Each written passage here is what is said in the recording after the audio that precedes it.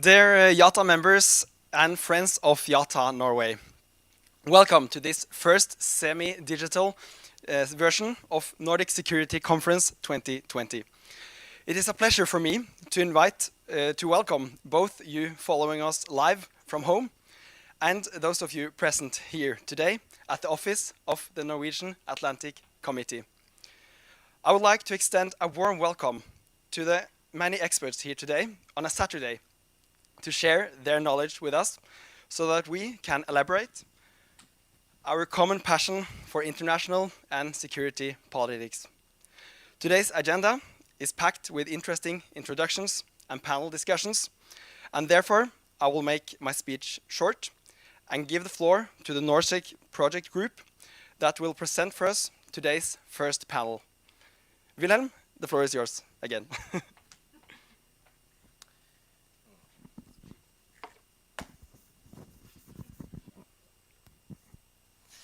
Thank you, Jens. Our first speaker is named Kristina Pletten. She is a journalist and member of the op-ed board of Aftenposten.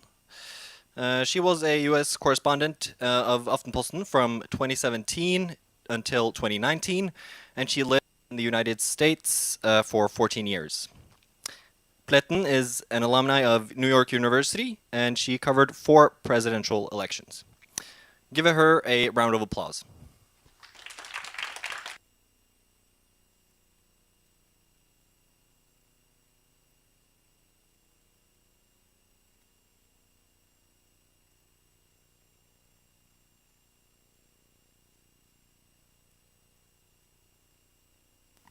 Hello, there we go. Hi. So, thank you for inviting me. Donald Trump somehow found out about this conference and tweeted about us yesterday, as you can see.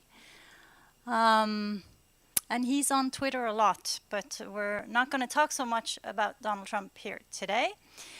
I'm going to talk a little bit about an issue that I've been working on and off for 25 years, I guess, and sort of not by design, but just because it keeps popping up in the news. And this is a fake tweet, which you may have understood, but this one is a real tweet. This is a tweet from April 17th. And this was at the height of the first surge of coronavirus infection, was when the pandemic really started to spread and people started to understand how bad this could get. And some of the states were locking down their societies. They were closing bars and restaurants, they were closing schools, limiting public transport, and generally just restricting movement and the way people interacted. So Trump tweets, "Liberate Michigan." Michigan was one of the states where the governor had put in place some pretty strict measures. And a few days later, this happened. This is inside the state capitol in Lansing, which is the capital of Michigan. And these are armed militia members belonging to a few different groups of militia. And Trump tweeted about not only Michigan, but a couple of other places. And you saw this happening in several places in the United States. And you've seen it happen again in the months following. Why would militia members protest a lockdown in a pandemic? What's the connection? Why are they involved in this issue? To understand that, and that's what I'm going to try to convey to you here today, you have to try to understand how Americans feel about the government, because that's the clue here. And I think for me, it's been sort of a long journey to understand this difference in sort of the public psyche in America compared to Norway or even most European countries. But this is a very central facet of American thinking and American society that has a lot of different, it comes out in a lot of different ways. But I think this is an extreme example. And I'm going to try to explain why this is important. Now, so back to the question, why are they protesting against health measures in a pandemic? Well, because they feel the government is infringing on their freedom. That's the main point. The government should not tell you what to do. It should not tell you to wear a mask. It should not tell you not to go to a bar. It should not tell a business owner to close a bar or close a cafe. That should be up to the individual to decide. That's the basic idea. That's why they're there with guns. So this, in their interpretation, is a way to protect American values, sort of basic American values of freedom, freedom of speech, freedom of movement. A few months later, this happened. This is in October. This is just a few weeks ago. These guys, some of these guys were in this first picture. And these are photos after their arrest. They had plotted to kidnap the governor of Michigan, Gretchen Whitmer. And they wanted to take her and put her in front of a tribunal, a kangaroo court, and hold her responsible for abusing the rights of the American people, of the people of Michigan. That was their idea. Now, the FBI had already infiltrated this group, and they foiled the plot. They stopped the plan before it actually happened and arrested a bunch of people. But their plan was to attack the government. So this is an important point. You have a lot of different types of terrorist groups, extremist groups. You have people who just are vandals. But this type of political action is an attack on the government. Very important. So, how big is this movement? How serious is it? Is it just a bunch of random guys with crazy ideas? Or is it a part of something bigger? And so I'm going to take you back 3 years to Charlottesville, Virginia. And I'm sure you guys remember this incident. It was called the Unite the Right Rally. And what happened there was that a bunch of groups met in Charlottesville, and they had a demonstration, and they came there to show their support for these Confederate monuments, statues of the heroes of the Civil War from the South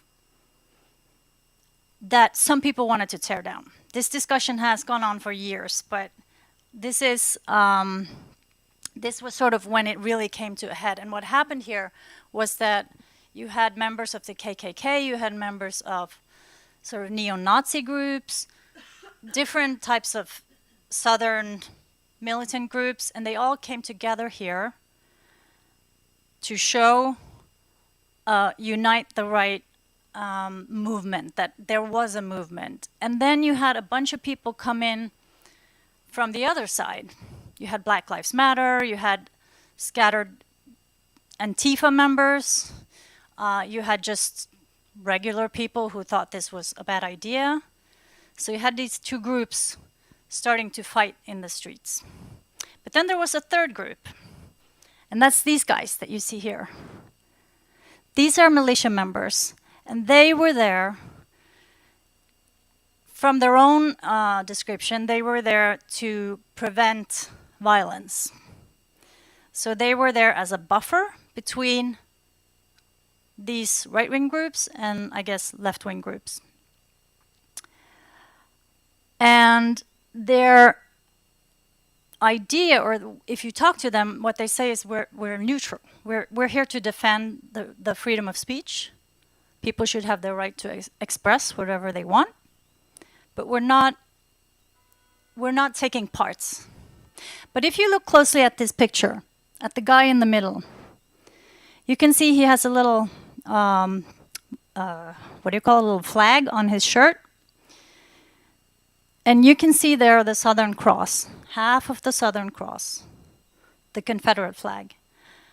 And you also see the insignia of the 3% militia. The 3% militia is a group that believes they are the sort of moral descendants of the people who rose up against the British in the War of Independence.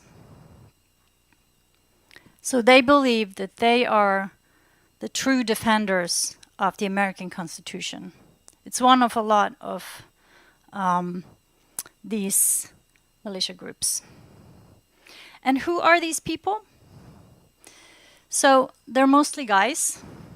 There are a few women, but mostly men. They're mostly, almost all of them white, at least until recently.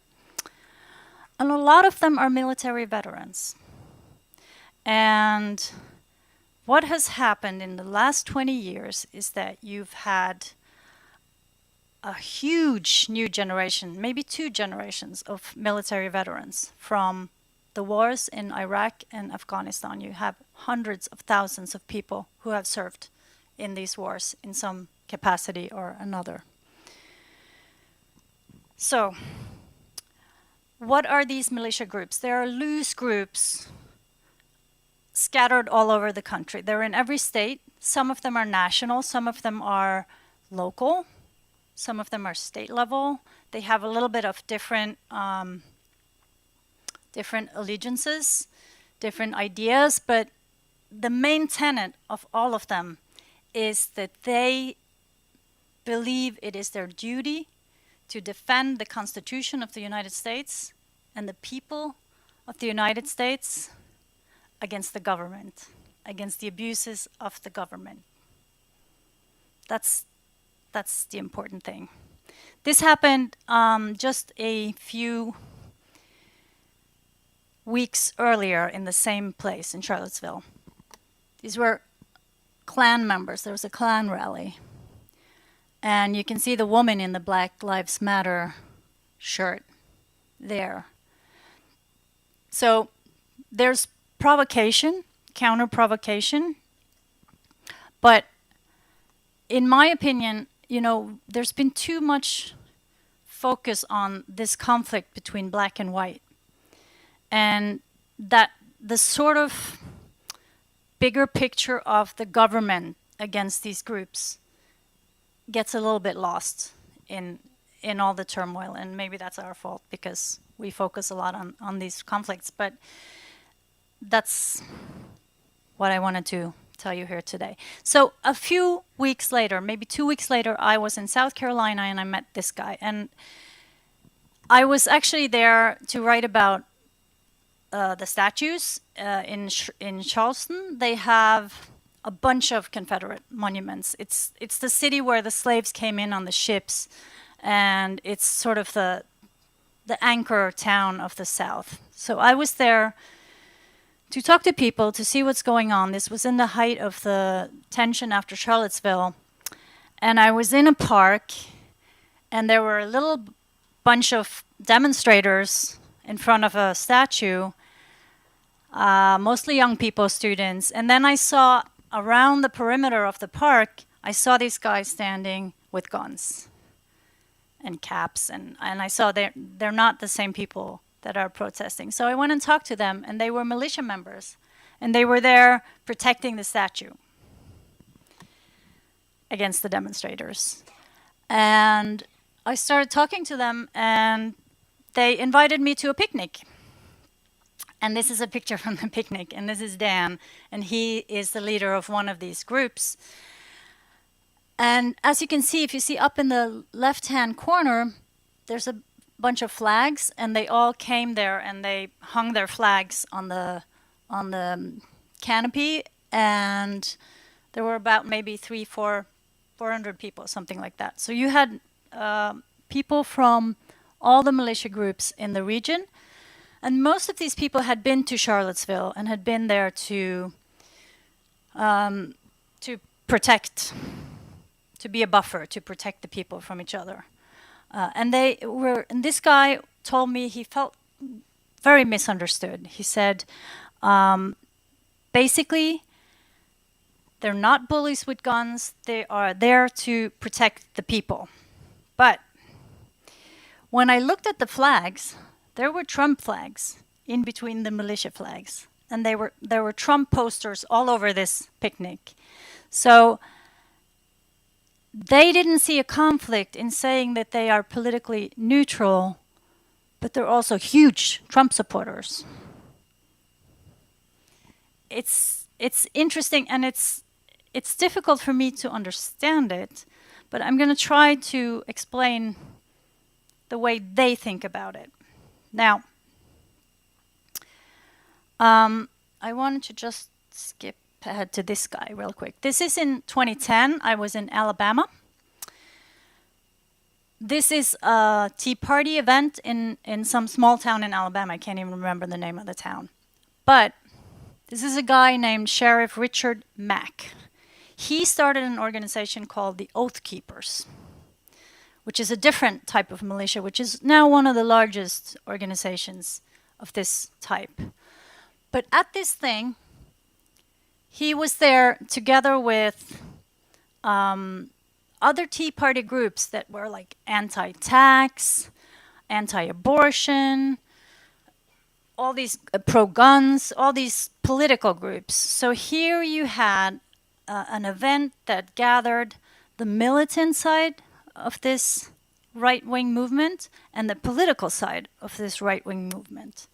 And this is also important because when you have this type of nationalist, separatist groups or movements that work against the state, you often see this. You see a political arm and you see a militant arm. You've seen it in Northern Ireland, for instance, Spain, a lot of places. So that's the kind of structure that you're seeing the beginnings of here. And why does this happen in 2010? So before 2008, there were maybe 40, 50 militia groups in the United States. By this time, there were several hundreds. And what had happened? Anyone? So they elected a black president in 2008, Barack Obama. And that's important, but it's not only because it's a black president. What really triggered it was when Obama introduced Obamacare, the health reform. Now, there is a narrative going back to at least 1964 where politicians are saying the government in the United States have reached too far. They've taken control of our lives. They've invaded our right to decide for ourselves. We have to strike back. This is a movement that was started by Barry Goldwater and also Ronald Reagan. So there's a narrative in the political realm where there has been a sort of tailored and very conscious political movement against the state, making the state the enemy. That was also in Ronald Reagan's rhetoric. It was a key tenet of his rhetoric. Anyway, so you have this long line in politics, and then with Obamacare, you had a black left-wing president introducing sweeping reform where the government is coming in and telling people you have to have health insurance. If you don't have health insurance, you're going to get fined. That was considered by some of these people an attack by the government on private citizens, on their rights. So that's sort of the backdrop of why militia groups started to grow strong again. And in this event, they had this poster in the back. This is, I guess, the way that they think about it. It's an interesting quote. But it's very telling of the way these people think about it. They think of themselves as the defenders of something that's the truly American thing. And I'm sure Hilde can talk a lot more about this and from an academic point of view. But of course, this is from the Constitution. This is sort of their Bible verse, so to speak. So,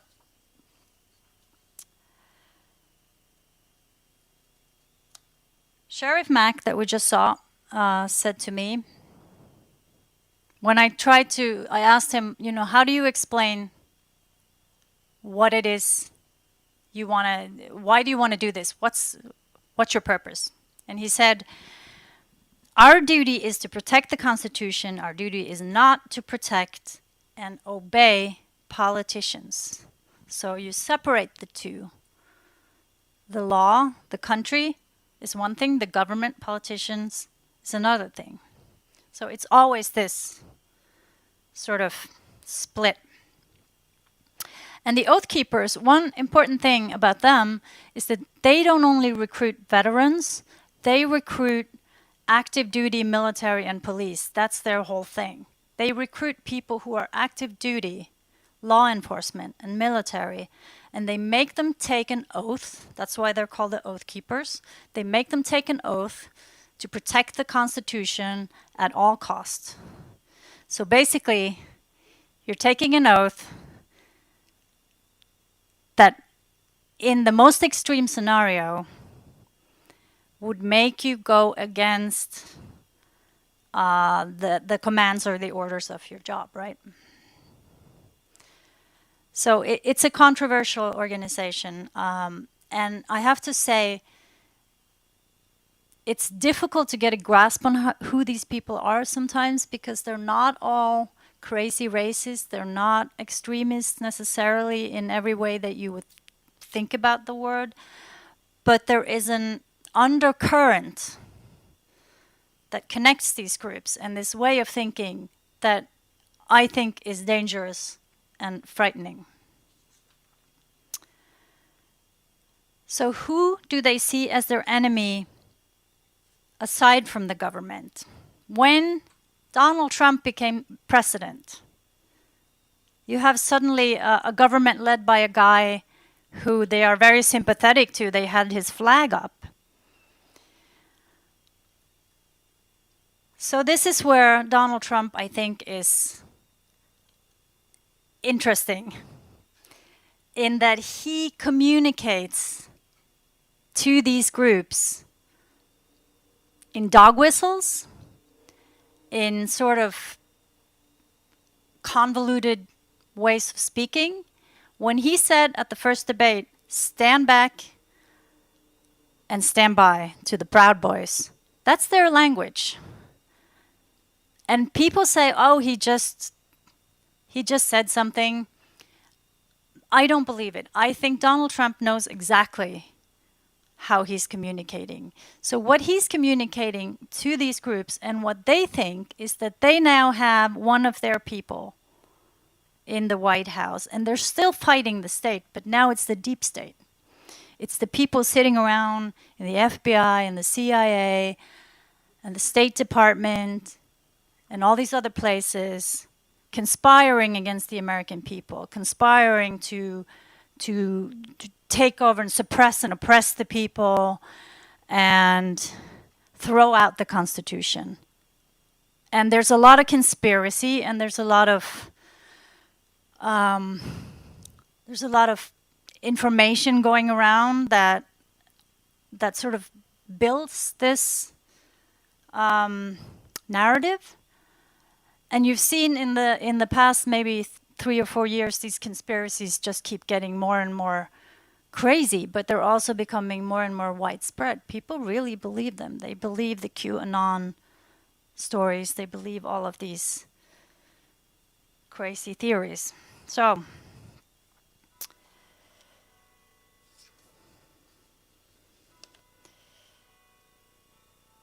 how dangerous are they? This is from the Homeland Security Department. This is their threat assessment that just came out actually in October. And WSE means white supremacist extremists. And what they're saying is basically that this is the biggest domestic threat to national security in the United States. And you see that they have the LGBTQ community up there. And when I was at that picnic and I tried to ask these militia guys, you know, who is the enemy? That was one of the things that they brought up. So it's cultural, and it's also political. And I think what we've seen this year, you've seen the Black Lives Movement also rising up.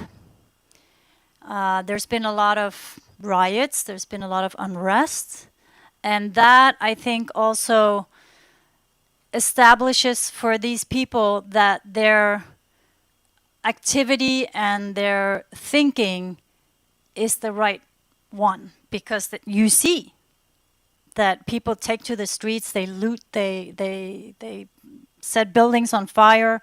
So there needs to be someone protecting real American values. And this is what it looks like in numbers. HVE is homegrown violent extremists. So those are, if you have radical Islamists born in or who are American citizens but who are inspired by ISIS or Al-Qaeda or something like that. The white extremists are in the middle, and domestic violent extremists of all kinds, including, I guess, Antifa and some black extremist groups, are at the bottom. So the FBI and Department of Homeland Security consider this a large risk, and that's why they're infiltrating these groups as well. And I just wanted to take one quick jump back in time. This was my first big job as a journalist. It's 1995. I was only 3 years old. And this is Oklahoma, the Alfred P. Murrah building. This is the biggest domestic terrorist attack in the United States, still the biggest. That's perpetrated by an American against his own people. A guy named Timothy McVeigh drove a truck up in front of this building in the morning at 9 o'clock in the morning, detonated a bomb. He actually lit a fuse, I think. Walked out of the car. 2 minutes later, it blew up. And 168 people died. And inside this building was a bunch of government agencies. It was Secret Service, it was Alcohol, Tobacco, and Firearms, DEA, which is the Drug Enforcement Agency, and a bunch of other government employees, and also a kindergarten with, I think, 19 kids under the age of 6 that died as well. But this was an attack on the government.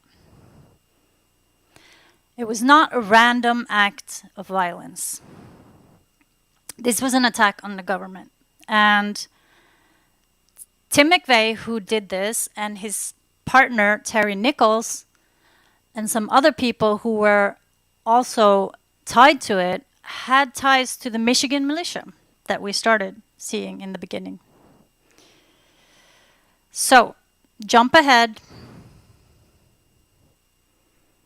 to about 2011. I was also here that day. And ABB, who drove a truck up in front of a government building, detonated a bomb, attacked the government this day. He had studied this. He had studied Tim McVeigh and his planning and his execution in detail. And he did the same thing. It was an attack on the government. It's easy to forget because a lot of other things happened that day, but that's what it was. So, how dangerous is this movement, and can it lead eventually to a civil war? What happens after the election if Donald Trump doesn't want to resign? If he tweets out stuff like he did in April? If he asks his supporters to take to the streets? Can you have a situation where people can envision a civil war? So there are some groups that track the militia groups to see how many they are. And it's not a completely accurate picture, and it's also not accurate because you don't know how many of the groups are extremists and how many are just gun nuts that run around in the woods, right? It's not a singular thing. But you have a few hundred of these groups, and they have maybe a few hundred members each. So then there are tens of thousands of them that are sort of dedicated militia members. And in the traditional sense that they meet up, put on camouflage, go into the woods, shoot their guns. And then you have some new groups that have popped up this year. You have something called the Boogaloo movement, which you may have heard of, which is a new generation with their own idea, I guess, about what this means to protect the Constitution and to rise up against the tyranny of the government. The Boogaloo movement is even more loose and even more diffuse, difficult to get a handle on. It's spread on Facebook. It has an ironic name from a movie from the 80s, which is Electric Boogaloo Part 2. So the joke is that it's a sequel, and they want to have a sequel to the Civil War. That's their idea. And they've been showing up in a lot of places in the last few months. Now, some of them are sympathetic, for instance, to the Black Lives Movement because they think that, I thought I had it. Yeah, here you go.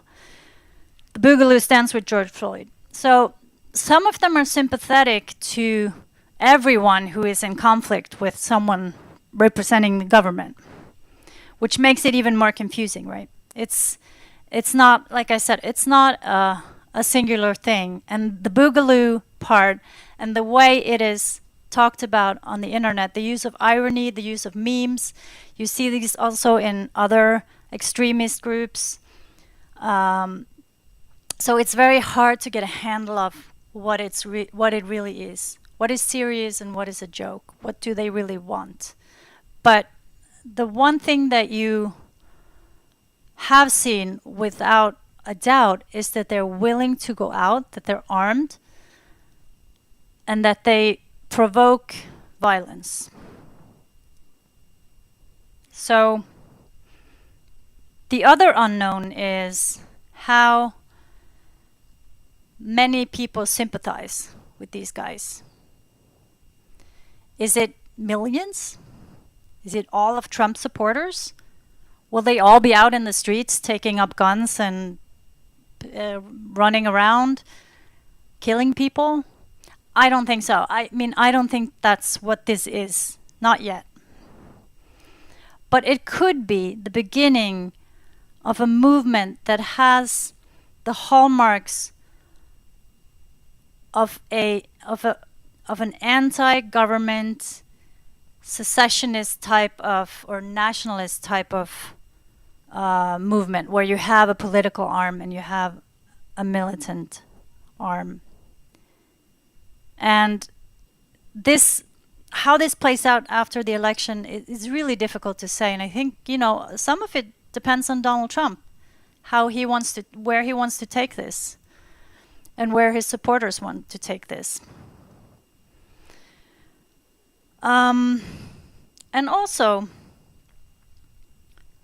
the people on the other side, which I haven't talked a lot about, but there are also violent groups forming on the other side, saying, okay, well, these guys have guns and they're coming out in the streets, so we better arm ourselves, because they also don't believe in the government. They also have no trust in the government. So you could end up having two, or not end up, because you already have it, but it's not there yet where I think it's dangerous. It's not there yet where I think it's gonna topple the government. But you could see a persistent terrorist threat. You already see that. And you could see attempts at local government, like you saw in Michigan, trying to kidnap the governor. And it will further destabilize the country. So it's a bit of a bleak situation, but it's also important to remember that, well, I've talked to a lot of these people and I've met a lot of them, and they're not all bad people. And I know that sounds weird after all I've said, but they truly believe that they're doing something right, that they're protecting their country, that they're protecting the values that sort of America was founded on. So I'm going to leave you with that thought, and then we can maybe discuss it a little bit more, and if you have questions, feel free to jot them down. So yeah, I think I'll stop there. Thank you.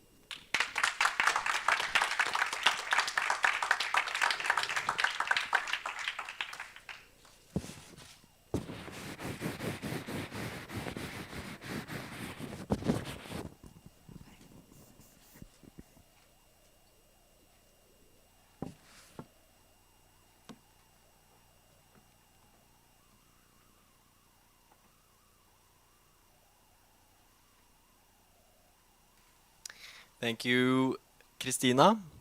That was very insightful. And we're already behind schedule. So,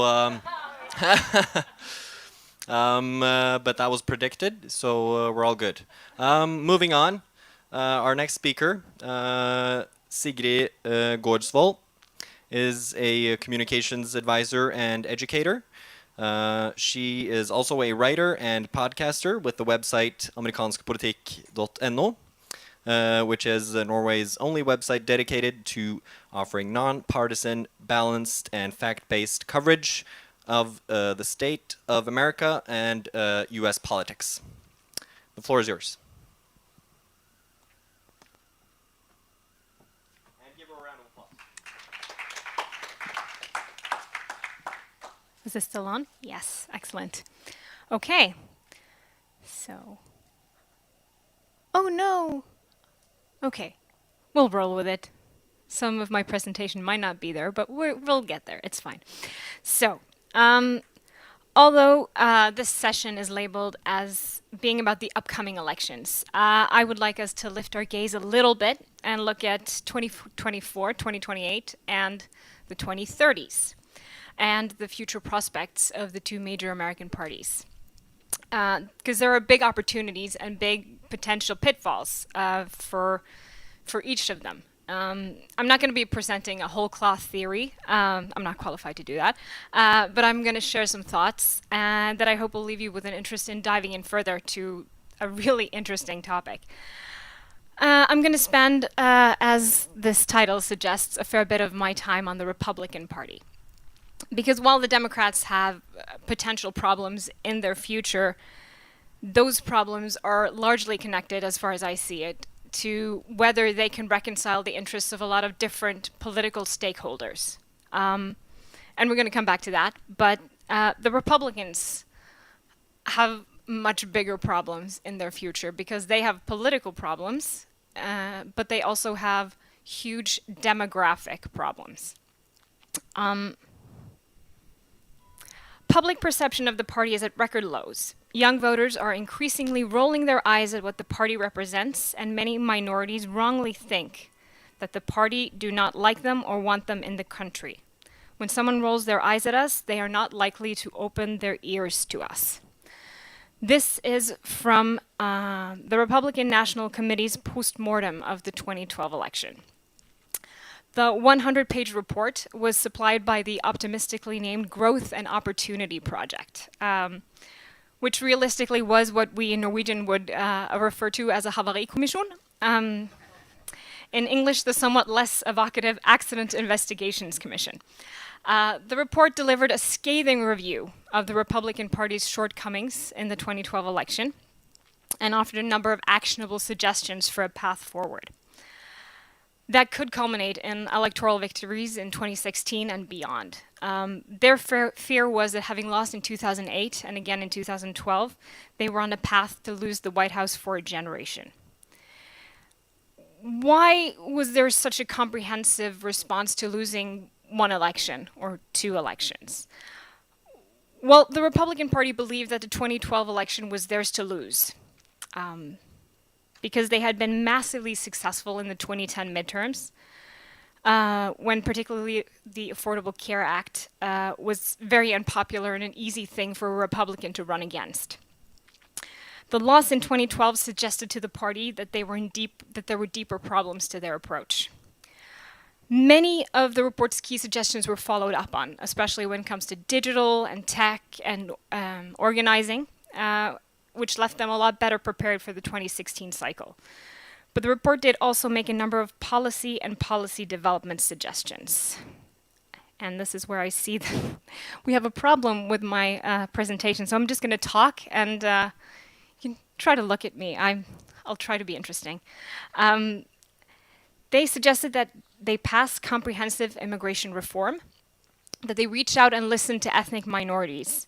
They move left on LGBTQ issues, and beware of being the party committed to advancing solely the interests of the rich. And finally, to beware of being caught in a bubble of self-reinforcing conservative beliefs. There were some rather pointed words for the more Reagan-obsessed parts of the party. At that point, there were 33 years since Reagan was first elected, which means that anybody under the age of 51 at the time would not have been able to vote for Reagan the first time he was elected. However, this was the party's 2016 nominee. And while he certainly smashed Republican orthodoxy on a number of different issues, the first two recommendations in particular, to vote on immigration reform and to reach out to minorities, was not just put in a drawer, it was actively countermanded. And Donald Trump's campaign found a way to prove that report wrong, at least in 2016. His campaign focused in hard on white voters and found that could get them where they needed to go. Why exactly is that a problem? Well, because one of the reasons Donald Trump was able to win decisively in 2016 was his total domination among white voters without a college degree, or working class whites. The Republicans can still probably rely on a majority in this group, but it's shrinking as part of the electorate. I'm going to be focusing on ethnic minorities, but it's also important to bear in mind there's a sharp divide between whites with and without a college degree, and there's also a not inconsiderable gender gap among white voters. Women are much more likely to vote Democratic than men are. But in 2018, according to Pew Research, 90% of African Americans voted Democratic over Republican. as well as 69% of Hispanic voters and 77% of Asian voters. According to the same study, college-educated women favored Democrats by 59%, with just 39% voting Republican. 67% of voters aged 18 to 29 favored Democrats, and 58% of 30 to 44-year-olds also voted blue. This was in the 2018 midterms. Now there's something that shows up. That's nice. As ethnic minorities, and in particular Hispanic Americans, make up an ever larger part of the electorate, the Republican Party is at a distinct electoral disadvantage. As you can see here on the left, is the developments within different ethnic groups as far as whether they say they identify as members of or leaning towards one party or the other. Obviously, black voters overwhelmingly favor the Democratic Party. In the lower left, the Hispanic voters, you can see that the number of Hispanic voters who say they identify with the Democratic Party has increased, while the number of Hispanic voters who say they identify with the Republican Party has stayed exactly the same since 1994.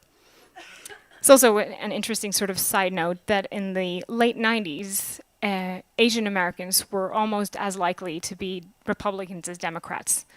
And that's obviously no longer the case. But as you can see here on the right, the number of, especially of Hispanic voters, has increased dramatically, which means the electorate looks a lot different than it did in the mid-90s. This looks slightly confusing. I know. I'm going to try to explain it briefly. These are simulations done by the Center for American Progress, showing some different electoral outcomes based on the results in 2016, but adjusted for demographic projections for 2020 and 2036. So obviously we're in 2020 and these are not from this year. So we're not talking about the 2020 election. This is just a projection. So at the top you see the actual 2016 result, and then we have something called equalized turnout. These are the results if other ethnic groups besides whites turned out in the same number that whites do in elections. And as you can see, that would result in fairly safe electoral victories for Democrats. At the bottom, we have 2012. If blacks turned out in the same number that they did in 2012, in 2020 and in 2036. And again, overwhelming electoral majorities for the Democratic Party. Obviously, these projections are they're just they're ideas, right? Because things are going to shift. Politics are going to shift. Things can change. These are just simply like projections based on like numbers and math. These last two are pretty self-explanatory, but I'm going to spend 2 words explaining them anyway. These are, if you quite apart from black voters, if Hispanic, Asian, and other minorities swing towards the Republican Party on top, and if these groups swing towards the Democrats at the bottom. And again, this is done because the shifts within the black community are very minor, and they don't seem to be going towards the Republican Party as much as other ethnic groups might start to swing in that direction.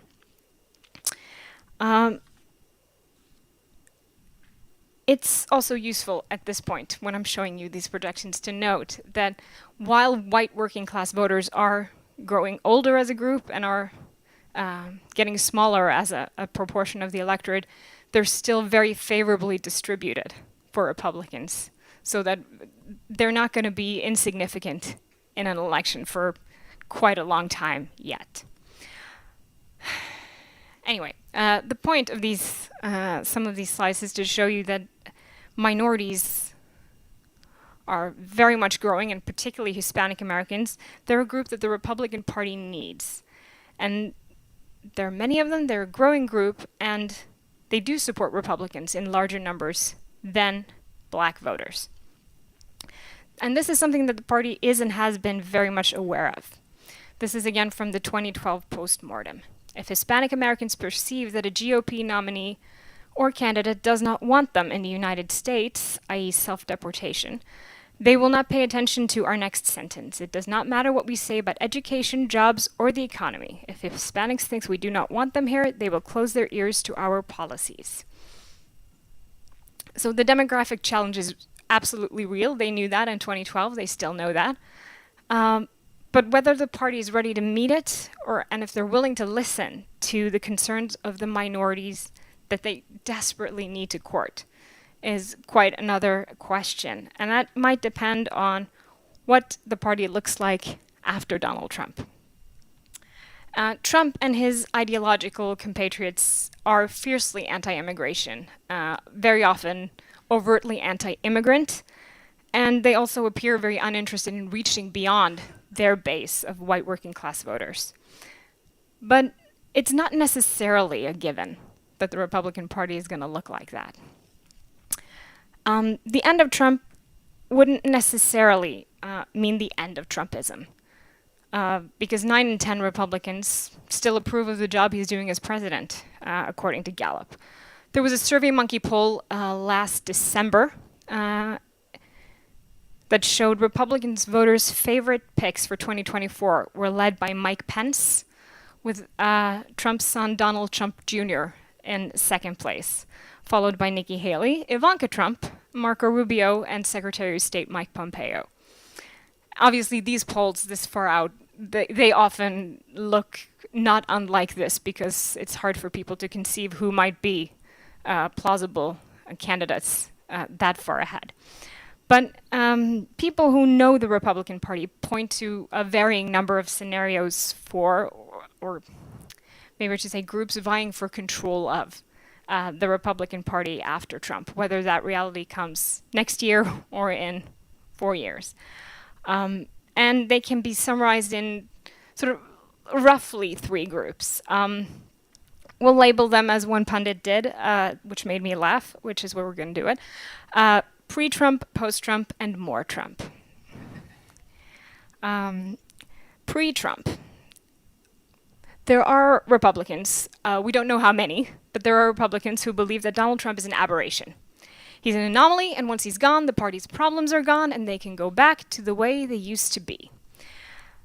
Occupying basically the same policy space as they did when George W. Bush and John McCain and Mitt Romney were their standard bearers. Cutting taxes, praising free trade, exerting global leadership, and walking away from Trump's isolationist tendencies.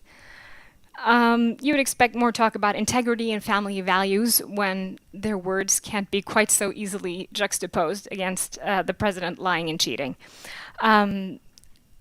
People who might carry sort of this idea of the Republican Party forward is people like Senator Ted Cruz, Rick Scott, who's governor, and Nikki Haley, who used to be the UN ambassador. She obviously has presidential aspirations. We're going to see a lot more of her. And she might fit into this category. Post-Trump. This is where I'm on the most shaky ground because this is a very diverse group politically. But we're talking about intellectual Republicans who are hoping to sort of harness populism for their own purposes. People like Josh Hawley of Missouri, these are all senators. Florida's Marco Rubio, who ran for president in 2016, didn't do so well. Tom Cotton from Arkansas, and Ben Sasse from Nebraska. Ben Sasse is bounced sort of between openly criticizing Donald Trump and supporting him, which is something a lot of people in the Senate have done, tried to sort of ride that middle more and less successfully. While their priorities all differ, what each of these guys want to do has to do with tilting the party toward maybe a sort of a conservative, a compassionate conservatism, if you will. They want to move away from sort of strict economic libertarianism. They want to.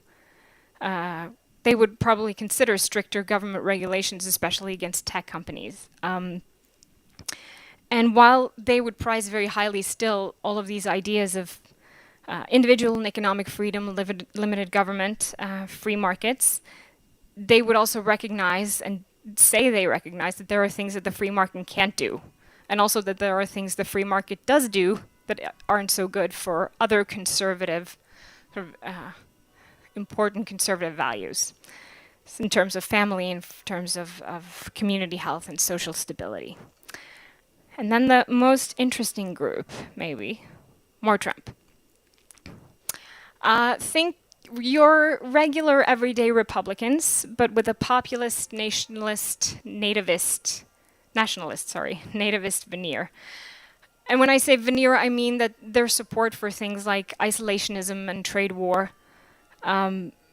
might be, if not outright faked for voter approval, then at least a relatively fine layer on top of more traditional Republican priorities that will, I think, in a crunch, take precedence. But this is the result of a recognition that Trump's base liked him because of his deviations from the party's norm, not despite them, and that the GOP style and rhetoric and policy have to accommodate that to retain the votes that they need. This is how much of the Republican Party has functioned with Trump in office, and that habit could stick around once he's gone. In this category, when we're talking about people, Mike Pence might be in this group, Donald Trump Jr., if he chooses to seek political office, Florida Governor Ron DeSantis has been a very clear example of this sort of Trumpist style, especially during the corona crisis, and Secretary of State Mike Pompeo. And also possibly Josh Hawley and Tom Cotton that I mentioned earlier might find themselves in this category, depending on what works out for them better. I would say that the pre- and post-Trump cohorts might have a better chance at appealing broader to different groups, which they do need in the future. But it's difficult to say what direction the party is going to choose anyway. So, I think we're going to jump ahead and talk about the Democrats for a little bit. My coloring is all off, but anyway. There's not necessarily a big difference within the Democratic Party as far as diagnosing the country's problems.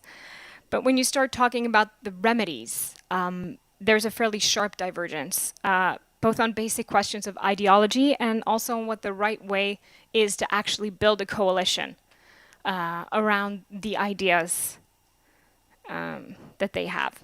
Right now, the Democratic Party appears united because nothing unites a diverse group better than having an enemy. So the question is, what happens after the election? And there's a reason this phrase, Dems in disarray, is a cliche. It's because it's often true. The two major parties are big tents, but the Democratic Party is surely the bigger one. Members of 10 Norwegian parties could probably fairly easily find their place somewhere within the Democratic Party platform. And in a big tent, the tent poles sometimes shake a little under the weight.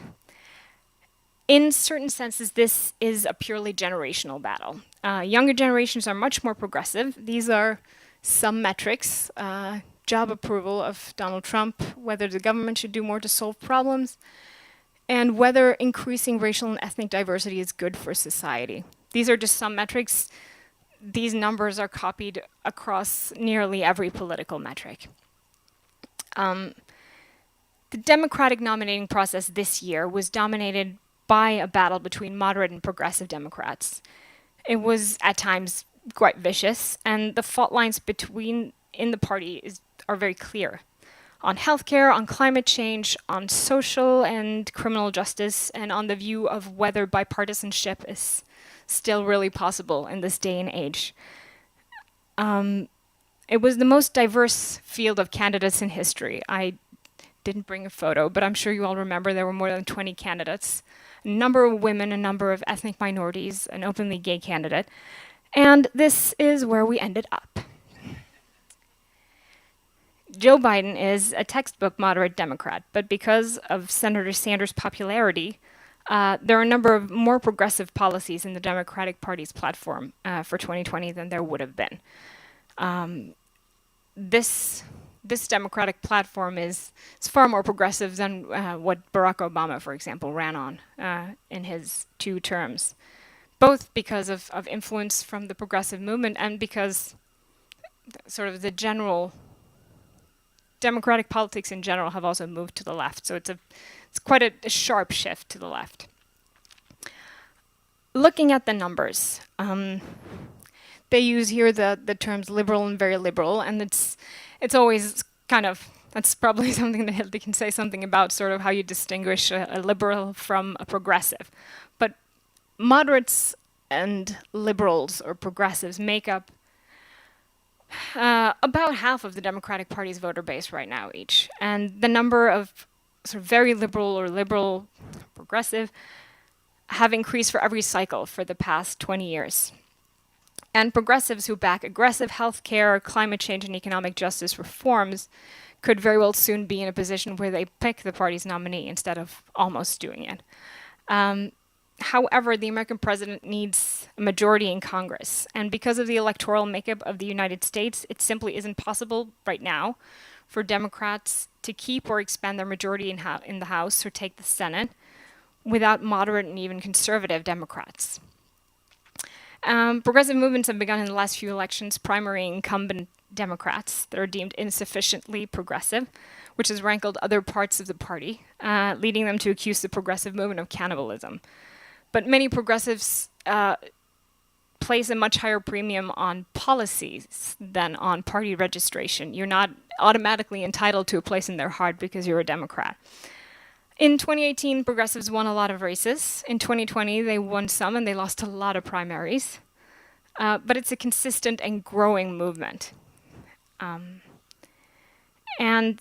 the big battles of the 2020 Democratic Party will, in my view, be over how big and how bold they can agree to pursue their policy goals, which they do, again, in large part share, and how they tend and keep their majority and avoid alienating conservative Democrats and independents in states and districts where they need them. So, where does this all leave us? Well, we're on the cusp of a very interesting election night, where Democrats might end up in charge of both houses of Congress, as well as the White House. However, the Republicans have spent their time in charge of the Senate particularly very well. They have confirmed hundreds of federal judges appointed by Donald Trump, and are about to confirm their 3rd Supreme Court justice. The courts are quite literally stacked with conservative jurists who are going to have a big say when it comes to legislative issues, redistricting of conservative districts, and maybe even election results in the years to come. If Democrats get their majority, the question is going to be, what do they do with it? And how do the Republicans respond to that? I'm pretty sure I should end right about now, so I'm going to, but I look forward to any questions that any of you might have later. Thank you.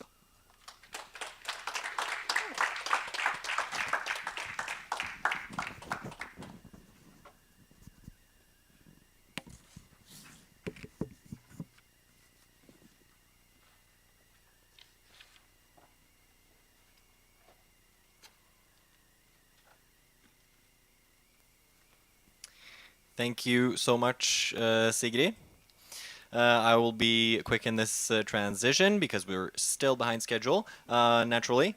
Moving on to Hilde Restad, and I have shortened your bio a bit, so don't be insulted. But Hilde holds a PhD in Foreign Affairs from the University of Virginia. And every spring, she conducts a study trip to Israel and Palestine with her students at Bjørknes University College. And before attaining her position as associate professor at Bjørknes, She was a senior research fellow at the Norwegian Institute of International Affairs, also known as NUPI. The floor is yours, Hilde.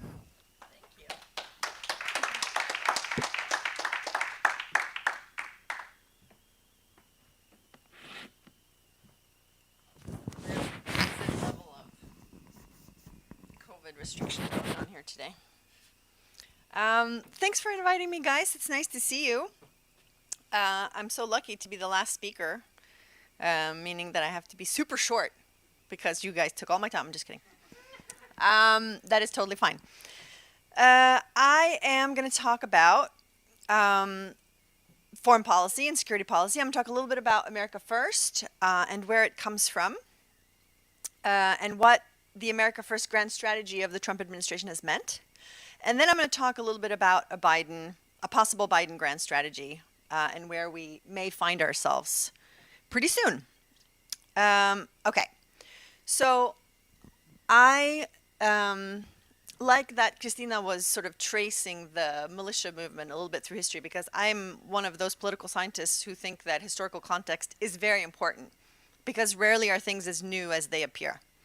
So America First, which became the Trump administration's foreign policy slogan, is a slogan that actually comes from the end of the 19th century in American politics, but which became sort of very well known after World War II had broken out in Europe, because it became the name of a lobby group, which had as its main purpose to lobby against U.S. entry into World War II on the side of the Allies. So it was a group that was made up of all kinds of people, including future presidents and Supreme Court justices. And the idea was that the U.S. doesn't have any role to play in European politics because Europe is corrupt and imperial, and that is not what the U.S. wants to stand for. But it also had some other perspectives. And unfortunately, it became clear that it was associated particularly with anti-Semitism. Its most famous spokesperson was Charles Lindbergh, who was famous because he was a pilot who had flown a solo flight from the United States to Europe in the 1920s. And he became sort of the famous spokesperson for America First, conducting big rallies around the U.S. that became notorious for anti-Semitic rhetoric. Now, of course, how that would have played out, we don't know, because on a day that shall live in infamy, as it was called, of course, Japan attacked the U.S. at Pearl Harbor, and so giving Franklin Roosevelt the excuse he needed and wanted to enter World War II. And after World War II, the term America First became associated with those who had been wrong about everything, really. The trajectory of history, U.S. role in international politics. And it became a term that was associated with the, not just the strategically wrong, but the morally wrong approach to world affairs.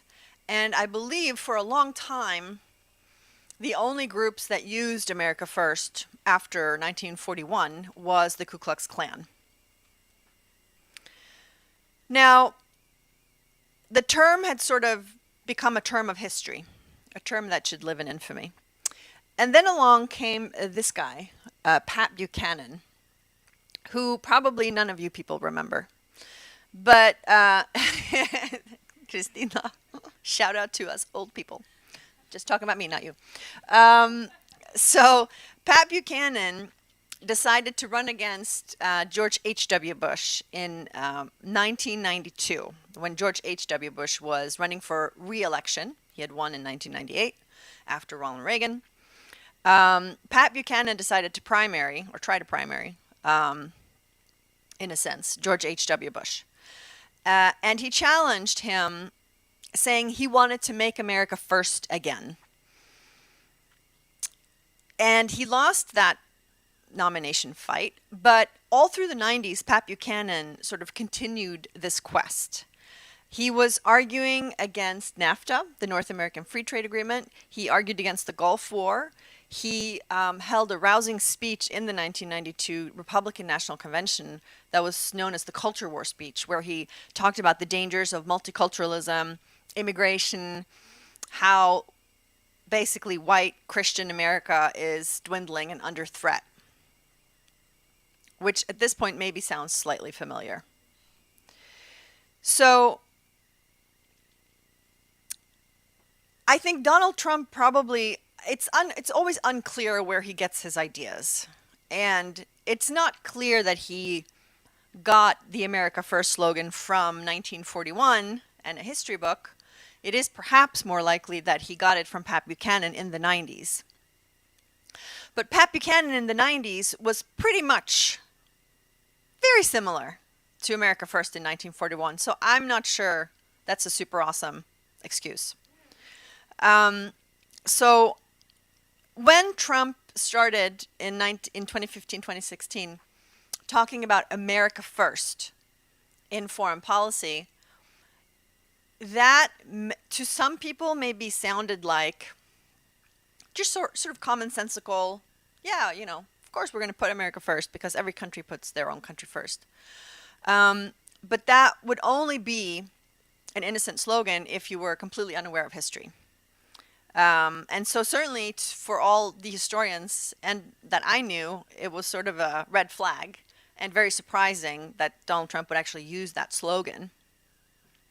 Also because it was associated not just, you know, with moral decay, but also with a grand strategy that was a failure, something that hadn't worked for the United States and the world.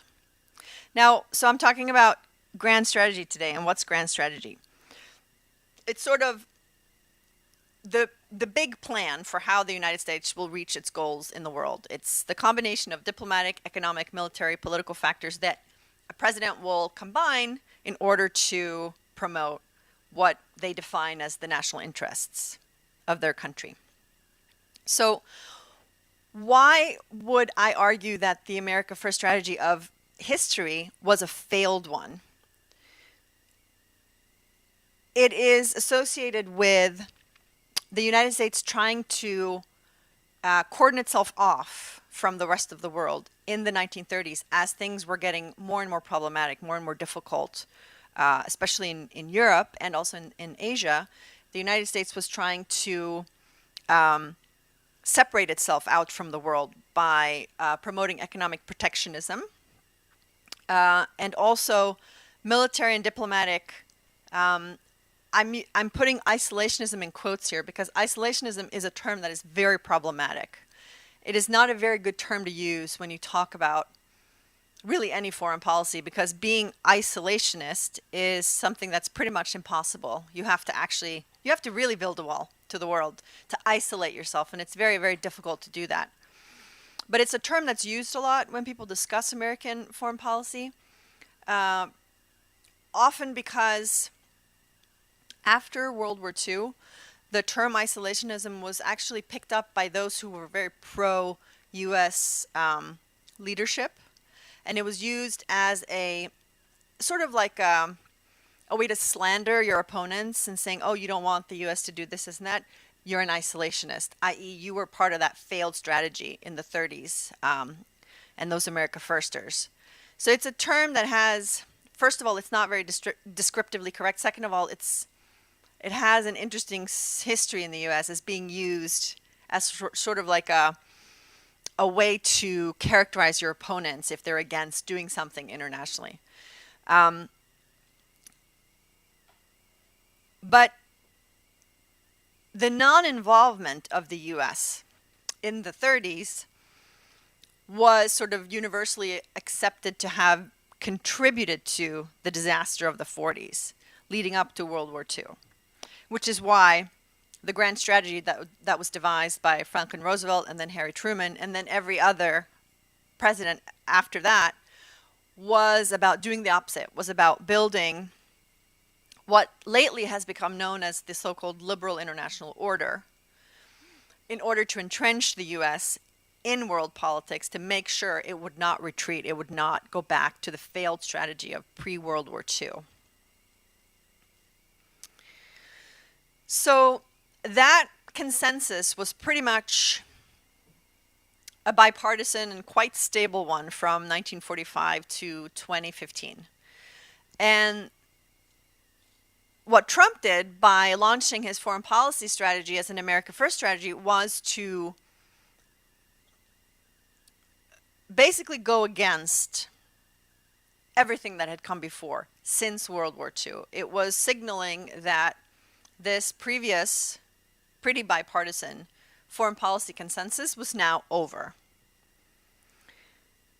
And so that consensus, certainly having been challenged and gone through different periods in different eras in U.S. post-war history, there still was a kind of consensus between the foreign policy elites in the Republican Party and the foreign policy elites in the Democratic Party that the U.S. would maintain its leadership position internationally, promote peace, stability, liberal values, all these things that American politicians like to talk about, which was also seemed as being something that was not just the right thing to do, but the smart thing to do, because it was also the U.S. having this position also benefited the U.S. economically.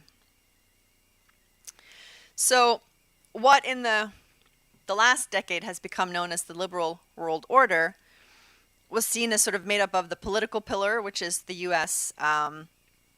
Leading multilateral institutions like the UN through its Security Council position. There's the economic pillar made up of the IMF, the WTO, etc. And of course the military pillar through alliances such as NATO. And there was plenty of discussion between the different parties and different presidents on lots of things. Exactly how multilateral do we want to be? Democratic presidents tended to be more open to multilateral approaches versus Republican presidents tending to be more interested in unilateral approaches. But there was no disagreement on the architecture, on the U.S. actually maintaining and after the Cold War increasing its position as what used to be called the leader of the free world, was the Cold War term. So what Trump did was say, I think this old consensus is wrong. I don't think it has benefited us economically.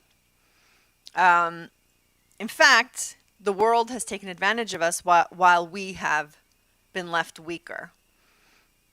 So for NATO, of course, Trump said what previous presidents have said also, which is that European countries don't pay or don't spend enough of their budgets on defense. So they're free riding.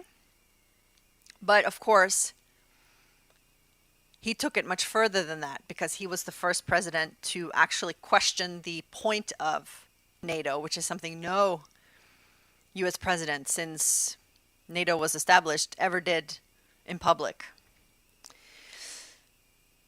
So, and the argument was, and this is something that you see again and again with Donald Trump, it's never about the values-based argument or the moral argument. It's always about the economic argument. So never mind what NATO may signify or symbolize. The point is allies aren't paying enough of money. If we don't get paid, then there's no point in us sticking around. So the sort of soft power focus that was all the rage in the 90s was completely gone. So pay up or we're out. Trump as mafia boss, basically. So what America First means is it's a revival of basically 1930s U.S. grand strategy, nationalist protectionism, economic protectionism especially. And then in security policy, it's a revival of a sort of all the failed parts of the war on terror. So really lean in hard on the clash of civilizations, for those of you out there who remember Samuel Huntington, by no longer arguing that the U.S. is going to fight Islamist terrorism, but just Islam as a religion. And nothing is more clear. The thing about Trump is, which is wonderful, is he's never subtle. So it's very obvious always what he means. So he really does mean that Islam is a threat to the U.S. because he tried to enact a Muslim ban 3 times, and the third time he succeeded. And it's a sort of very interesting kind of grand strategy, because what he's been trying to do is he's been trying to combine two things which are fundamentally uncombinable. Because you can't really be arguing that the U.S. should play less of a role internationally, sort of retreat and retrench, while also being sort of wildly rhetorically inflammable by talking about Islam and Muslims as a threat, and also being quite militaristic. And just because things happen so quickly in these last 4 years, every day has been a garbage fire. So I just want to remind you who Donald Trump's first national security advisor was. 1,000 years ago, it was Michael Flynn, who tweeted things like, "Fear of Muslims is rational." Never forget, hashtag. Okay. So I think Trump tried to revive a sort of America First strategy, which he succeeded in the culture war part of the strategy and failed in the sort of retrenchment part, or the drawdown part of the strategy, because the U.S. has been quite militaristic, just very unilateral, but militaristic in the last 4 years. It has certainly stood behind allies creating trouble around the world, like Saudi Arabia and Yemen, etc. And so has not, if there was a voter out there who thought America First meant draw down and make the U.S. more isolationist, they will have been very disappointed, certainly. But one thing that Trump has been able to do is to really sort of turn U.S. ideas of ideological leadership and soft power upside down by doing things like promoting a sort of international culture war, a sort of clash of civilizations.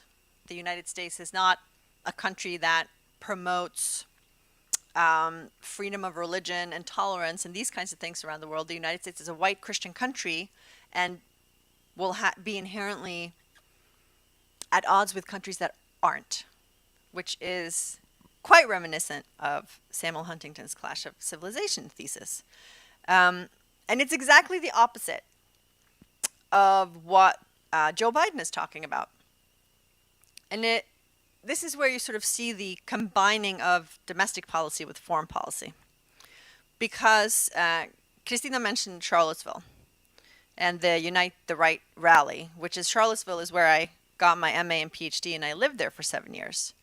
And before they marched in downtown Charlottesville, they marched on campus to the Thomas Jefferson statue because they thought that he was such a ideal, presumably because he was a founding father who owned slaves. In fact, the University of Virginia's campus is built by slaves. And when I lived there, I lived next to an unmarked slave grave, presumably somebody who built the university. Fun fact, only this year did UVA actually construct a memorial to the slaves that built the university, which I think in 1987 the campus got a UNESCO World Heritage Site dedication, which they were very proud of, but never mind who built it. So after Charlottesville happened, is Joe Biden has said that that's when he decided he had to run for president, because of the way that Trump reacted to the events, when he said that there were very fine people on both sides of the Confederate memorial debate. And so Joe Biden's very first ad was an ad that showed images from the Charlottesville protests, and where Biden says that this is a battle for the soul of our nation, which is also his very long and cumbersome election motto, his slogan, battle for the soul of a nation. And what he means by that is that the United States stands for certain ideals and values, both at home and in the world, that Donald Trump has torn down. And so it's truly like a very clear choice. There's no like Tweedledee and Tweedledum. election this year, there's a very clear difference, both in domestic policy and in foreign policy. The question is, if Biden wins, what does he think that he can do, and what will he do with U.S. foreign policy? Because I think it is quite natural to suspect that Biden is hoping he can simply snap back, like sort of pretend the last 4 years didn't happen. Because if Trump doesn't win re-election, it can be a signal to the world that this was just an aberration. It didn't, it was not meant to happen. Electoral college, blah, blah, blah. It was an accident. He won. Let's forget about it. Let's go back to the way things were. To the good old days when you had the bipartisan consensus in foreign policy, when the liberal internationalists and the Democratic Party and the neocons and the Republican Party all agreed.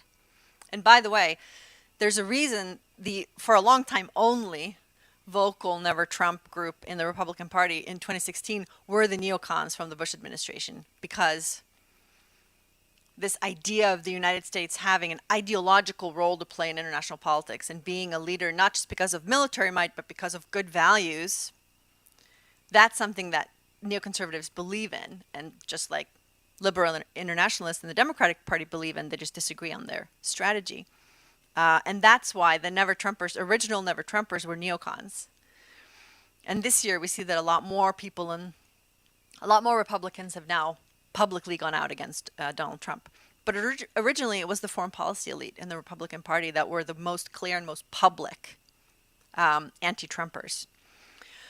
So I think Biden thinks that, the good old days, in the Cold War, the U.S. was the leader of the free world.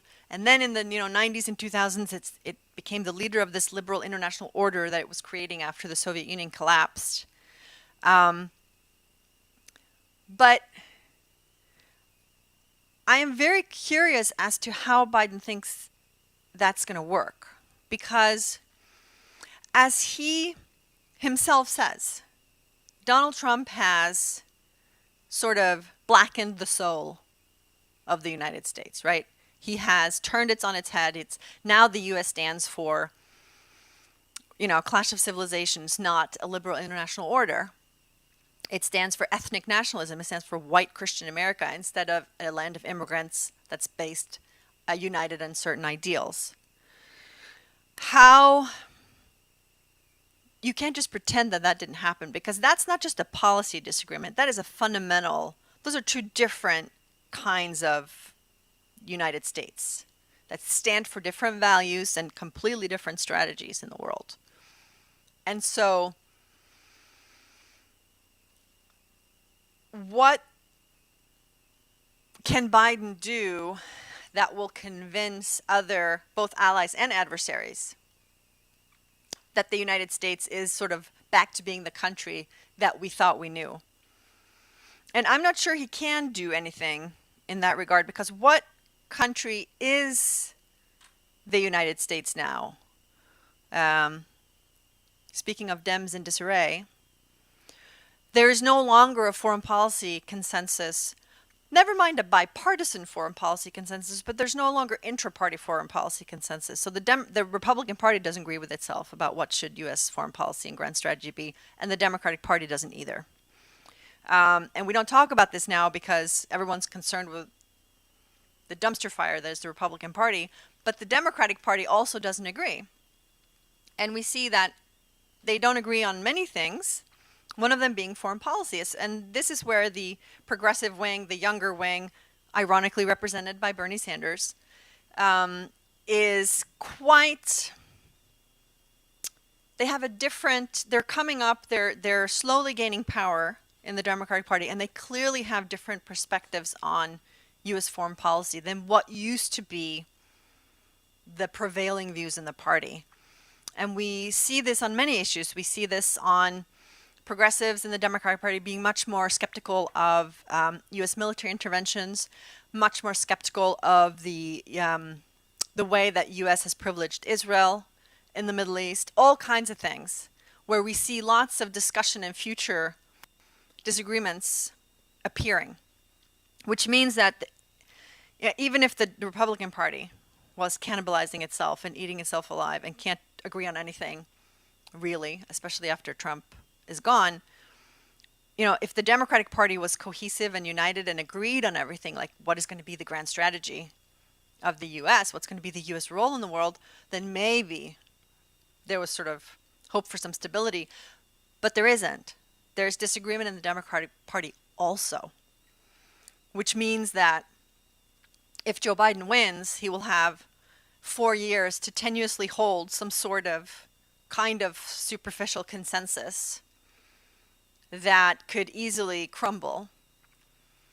And there's no reason for allies and adversaries to sort of assume that they know where they have the US, because if a new consensus doesn't develop, a bipartisan consensus, then there will be no stability in the next few years in US foreign policy.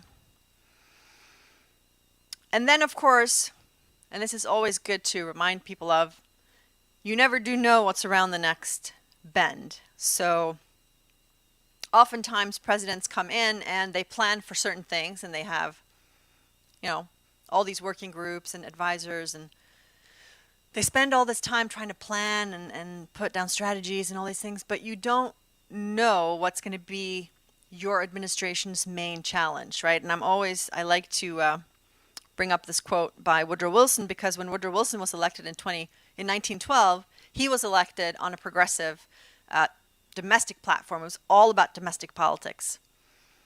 Wasn't interested in foreign policy. Assumed it would be hugely ironic if he ended up having to deal with foreign policy. Well, the thing is, you don't know what's going to happen, and you don't know whether Trump is reelected or Biden is elected, what will be the main challenges of the next 4 years.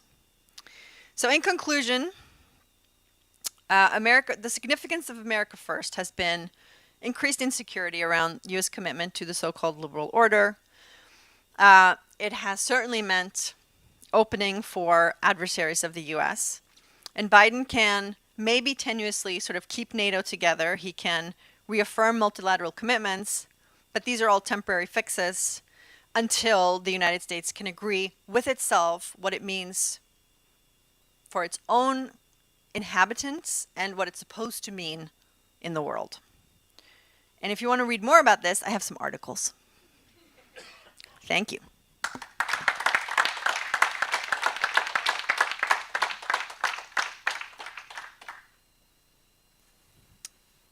Thank you, Hilde. This has been very interesting, and it will become even more interesting because we will have a panel discussion in about 15 minutes. And thank you to everyone who's out there watching on Facebook or YouTube or wherever you're watching. And yes, as I said, we'll be back in about 15 minutes.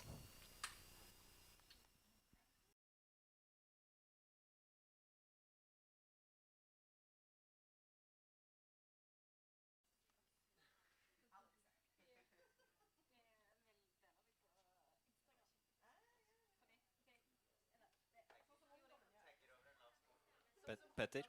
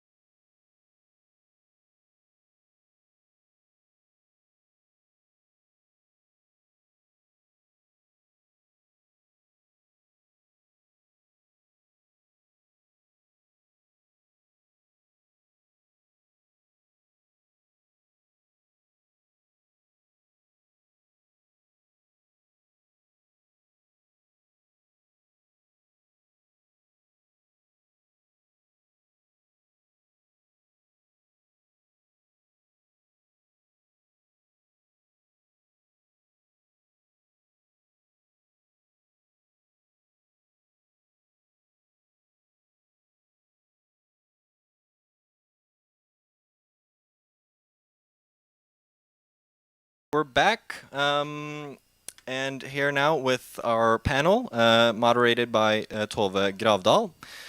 She is a freelance journalist and author. She worked for the weekly newspaper Morgenbladet from 2008 to 2019, mainly covering international affairs. She has worked for the daily newspaper Aftenposten, based in Paris, New York, and Oslo. And in April 2020, she published a book about the UN Security Council.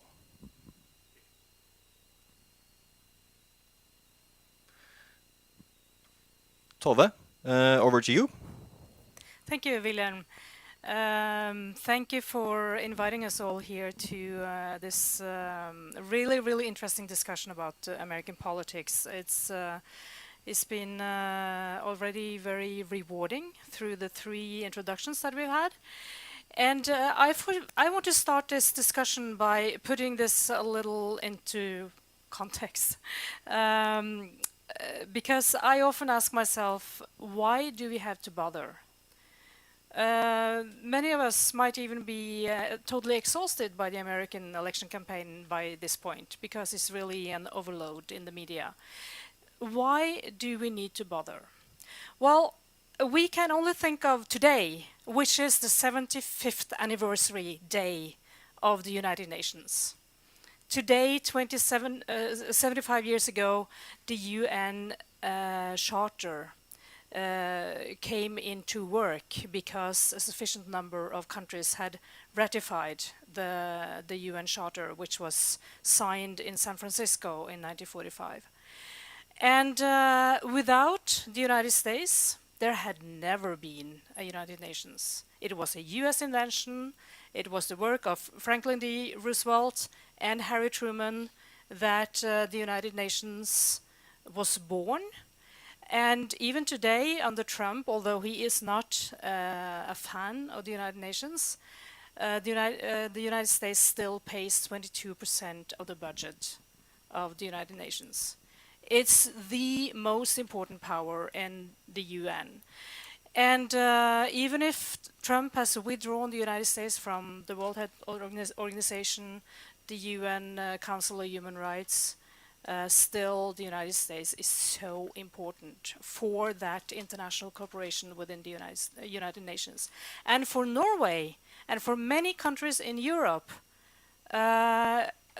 upholding the United Nations and this structure of international organizations that regulate and makes us cooperate instead of going to war. I mean, think of it. The normal situation during the world history is that big nations go to war against each other. For 75 years now, that has not been the case. And given that Trump, I mean, his former national security advisor, John Bolton, says that if Trump is re-elected, he might withdraw from NATO and dissolve the military alliance, which is the basis for Norwegian security and for the security of many European countries. So this is what is at stake. That's why it's important for us to know what is going on in the US election. I just wanted to put that sort of backdrop into our minds in order to remember why this is important for us. So, and even if Biden is elected, which sounds probable right now when we look at opinion polls, but and Biden has a very, very strong commitment to international cooperation. He will get. He has said that he will take the United States back to the Paris Accord on climate change. He has said that he will take the US back to the World Health Organization. And he has also said that he will take the United States back to the Iran nuclear deal. And we will see whether that is possible, actually. And I want to put this question, Hilde. You touched on it, but I want the 2 others in the panel to comment on this. Do you think it's possible for Biden to take the United States back to normal, or has Trump put sort of a permanent doubt in the world community on whether the United States is to be trusted? Christina, what is your comment to that? So, first of all, is this on? Yeah, okay. First of all, I don't really know what normal is. I think that's my first sort of gripe with that. And I think it's important to remember that there was this feeling during George W. Bush, his last years as president. There was also a feeling that the world was going to hell, and there was a lot of things that were not good about the way that he ran his administration and the way that the United States used its power in the world. And it gets lost a lot in the discussion about Trump. Uh, that the way he acts is so abnormal that everything coming before it feels normal, right? But there has always been an element of the Republican Party that didn't want to join the Paris Accord and the Iran. You mentioned those two. Those were never, Congress never agreed to join those treaties. So I think that what Biden has to do is he can take slices of what was. I think he can rejoin the Paris Agreement. I think that he will have enough young people and enough support in his party to do that. Economically, I don't think it will get back to normal because I think there's a big force on the left side. All the Sanders people are more aligned with Trump on some of these economic issues than they are with Biden. Biden backed the NAFTA agreement. I think he was for the TPP before he was against it. So I think he has to sort of walk a very tight rope. And he's already the quarrel is already on, right? And then the last thing I want to say is that I think Trump's foreign policy has also been about using economic muscle instead of military muscle.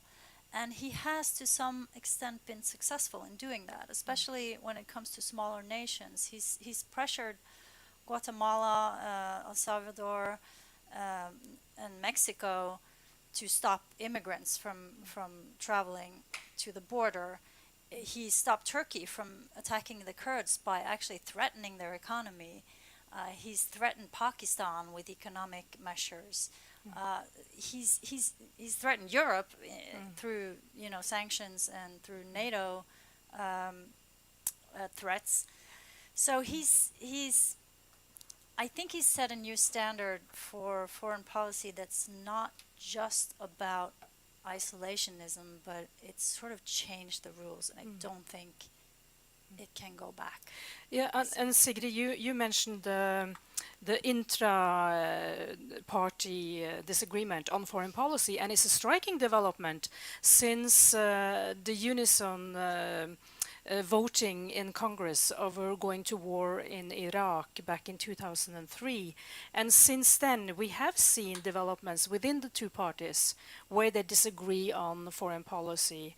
And how will you describe in the Democratic Party, if they now gain the Congress and the White House, how are the progressives positioning themselves when it comes to questions of intervention and using the UN Security Council veto or the power in the UN Security Council, for instance, in order to intervene?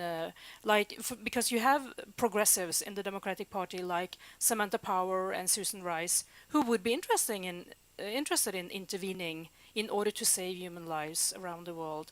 How is that debate going on in the Democratic Party?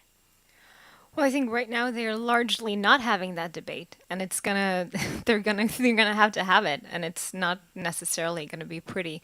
But as you point out, I think being a progressive doesn't necessarily mean you agree with other progressives about foreign policy, because foreign policy is sort of a beast unto itself. But Christina makes some very good points, and Hilde also touched on this during her presentation, that there are sort of significant disagreements. And Biden has said that he views himself as a sort of transitional figure. And so it's a very open question whether he will sort of allow progressive input into this part of his platform, because this is something that he has very strong views on. He has very firm views and on foreign policy, and obviously they've sort of allowed or had to take input from the progressive wing on a number of issues. But are the progressives like the Sanders fraction? Would they be against a humanitarian intervention in Libya or Syria, for instance? Do we know about that? I don't know. I don't. It's possible the other ladies would know. I'm not sure.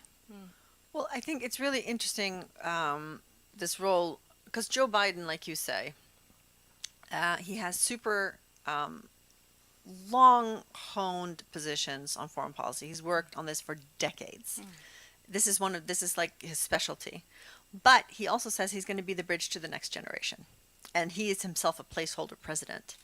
So then how do you marry the two? Because old Joe Biden, or like the previous iteration of Joe Biden, would have come in and had very strong opinions on what the U.S. should do, who should be, work in defense, work in Secretary of State, all these things. But that doesn't work if you're going to be the bridge to the next generation, which is largely a progressive generation. And how to combine these two things is going to be it's going to be really difficult, because you have to develop a new consensus on what the U.S. should be in the world, because since basically the war on terror, there hasn't been a consensus. There has just been a failed war on terror, a reaction by the Democratic Party through Barack Obama trying to actually reorient U.S. foreign policy quite drastically, which he got a lot of criticism for, but actually did try to do something quite significant, recognizing that what had come before did not work. And then you have this completely different direction and repudiation with Donald Trump and America First. But if Biden can't combine various factions into some sort of general framework of agreement, then there's only instability to come, which is terrible news for allies such as Norway. Yeah.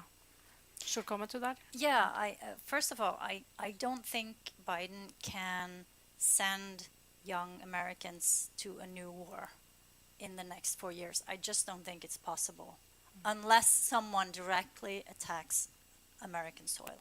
I just don't think that's going to happen. They're not gonna have any military action. It's not going to work. I want to follow up on the Paris Accord and climate change. And Christina, you pointed out in an op-ed after the debate between the two candidates that it was really, really surprising to hear that Joe Biden actually confirmed that he would transition the petroleum industry into, closing it actually, and he would stop subsidizing it. And do you think that these regulations in encouraging environmental friendly industry and taking down subsidies of the petroleum industry, do you think that could be a mobilizing factor for the anti-Biden and maybe the Trump, the continuation of sort of the Trump supporters, like the Obamacare was in back in 2008, 2010? So I think climate change is interesting because it's not as clear to me that it is a wedge issue in the same way that healthcare has been.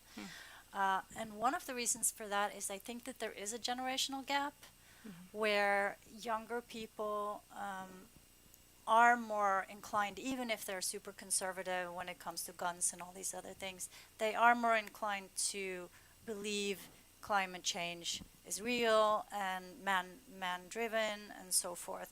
And you can tell by the way that Republicans phrase their arguments around this that it's changed a lot in just like a few years. They now say, yes, I believe climate change is happening.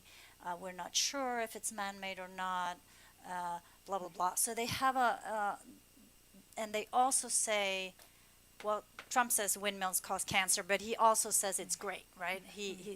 clean energy is great, and you have um, carbon emissions actually going down, and Trump is bragging about that, even though it's not really his accomplishment. It's happened in spite of his policies.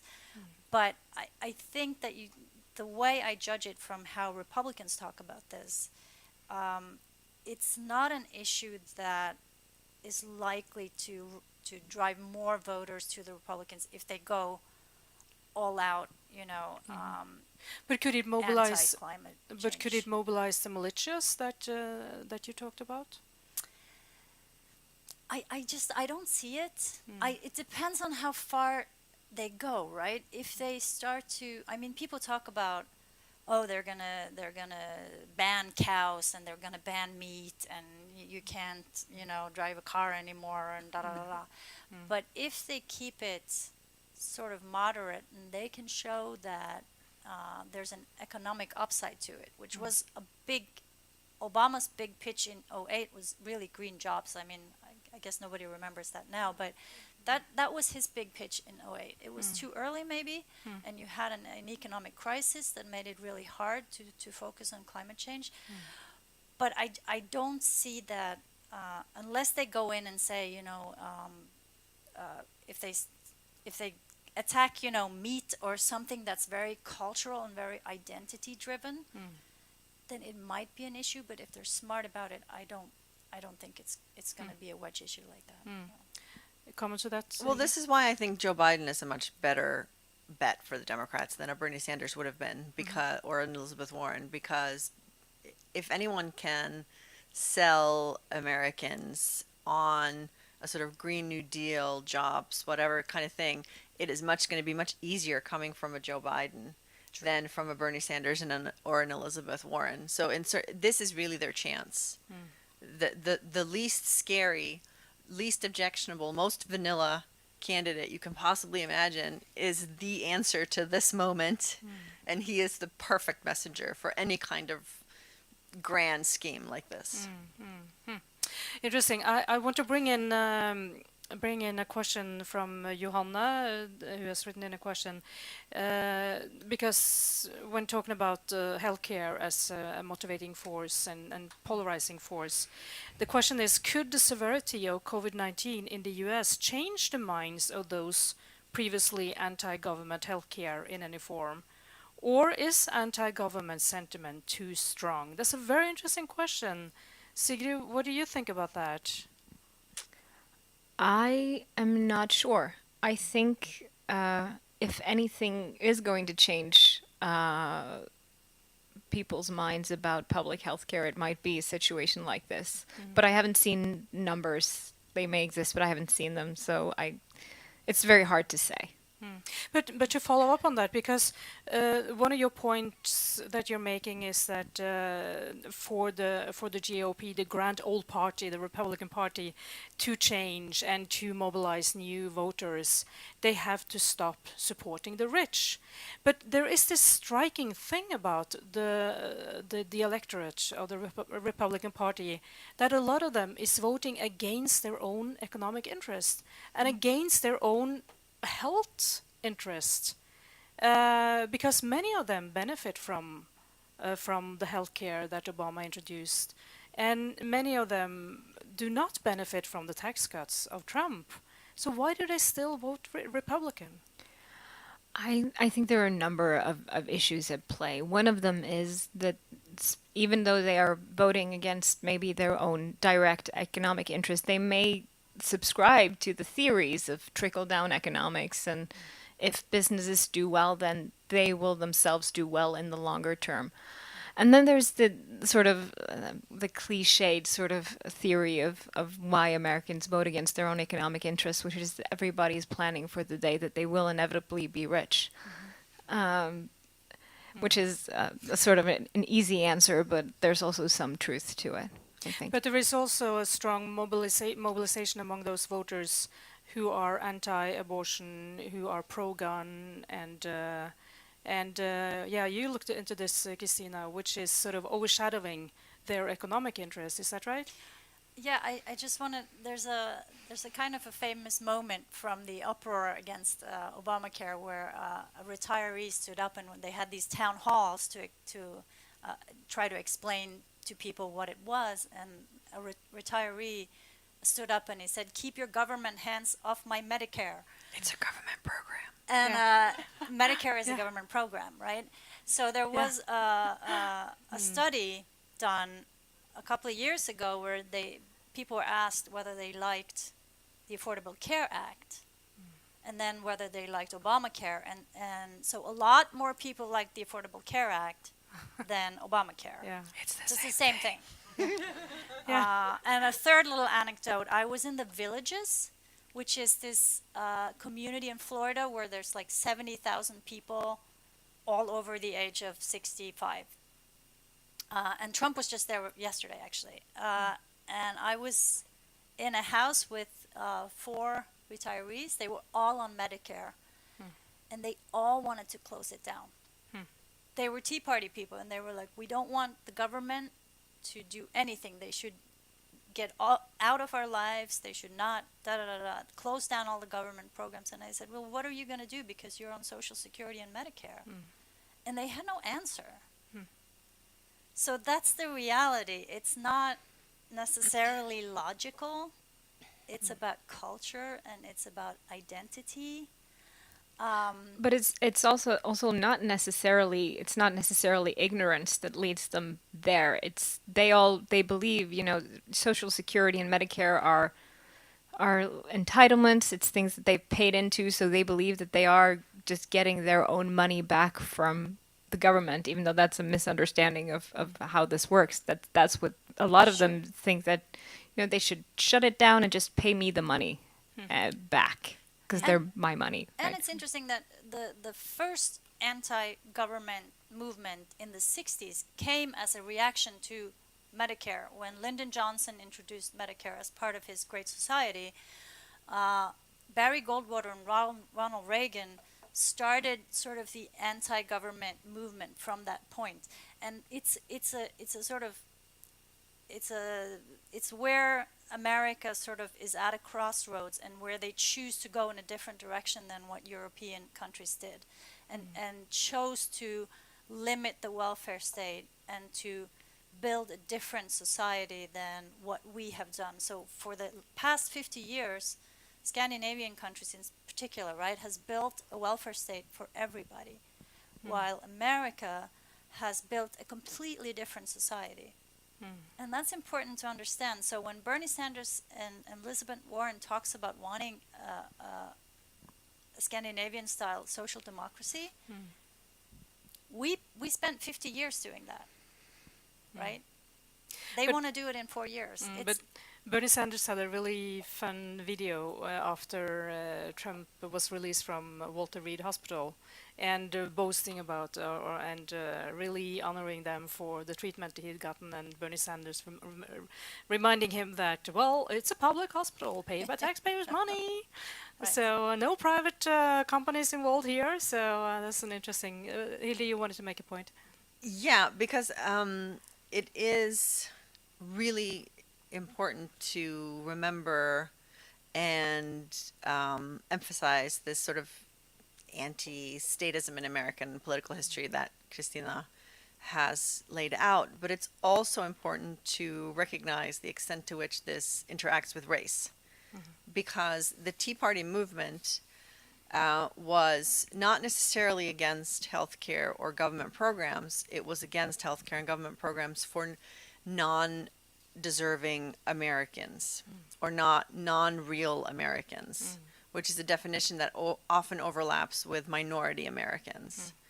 And this is actually classical right-wing radicalism. It's not anti-welfare state. It's anti-welfare state for those who don't deserve it. And that's important to keep in mind. Same thing with Lyndon B. Johnson and the reforms of the 60s was a welfare state expansion that also would benefit Black Americans, which was a big part of the opposition to it. And when people talk about, in the 60s, when conservatives talked about being against federal intervention, it was because they were against the federal government desegregating. Okay. So let's keep that in mind. Yeah. No, yeah, yeah. it's true. It's true. And I would add to that that the welfare state that America built was very behovsprøvd. Hva er det? It was for poor people. So they didn't build a welfare state Needs-based. for needs-based. Right. Thank you. They didn't build a welfare state for the middle class. So middle class people had private health insurance through their jobs, right?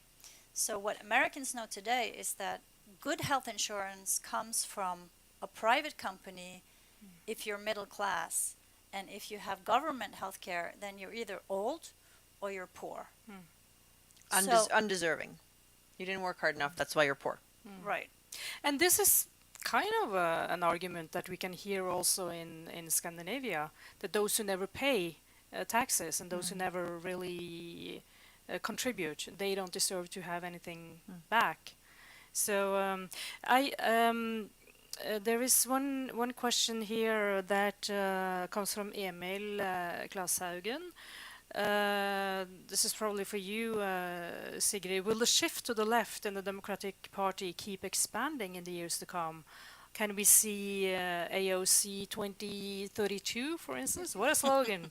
If so, will this lead to an ever-increasing polarized United States?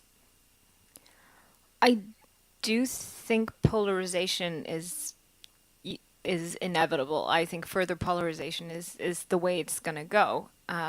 Probably.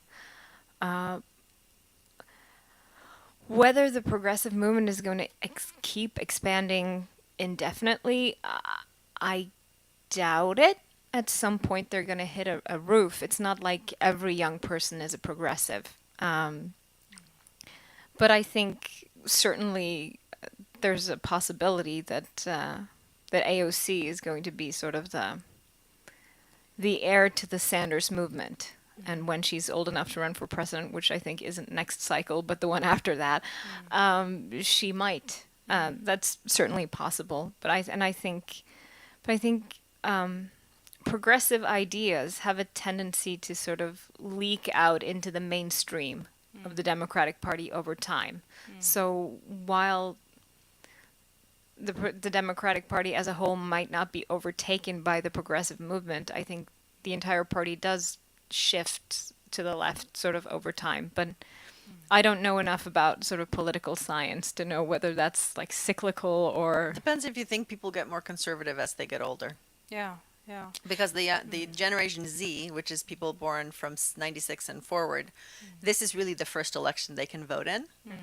And we see that they are very politically engaged and they're very progressive, even more than millennials.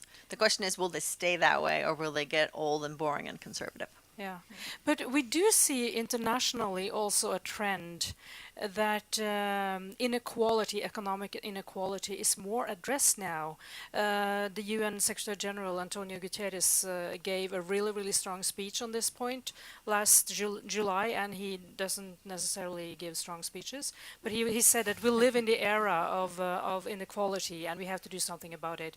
The same with the IMF and the World Bank now coming out saying that we need to tax those benefiting from the corona crisis, which is the large multinational techno companies.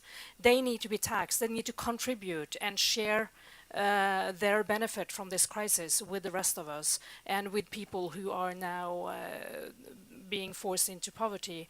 And also in Financial Times, there is an interesting sort of shift in attitude where the Norwegian commentator at Financial Times, Martin Sandbu, he's one of those promoting more distribution and more actually state intervention and regulation for distributing economic wealth more. So there is an international shift, and Biden might represent it more than anybody else. His economic program is more progressive than Obama's ever was, like one of you mentioned. Well, we've all been talking about, angry white men without a college degree for the last 4 years, but I think the future conversation is going to be about Gen Z and the way that they are rightly radicalized by the uniquely manner in which they've been screwed by history, and Yeah. and thus comes in issues of education and economic inequality and such things.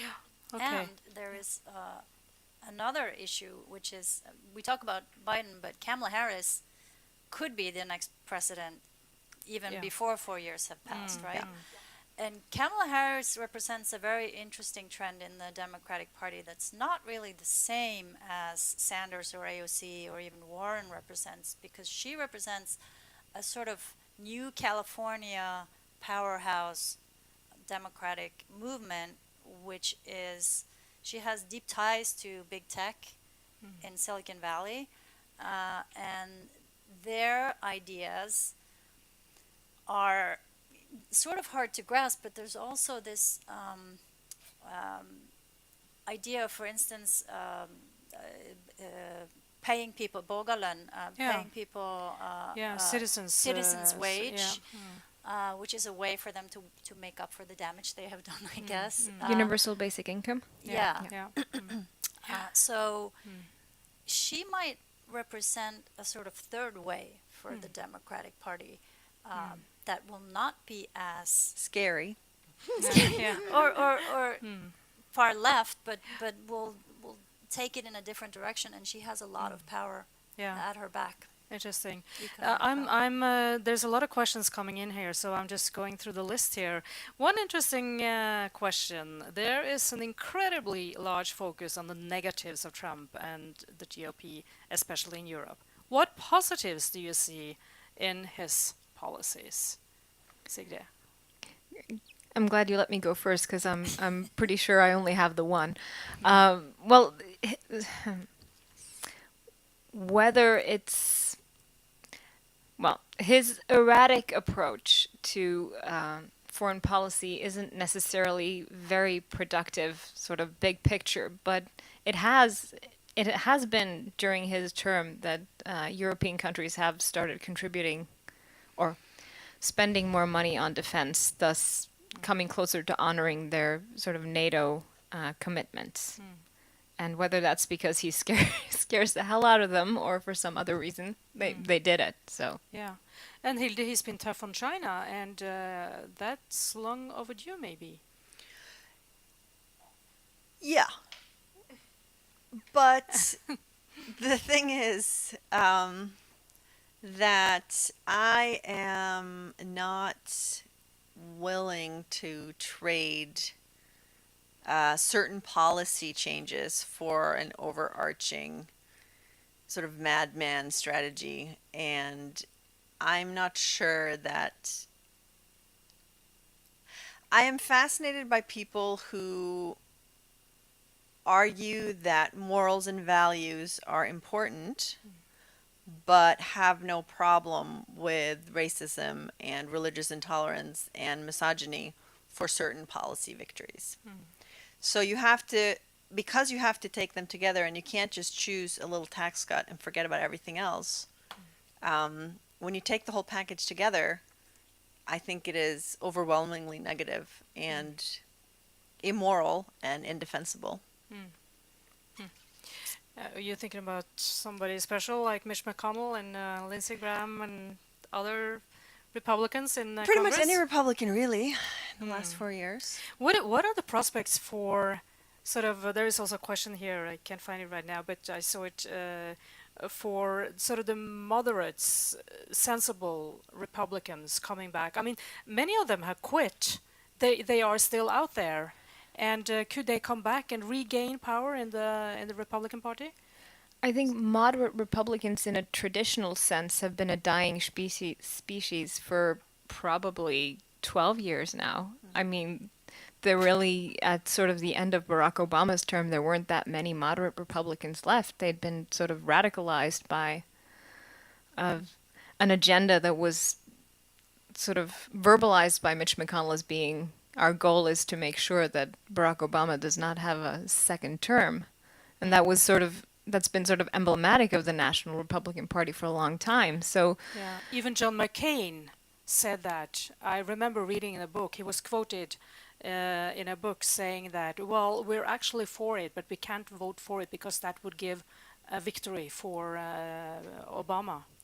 Exactly. And so for any Republican who's in in Congress right now to sort of jump out after Trump is gone and say, "Hey guys, I was here all along." Yeah. Just ignore everything I've said and not said for the last 4 years or however many years is well, I don't buy it. The only person who can plausibly say that is Mitt Romney, Yeah, who's put his money where his mouth is, yeah. Or Okay. Jeff Flake. in my opinion. Yeah, Jeff Sure. Flake in So- Arizona. Yeah. So politicians do that all the time. So one of you mentioned that almost everyone backed the invasion in Iraq. Colin Powell sat in the United Nations and lied, and then he now this summer sits in the Democratic Convention as sort of this moral high ground Figure, Trump yeah. critic. So, like I said, Trump is making everybody before him look good, but it's just not that black and white. And I think to the question of whether Trump has done some good things, he's been erratic and he's been irresponsible. But I think if you look at foreign policy, he hasn't started any wars. That's a banal point, but it's true. And I don't think, Barack Obama was lucky because Trump started making trouble the minute he came into the White House. So we never really got to be retrospective about what Barack Obama did wrong. But Latin America, south of Mexico, was a huge mess, which contributed to the immigration coming to the United States, and again contributed to polarization. And the same in the Middle East. Syria and ISIS was a huge mess, contributed to immigration coming to Europe, creating more polarization. And this is on Barack Obama's watch. And one more thing is the opioid epidemic, Yeah. which was also on a Barack Obama's watch. Yeah. So for his 8 years, hundreds of thousands of people died of overdoses, and he didn't really, do anything serious about enough about it to change the course of this tragedy. I mean, it's yeah. So Yeah. so I think there's something to be said for Trump not being the worst president in every possible way. And even if Trump loses, his legacy will be 3 judges at the Supreme Court on Monday. Most Yeah. probably, Amy Coney Barrett will be confirmed by the Senate. And as one of you mentioned, hundreds of judges in different courts, conservative judges in the courts, which will mark U.S. society for years to come. And there is a question here, is it possible to envision that the Supreme Court will make it difficult for the policies of a Biden presidency? Should he pack the court to get what he wants, meaning that should he expand the court? Who want to respond to that, Hilde? Well, first, in order for there to be any policies, the Democrats have to win the Senate, or else you'll just have Barack Obama all over again after 2010 when nothing was done because Republicans refused to cooperate on any policy. If that doesn't happen, there are no policies to to overturn it by the Supreme Court.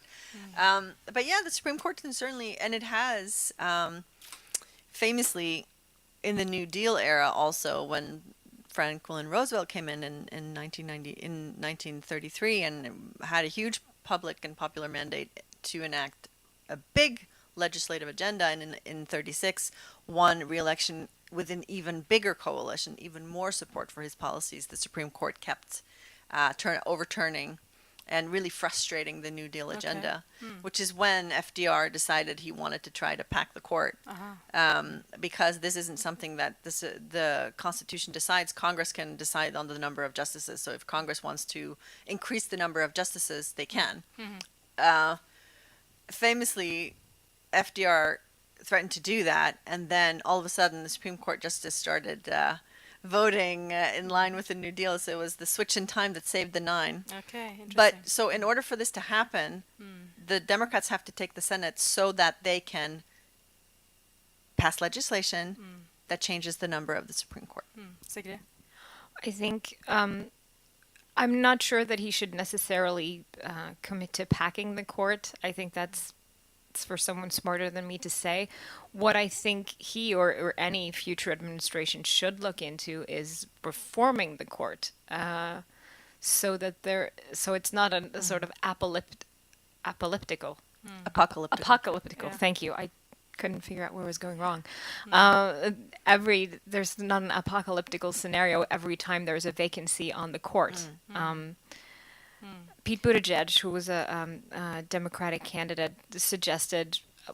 Well, he talked a lot about reforming the court, and one of his suggestions was a system with 15 judges, where five were appointed, or five conservatives and 5 liberals, and then another 5 who could only be seated by unanimous consent of the other 10. Okay, well, interesting. Yep. But already now, just 1 week after the election night, the Supreme Court will start hearings in a case that concerns the Obamacare, and there will be a sentence in the case where Obamacare is validated or not by the Supreme Court by within a few months. So already here we can see the conflict coming up. What do you think will happen, Christina? With Obamacare? Yeah. Oh, I don't know. I mean, one of the cases I think that's coming up is whether it should be legal to have these healthcare plans that are more rudimentary, simpler, that doesn't include a lot of stuff. So one of the things that Obamacare did was that it said that your healthcare plan has to include A, B, C, D, E, F. But if you're 22 years old and you don't have a lot of money and you're healthy, you might want to buy a plan that's just going to help you if you're in an accident or something serious happens. So, but what that does then is that if a lot of people buy that plan, it's going to get more expensive for the people who are maybe 59 and have diabetes and need a lot of care. But there's only a small number of people having those plans. That's one of the things that they're voting on now. And the question is, whether the Constitution, whether it's constitutional to mandate that that's how it's going to be. But I think that the one thing I think Republicans are very secretly, quietly inside themselves, they're hoping that it's not going to be overturned because they don't have an alternative. And they have not presented an alternative plan. And it's just crazy after all these years of saying repeal and replace. There's nothing there. And Trump was asked the other night several times, what's the plan? And he was asked, I don't know if any of you have seen the 60 Minutes interview that he published, but he was asked again and again, what's the plan? And he can't answer. No. And by the way, packing the court is a horrible idea, and that's going to be the wedge issue.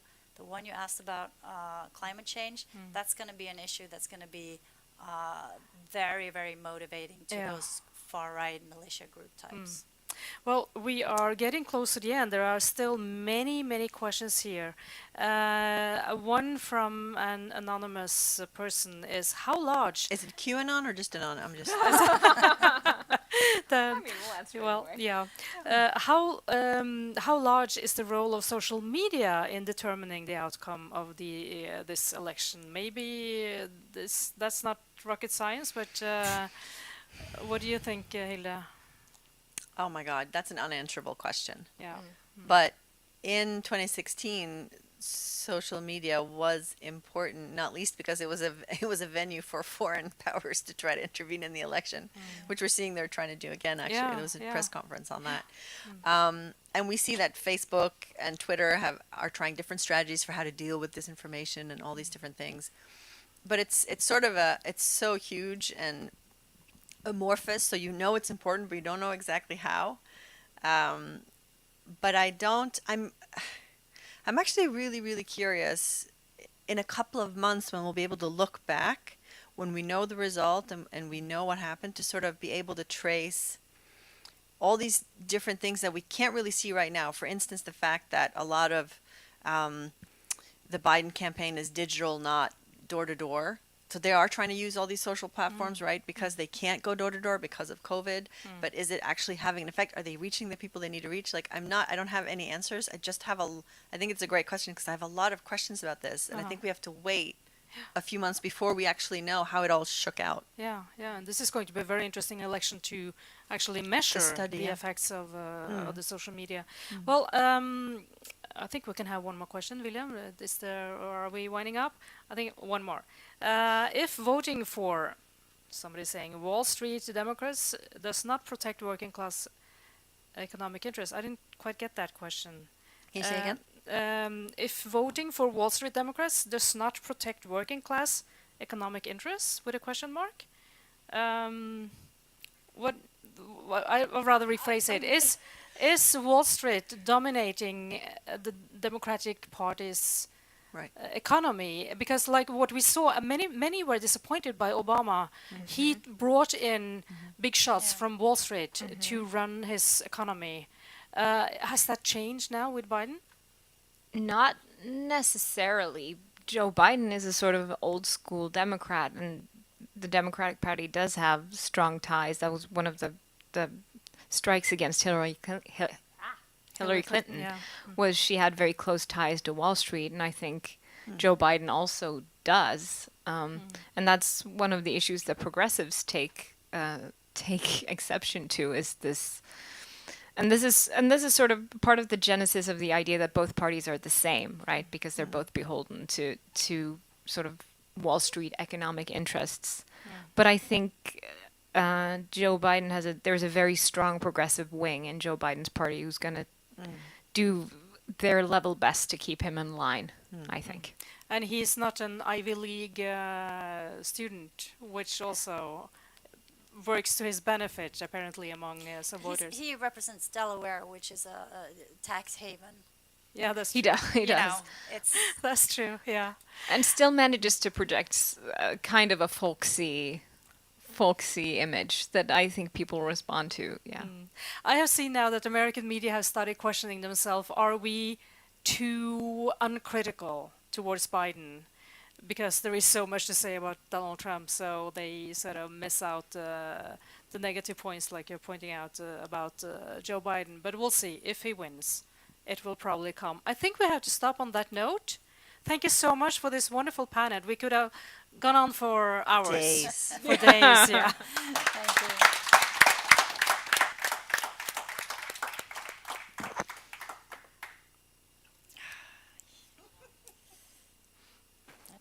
All right. First of all, just everyone be seated for a few remarks in Norwegian. And then I would just like to thank everyone who's watching on Facebook or YouTube. And we'll be back in about 30 minutes for our next topic and panel discussion.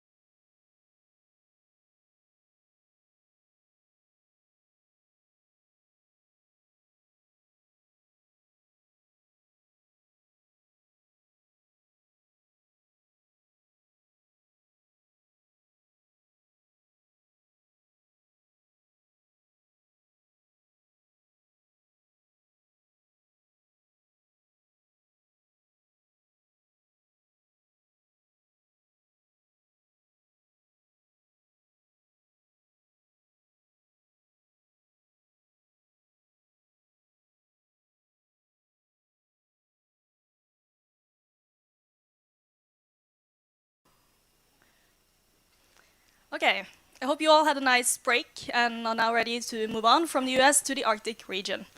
The second and last session of the Nordic Security Conference 2020 is the Arctic region, ongoing security challenges. Our first speaker is Rolf Tamnes, professor at the Norwegian Institute for Defense Studies, and part of the Center for Security Policy.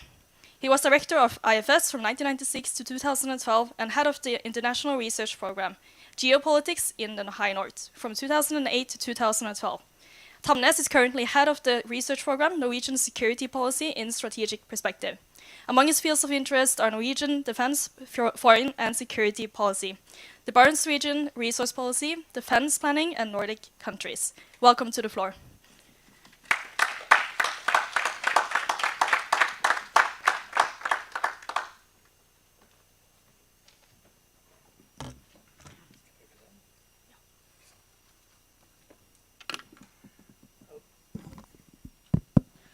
Thank you very much for your kind invitation, and good afternoon to all of you. I shall offer you one slide and one slide only, and that is this one. Yes, it is there. Yes. And this is basically to introduce to you some key geographic and geostrategic concepts. These terms are used in very different ways. This is how I tend to use them. Then first, the circumpolar Arctic, traditionally associated with ice, with hunting and fishing, explorations, and with polar climate research, so on and so forth, with the Arctic Council of 1996 as the key instrument or vehicle in promoting this cooperation. Very much focus on soft security concerns, I would say, apart from the broader cooperative agenda. Then there is the European High North, Norway's traditional playground, very rich fisheries of great strategic importance to Russia and between East and West during the Cold War and today, as I will return to, including both soft and hard security questions. And then there is the green era, the North Atlantic and the Norwegian Sea, the transatlantic bridge, basically, the linkage to the United States, our key strategic partner. So that is my starting point. I shall discuss these three terms separately, but basically conclude by showing how they are about to merge in the new strategic environment. First, some few words about the Arctic. Most of you will know that we witnessed an explosion in attention by the turn of the century. Climate reports which indicated a rapid temperature increase in this region, high petroleum prices which drew attention to the huge fossil resources in this part of the world, and also high hopes at the time for deeper cooperation with Russia. And one project in particular was very much in the focus, and that is the exploitation of the Stockman gas field, a huge gas field in the Barents Sea. And during those years we saw an extensive cooperation in many fields. I shall just touch upon them because I'm sure some of you will return to it, but we are talking about extended governance, climate, search and rescue, measures against unregulated fisheries, and so on and so forth. At the same time, in parallel to this good atmosphere, a number of alarmists, scholars, think tanks warned about a confrontation of resources and boundaries in the Arctic, the struggle for Arctic riches, the great game in a cold climate. This type of alarmism had no support among serious scholars, just to put it that simple as it is. But it was a part of the public agenda, as it is about to return.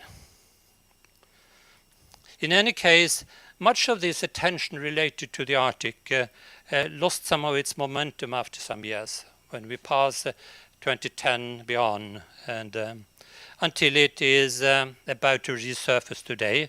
This time, to a great extent, because of the emerging great power rivalry in the north between the West, between Russia and China, the triangle as I shall return to.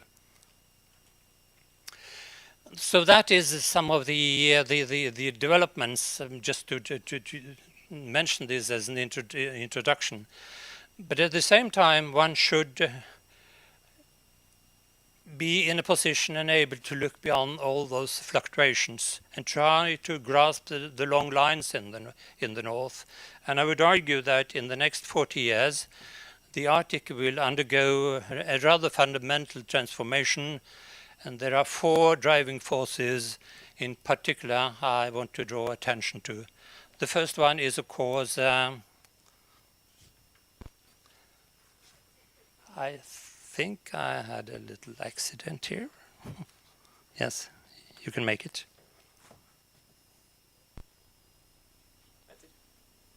Jättesmart. Okay.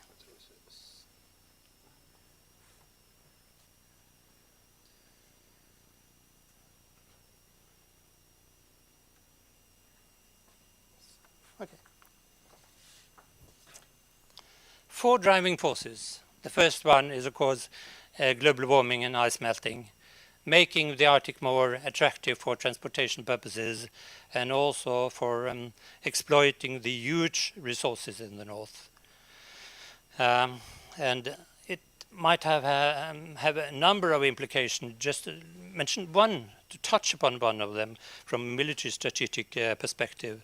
That is the question, will it be possible for Russian strategic submarines, the most important part of Russia's second strike capability, to hide in the Arctic in the future when they can't take advantage of the ice coverage? Just to mention that as an element in the situation. It seems to be just a simple question, but it might have dramatic consequences. The next driving force is, of course, new technologies, which will also contribute to opening up the Arctic. Some years ago, communication north of 75 or 80 north was very difficult. Satellites now are about to make a huge difference. And many countries and institutions are launching satellites, and Norway is no exception. We launched 2 major satellites in 2022, permitting continuous broadband coverage north of 65 north. Just imagine how crucial that is for the purpose of enhancing activity in the north. Let me also add the introduction of drones that will operate in significant numbers in the north in the future.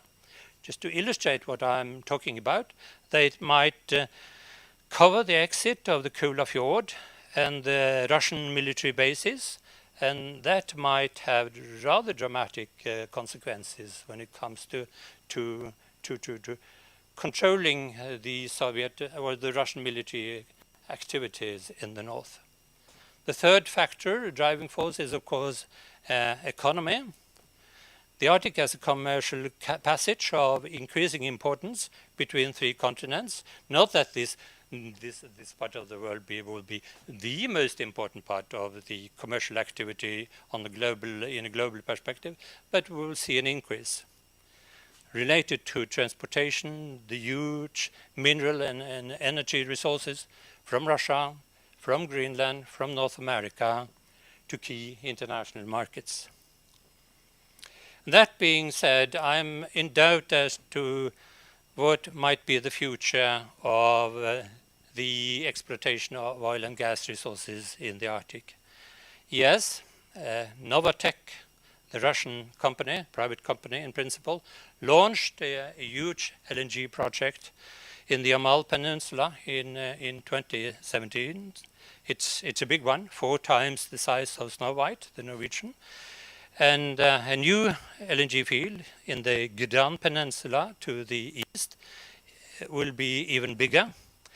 But as you know, in the future, fossil energy and the future of that energy looks very bleak because of climate considerations. And this is not good news for the high-cost petroleum provinces in the north.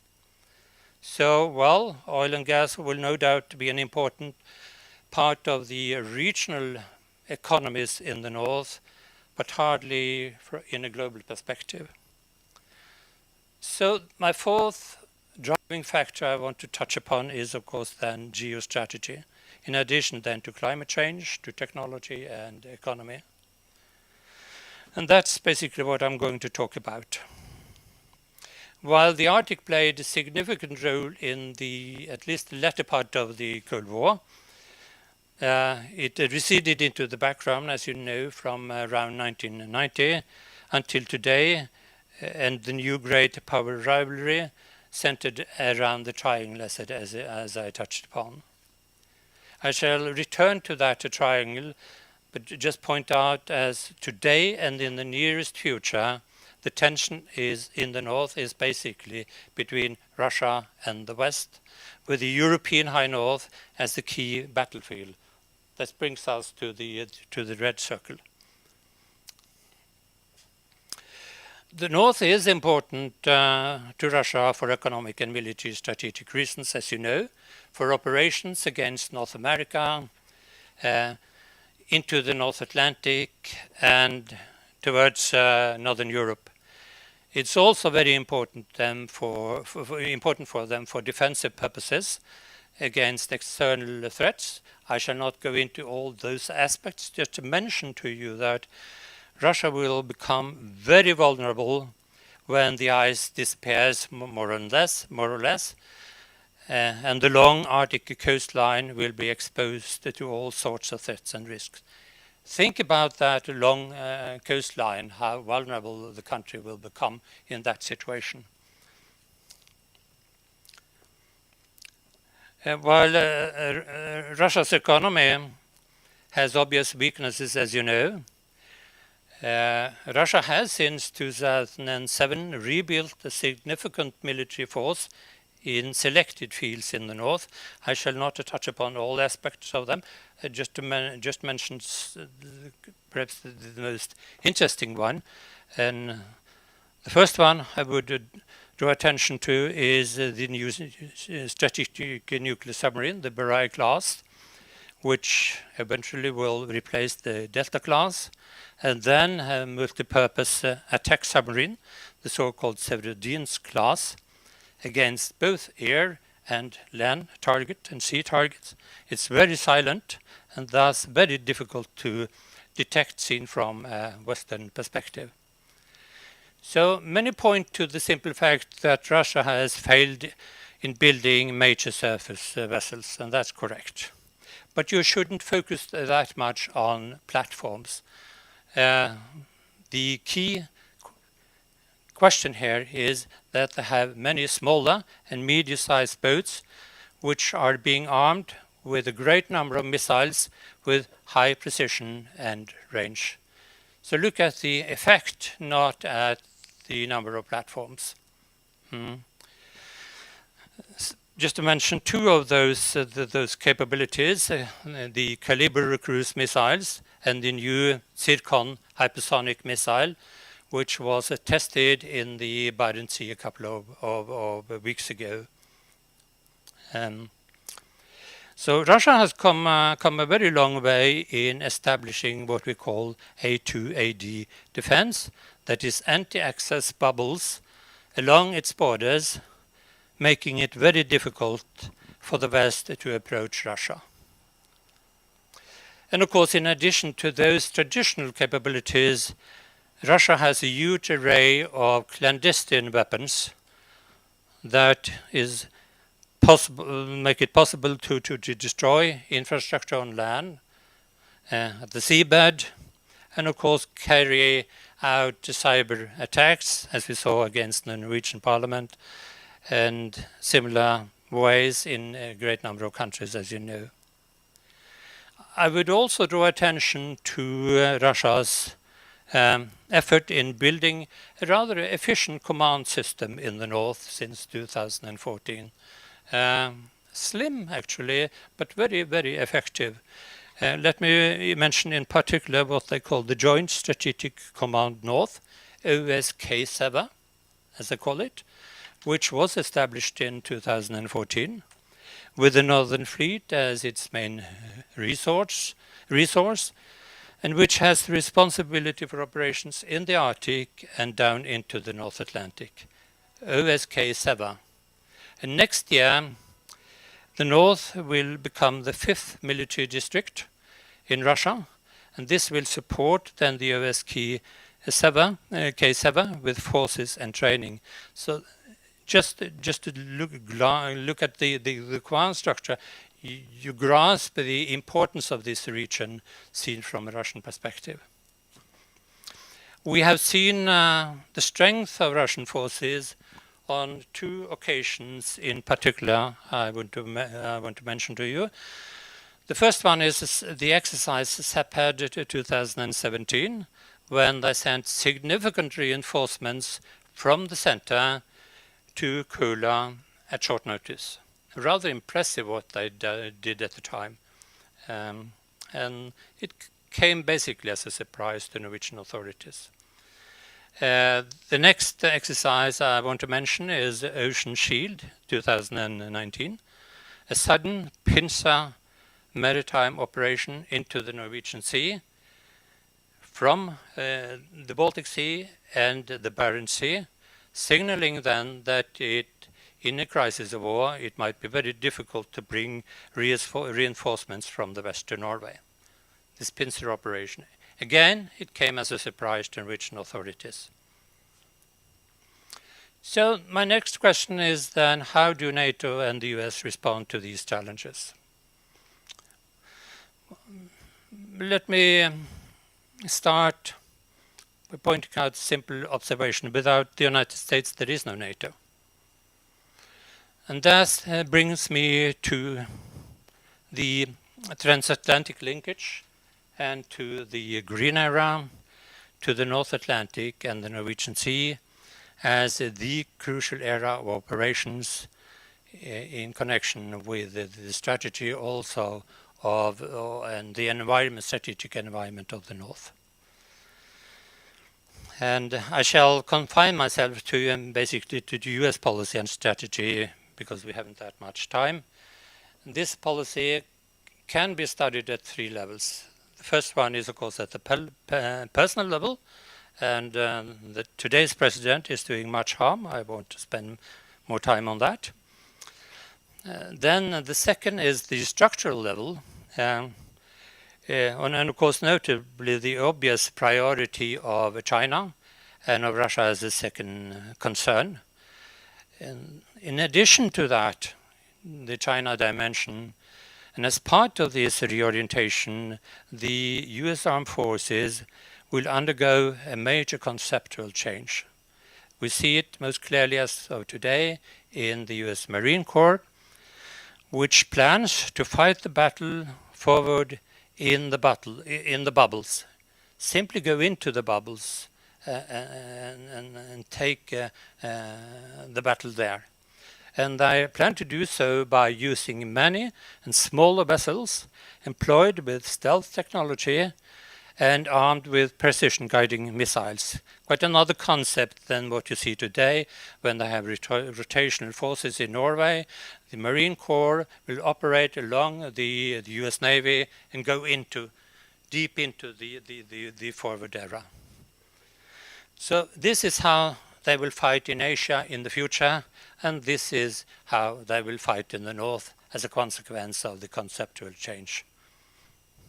So that is an important structural change when it comes to American approaches to international politics. Then there is a level between those two, between the personal and the structural.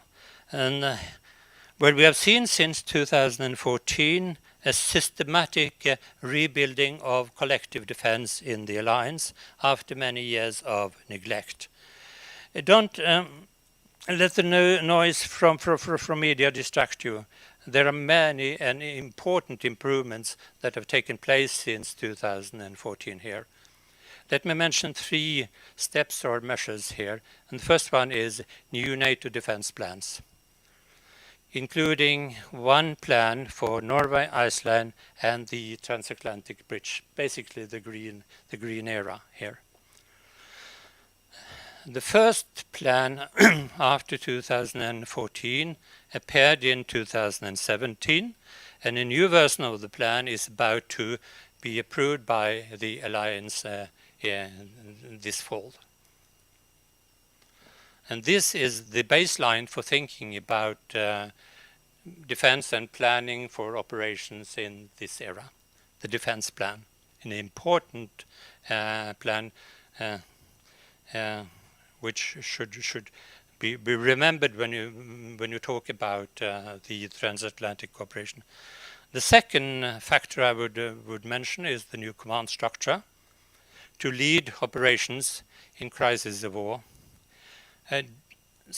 First of all, to mention the reactivation of the US Second Fleet, and in combination with that, the establishment of NATO's so-called Joint Force Command. Both are located in Norfolk, and they are dual-headed. It's the same guy in charge of both the US command and the NATO command. So in the future, these commands in Norfolk will have the main responsibility for the sea bridge and for forward operation also into the Barents Sea. And this structure is about to be set up. And again, it's an important illustration of what is taking place in NATO, far beyond the noise of in the media. Third, let me mention training and exercise, of course, to demonstrate unity, deterrence, and also to improve combat readiness. Trident Juncture in Norway in 2018, and allied naval and air operations into the north nowadays, including in the Barents Sea. There was an American destroyer up in the Barents Sea some days ago, USS Ross. And this is part of a global effort on the part of the Americans, to some extent Britain. The objective is to underscore the freedom of the seas. That is one part of it. Be it in the South China Sea, in the Black Sea, in the Baltic Sea, and in the Barents Sea. There is a global pattern here, and they are linked together in the sense that flights towards the Barents Sea might come from the United States, from Britain, from Asia, from Alaska. They're linked together as a global enterprise. So that is this one part of it, freedom of the seas, and of course the other part of it is to respond to what Russia has basically done since 2007, operating against Alaska, down to the UK and beyond, occasionally simulating attacks against Norwegian targets. We saw this clearly back in 2005, 2008, 2017, when they have such attack profiles heading towards Norway and then turn around when they come close to Norway. There are similarities in the behavior of Russia and the Western countries, of course. There are differences as well, and one of them is that the Western countries normally inform Russia beforehand before they carry out an operation, which is normally not the case when it comes to Russia. And of course, parallel to this, I'm not talked about Russia and the West and the United States. China is about to emerge as a security player in the Northeast, and we'll talk more about that. And of course, that is primarily seen from a U.S. perspective. The double U.S. objective of containing both Russia and China, stated very clearly in the U.S. National Defense Strategy of 2018, written by Defense Secretary Mattis at the time, and in the subsequent U.S. Arctic Strategy of the same year, which described the Arctic as a potential corridor for strategic competition and aggression between those three regions and countries.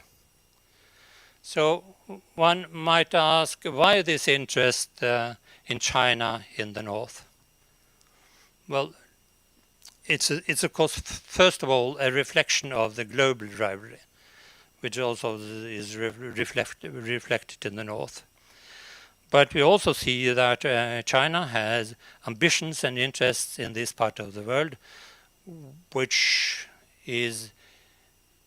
are being noticed, to put it that way. We are talking about energy and mineral activities.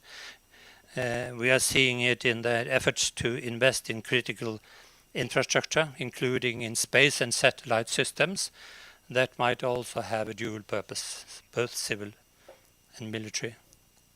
So that is the overall pattern I just want to introduce to you, that the geostrategy of the North, with three major great powers being a part of the picture. But let me in conclusion then just point out that the Arctic is opening up. We witness a growing rivalry, which is reflected also in the North. I talked about, and I will show to you, three geographic or geostrategic concepts. We see that they are emerging more clearly than before. Just to illustrate, we see how US policy in the Arctic and towards the high north is now merging to a very more clearly towards and linked to US military engagements towards Europe. It was a tendency before that this was to some extent separated efforts. Today it's very obvious. And as I mentioned, the bomber operations into this region, it's so clearly that this is a global effort and the whole our region is integrated. It leads us into a more tense situation, of course. That is often the case in periods of transformation. Transformation is often very challenging.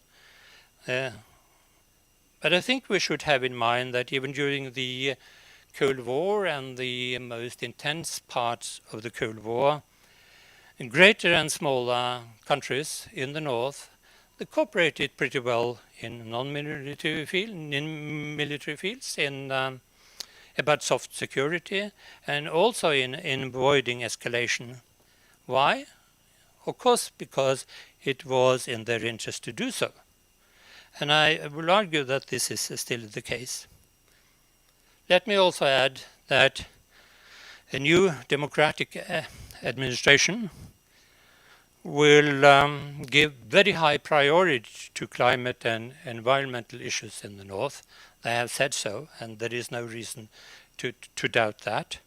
So I'm quite sure that if there is a change of administration in Washington in a couple of weeks, we will see a certain revitalization of the Arctic cooperation in those fields, as I mentioned, but also in other areas. Then we, to some extent, might return to a situation we know so well during the Cold War, both cooperation and conflict at one and the same time. So thank you very much.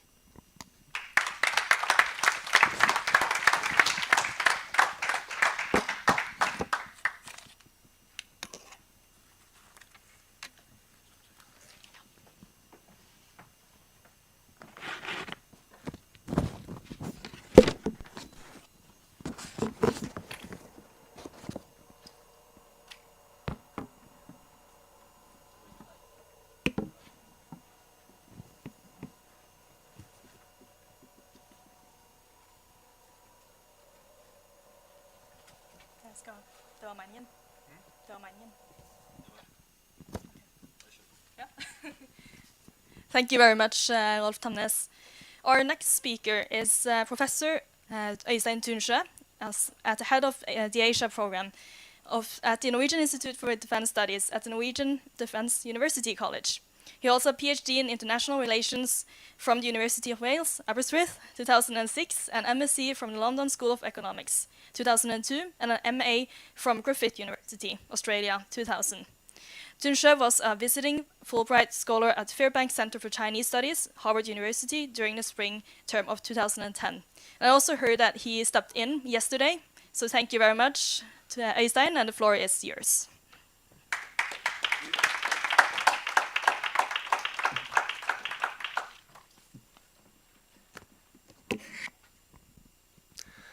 Thank you for inviting me yesterday to this panel. I'm happy to be here. I said yes because I recently published an article in this journal Survival, and it was quite timely given the topic for this panel. So the title of this article is "The Great Hype: False Visions of Conflict and Opportunity in the Arctic."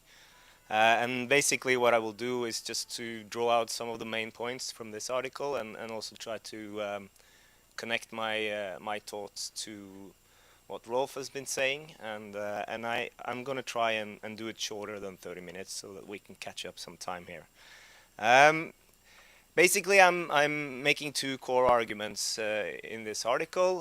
The first is that there is a hype about the opportunities in the Arctic. And the second is that there is a hype about the alarmist conflict potential in the Arctic. When it comes to the opportunities, for me it started sort of 15 years ago, listening to the Norwegian government at that time, which made the High North as its most important foreign security ambitions, and sort of quoting Støre, which was the foreign minister at the time, at the CSIS in Washington in 2006, saying, in the years to come, the High North will be one of the most important strategic areas in the world. And of course, looking from Norway's point of view, it is, but looking from the world's point of view, it's not. So from 2006 until today, the High North has not really been at the center of world politics. And also, he was arguing that the ice is melting, adding that access to energy resources and other natural resources is becoming easier, and new trade routes are opening up in the north. All this is creating new opportunities. And then, fast forward to the Arctic Council, May 2019, US Secretary of State Pompeo saying the Arctic is at the forefront of opportunity and abundance. It houses 13% of the world's undiscovered oil, 30% of its undiscovered gas, and abundance of uranium, rare earth minerals, gold, diamonds, and so on. And given these kind of statements, we've seen a lot of, more attention to the Arctic. But if we look at what's actually been going on over the last 15 years, it's not really this kind of opportunities that been the main sort of development. So in the petroleum sector, it was the Stockman project, which was the big thing. It collapsed, and because the developments of fracking, oil sand, and so forth in North America, the LNG terminals that were built on the east coast of the United States, supposed to receive oil and gas from the High North, they are actually exporting LNG to Europe instead. So this just completely turned everything around, and basically just exploring for oil and gas in the offshore in High North or in the Arctic region is just very expensive. There are other fields in the rest of the world that are easier to develop and cheaper. So this is clearly market mechanisms, and I don't think this is going to change in the future, because we are now moving into green economy, and the petroleum sector will struggle in the years to come. And again, you will start looking at producing oil and gas in areas where there is very, very inexpensive to do it, like Saudi Arabia can continue being competitive, but doing it offshore, far away from the coast, in very inhospitable environment in the Arctic. That is not going to be doable. But having said that, of course, there are developments at the Yamal Peninsula, but this is onshore. It's a very, very different issue. When we think about natural resources, again, you need to be critical. You need to think about, can you do mining somewhere else in the world cheaper? And again, all of this comes into the picture, and you do the cost-benefit analysis, and the Arctic region might not be the most lucrative areas to invest. Shipping routes, of course, they would talk about shipping bonanza and what had happened. I mean, there are, last time I checked for this article, there were so far 18 transit ships doing the Northern Sea route. I mean, there's 17,000 ships going through the Suez Canal. So there's nothing going on there. It might happen in another 15 years, or even further when all the ice in the Arctic is melting. But from a commercial perspective, it's not competitive to use the Northern Sea route. Yes, it may be shorter, but that is only if you are shipping north of Shanghai. South of Shanghai, Hong Kong, Guangzhou, these areas, it's actually shorter going the other way around. And of course, on the Northern Sea route, you're depending on Russian icebreakers, Russian search and rescue. The insurance costs go up. The darkness, yes, there might be ice melting, but there are still floating ice. It's a dangerous environment to operate. And most importantly for most shipping companies is punctuality. You want your containers to arrive in Rotterdam when you have agreed with the customer. If you arrive 2 days earlier or 2 days later, you're messing up your logistics and the whole business that you're doing. So the most important thing for big container companies like Maersk or others are punctuality, and so far the Northern Sea route cannot provide this. You have to build different ships, double hull bulk, and that's more expensive. And you cannot operate them all the year round. Of course, in the winter season there will be ice. You have to do something else with your ships. So all of this just paint a picture that this is not going to be a shipping bonanza anytime soon. Things might change, of course, if all of the ice melts. That might open up some opportunities, but so far ahead it's difficult to do proper analysis. This may not be the case here in Oslo, but if you travel up north, they are all talking about having Kirkenes or other places that like a transit. You come with a container ship and you stop at the harbor in Kirkenes and you offload and you ship the goods on railway down into Europe. And I just, why? Why would you do that? Why don't you just sail down to Hamburg or Rotterdam and then you distribute your commodities in the infrastructure that is working today? And why are you going to build a new railway up in Rovaniemi or something? And where are the customers? So I think it's really important to, when you hear people talk about the High North, it's a very important area for Norway. Much is happening there, but I think you also should be skeptical. Put this region into sort of how important is the High North compared to the South China Sea, compared to the Mediterranean, compared to the Caribbean Sea. And once you do that, you also see that 30% of the world trade goes through the South China Sea. How much goes through the Barents Sea? Well, maybe 1%. I haven't checked, but it's not really much compared to the South China Sea. Why is South China Sea strategically so important for the United States? Because they do global power projection capability. So their aircraft carriers are transiting through the South China Sea on numerous occasions. So far this year, Ronald Reagan has been in the South China Sea 3 times.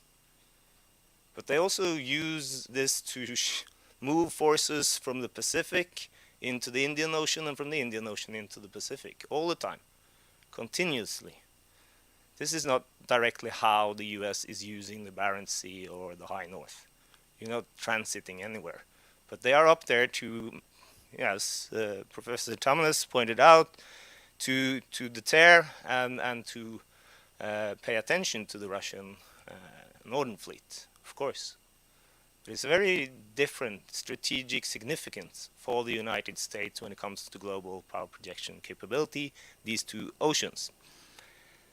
So that's sort of the kind of opportunities. And the second points I want to make is about the potential for conflict.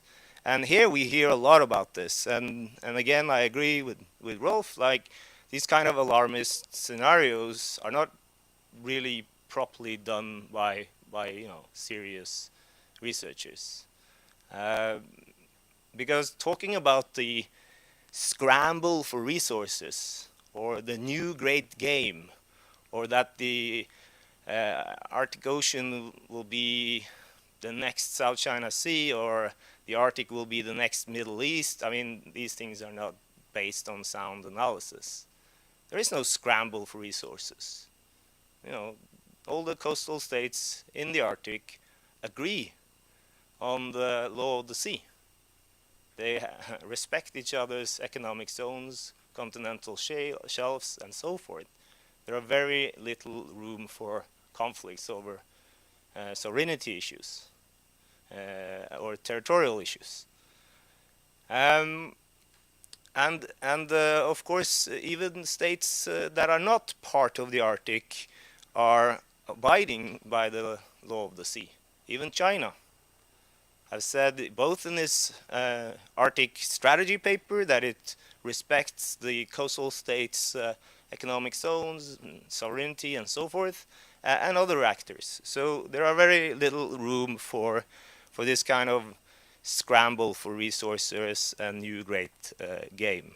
And then, of course, militarily, I think most of the tension will, as Rolf pointed out, be concentrated on Russia and NATO, and especially the United States. China is becoming more active. China is becoming a superpower. It's challenging the United States. We have entered a new bipolar international system. And of course, this will have spillover effects into all regions around the world. And that doesn't mean that China will have a heavy military presence in the Arctic in the future. Why not? Again, you need to compare it to other regions. Everything else is more important. South China Sea, the Taiwan Strait, the East China Sea, the Indian Ocean, the Pacific Ocean, the Mediterranean. Everything else is more important for China to have a military presence. They can't do everything. They have to prioritize, and sending their SSBNs or surface ships or whatever to the Arctic Ocean is not going to be a strong priority. SSBNs, we have a map here. They prefer to operate them in the South China Sea. Why? Because they can protect them in the South China Sea. So China is turning the South China Sea into its own bastion defense. And they can operate them in deeper waters, closer sort of to the Philippines Islands, where you have very deep waters in the South China Sea. They can hide there. And they don't have to cross into the Pacific through the first island chain, where the Japanese and the Americans will monitor them and surveil them, follow them. And then to get into the Arctic Ocean, you have to cross into the Bering Strait. Of course, the Americans will follow you, control that. And once you enter into those waters up in the high north, I mean, you're far, far away from home. You're relying on Russia, and the Russian doesn't want them there. So I don't expect the Chinese to have a permanent military presence in the Arctic anytime soon. Of course, they will have a different presence. They are, going along with their Sulong icebreaker, doing research, which means they're doing intelligence gathering. They are looking at the ocean floor. They are looking at the salt level in the sea. They're looking at currents. They are looking at many things to monitor, to prepare for whatever might be possible in the future. And of course, they are working with their satellites.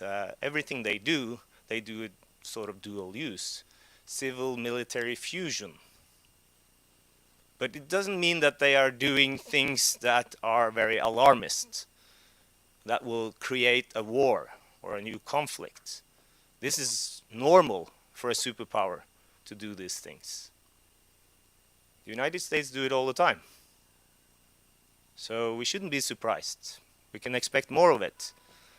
But creating this kind of hype about a conflict between China and the United States in the Arctic, that's, in my view, basically crazy, even if they state it in the national security strategy or their Arctic strategy.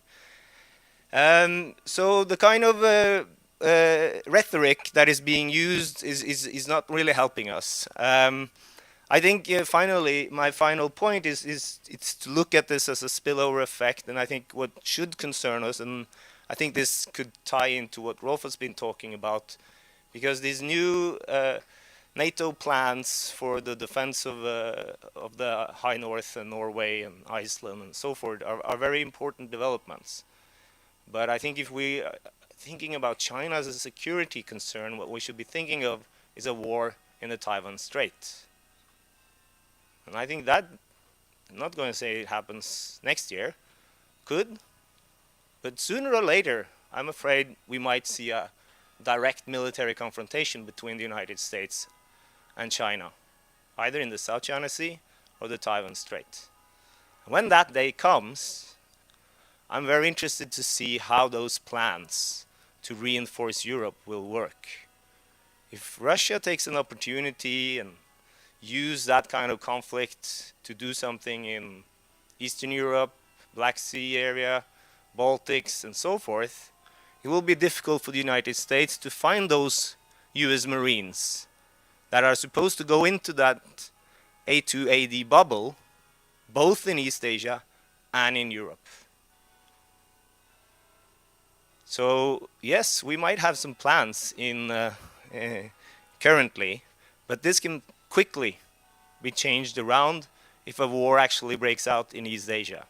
I don't think we have thought that through properly when we think about our plans. We talk about a war breaking out not in the high north, but somewhere in Europe, and then the Russians set up their bastion defense. But what if the war actually started first in the Taiwan Strait a month earlier?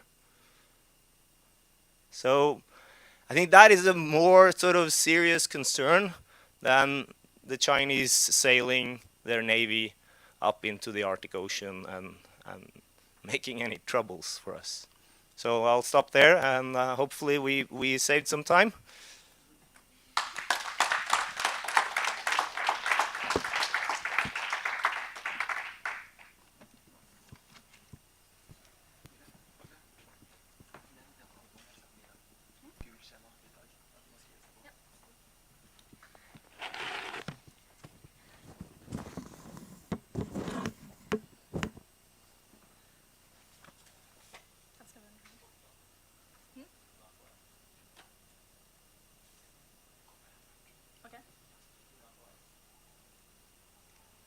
Okay, thank you very much, Professor Øystein Tunsjø, for helping us moving closer to the original time schedule.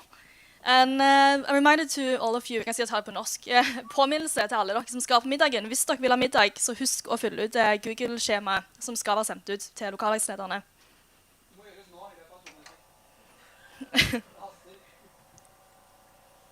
Okay.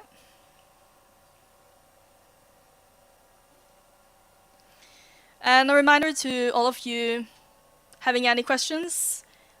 Questions can be asked in the same way as for the first session on the website. And our final speaker is Andreas Rasputnik, senior researcher at Nord University, at the High North Center for Business and Governance, Nord University in Bodø, Norway, where he currently manages the Alaska North project. He is also a senior fellow and leadership group member at the Arctic Institute, Washington, D.C., and a senior fellow at the Fridtjof Nansen Institute in Oslo. Andreas' research concerns the European Union's Arctic endeavor, as well as broader questions on the development of an Arctic blue economy. Thank you and welcome, Andreas.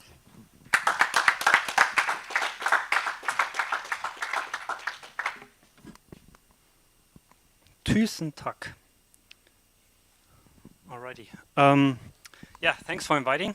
I was invited a few weeks earlier, so I had time to fly down from Bodø today. I'm actually We heard a lot about geopolitics and hype and crisis and conflicts in the Arctic, and I often refer to myself as being one of these geopolitical hype kids from back in 2007. I was an exchange student here in Oslo in 2007, and that was the beginning of some of this high north hype here in Norway, I would say. And we heard a few nuances about the Arctic when we studied up in Blindern. And then I went back to Vienna, and I had to write a master thesis. And I thought, okay, yeah, master thesis, what topic? And then actually I was told, why not writing something about Norway? Nobody writes about Norway in Austria. And I thought, that's a good idea. And then I thought, what could be interesting? And then it was all about energy in the high north, the Arctic. I reached out to one of, I think she was the leader at that point of the, or the project manager of the Geopolitics of the North project. Rolf was the leader of, to help me out with research. So now with 2020, I'm still here doing Arctic things. What I want to talk about is something that seldomly comes up in these bigger Arctic debates, but I think, of course, that has certain relevance, not only for the Arctic, but of course also for you here in Norway and for us generally in Europe, which is, of course, the European Union, and in that regard, their Arctic ideas, their Arctic policies, and their interest, etc. So I'll talk a bit about also like following up on what Rolf said and what we heard from Øystein about security in the Arctic and what does it mean from an EU perspective. We all know that the EU is not a hardcore security actor, but security can be defined rather broadly. And of course, things are changing also in Brussels and in Europe in general because of what has been mentioned before. China, Russia, etc. The same old. So the basic question now, and I think that could be an interesting follow-up question already to Ralf, when, you know, for our discussion, is like, what changed between 2007 and today in that hype, conflict, geopolitical tension discussion when it comes to the Arctic? Because I remember, I told you, being that hype kid, we discussed the same things back in 2007, 8, 9. You know, I heard the same presentations, the same thoughts, you know, there will be soon tension in the Arctic. And then more and more discussion started from serious researchers on why this will not be the case. And now we have 2020, and it seems the same debate starts over again. You know, we hear a lot about potential tensions in the Arctic. We hear a lot of thoughts by researchers why this is not the case. The same comes from policymakers all over Arctic states. Of course, we have exceptions. But still, it's popping up again, this tension discussion, you know. And in that regard, it's also popping up in Brussels. And what we see here right now is a new momentum, in what I would call a new Arctic momentum in Brussels and within the European Union, that there is a need for a new Arctic policy. And we'll talk a bit about what the EU is and what Arctic policy means from an EU perspective. But you all know we have a new commission, we have a new parliament, and it's normal for both a new commission and a new parliament to, you know, come up with their own thoughts on certain areas, on certain policy, whatever. So it's rather logic that there is now more and more interest in, or regained interest in the Arctic in Brussels as well. We see a new special envoy / a new ambassador for the Arctic. We have a couple of very distinct Arctic-related assessments going on in Brussels, like a new footprint assessment. What kind of impact does the European Union has, or the policies of the European Union on Arctic areas? What has past policies, or how have past policies impacted the Arctic? The European Parliament issued a new analysis on the Arctic recently, and just this Monday, the Commission presented their work program for 2021, and there it was clearly stated that in 2021 we will see a new policy paper by the European Commission and the High Representative on the Arctic, most likely in November 2021. So these are the few things you have to keep in mind, and also like what we have heard before, also what we hear more and more in Brussels, China is in the Arctic, Russia is always in the Arctic, maybe we should also focus on the Arctic, you know, in a very blunt way. But we'll go a bit into that later on, but you will see that security, hard security matters have not really been a hot topic in that regard from a European Union perspective, but now you hear more and more voices that maybe we should also focus a bit despite the lack of competence and power the European Union has in that regard.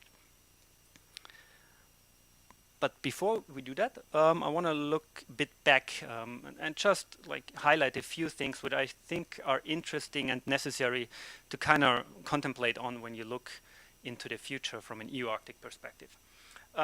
First of all, I think that discussion is over, but in the beginning there was a lot of discussion, is the EU an Arctic actor or not?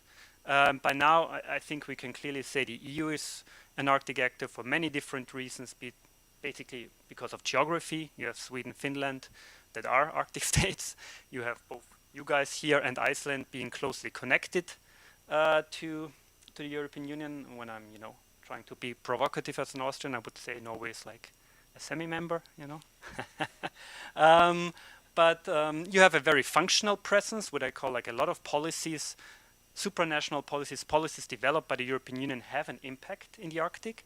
And then, of course, you have a so-called environmental impact, with which goes in the same directions, but also like money impact. A lot of research funding goes in the Arctic, a lot of regional development funding goes into the Arctic, especially, of course, Finland and Sweden.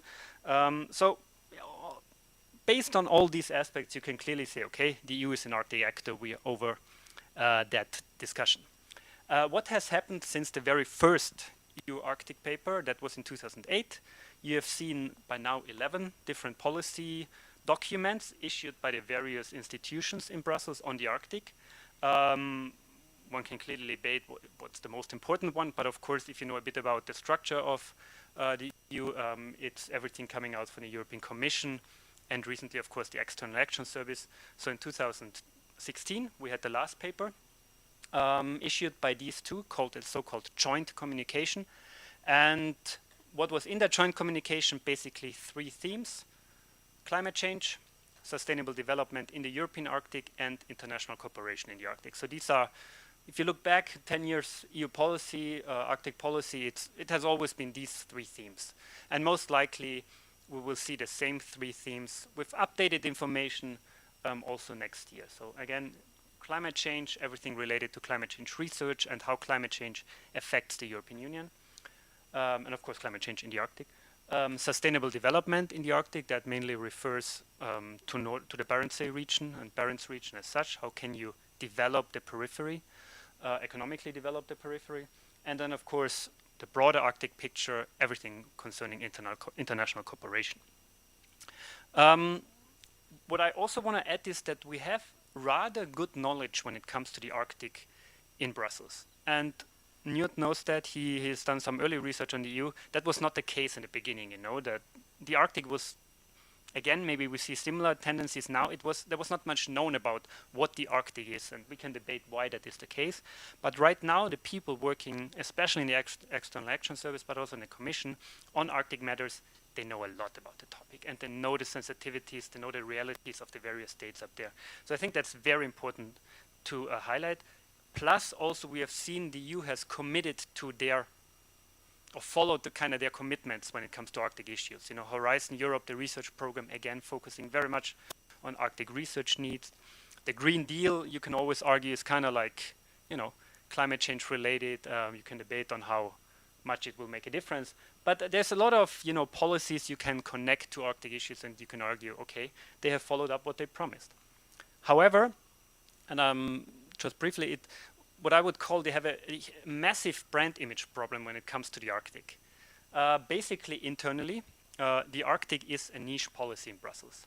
It's not the most important, I think following Øystein's assessment also, it's not the most important policy domain or area as such, for various reasons. And I always argue, why should somebody in Vienna or in Budapest or in Rome care about the Arctic, And of course, you will always have arguments why they should do, but in generally, what's the bigger picture? What are the crises Europe is confronted with? We've seen a migration crisis, financial crisis, we've seen Crimea, etc., etc. So again, maybe some a bit provocative point sometimes, but sometimes I guess for Europe that has always only reacted to crisis, we see kind of a lack of crisis in the Arctic that's really triggering a broader European movement on why we should focus on the North.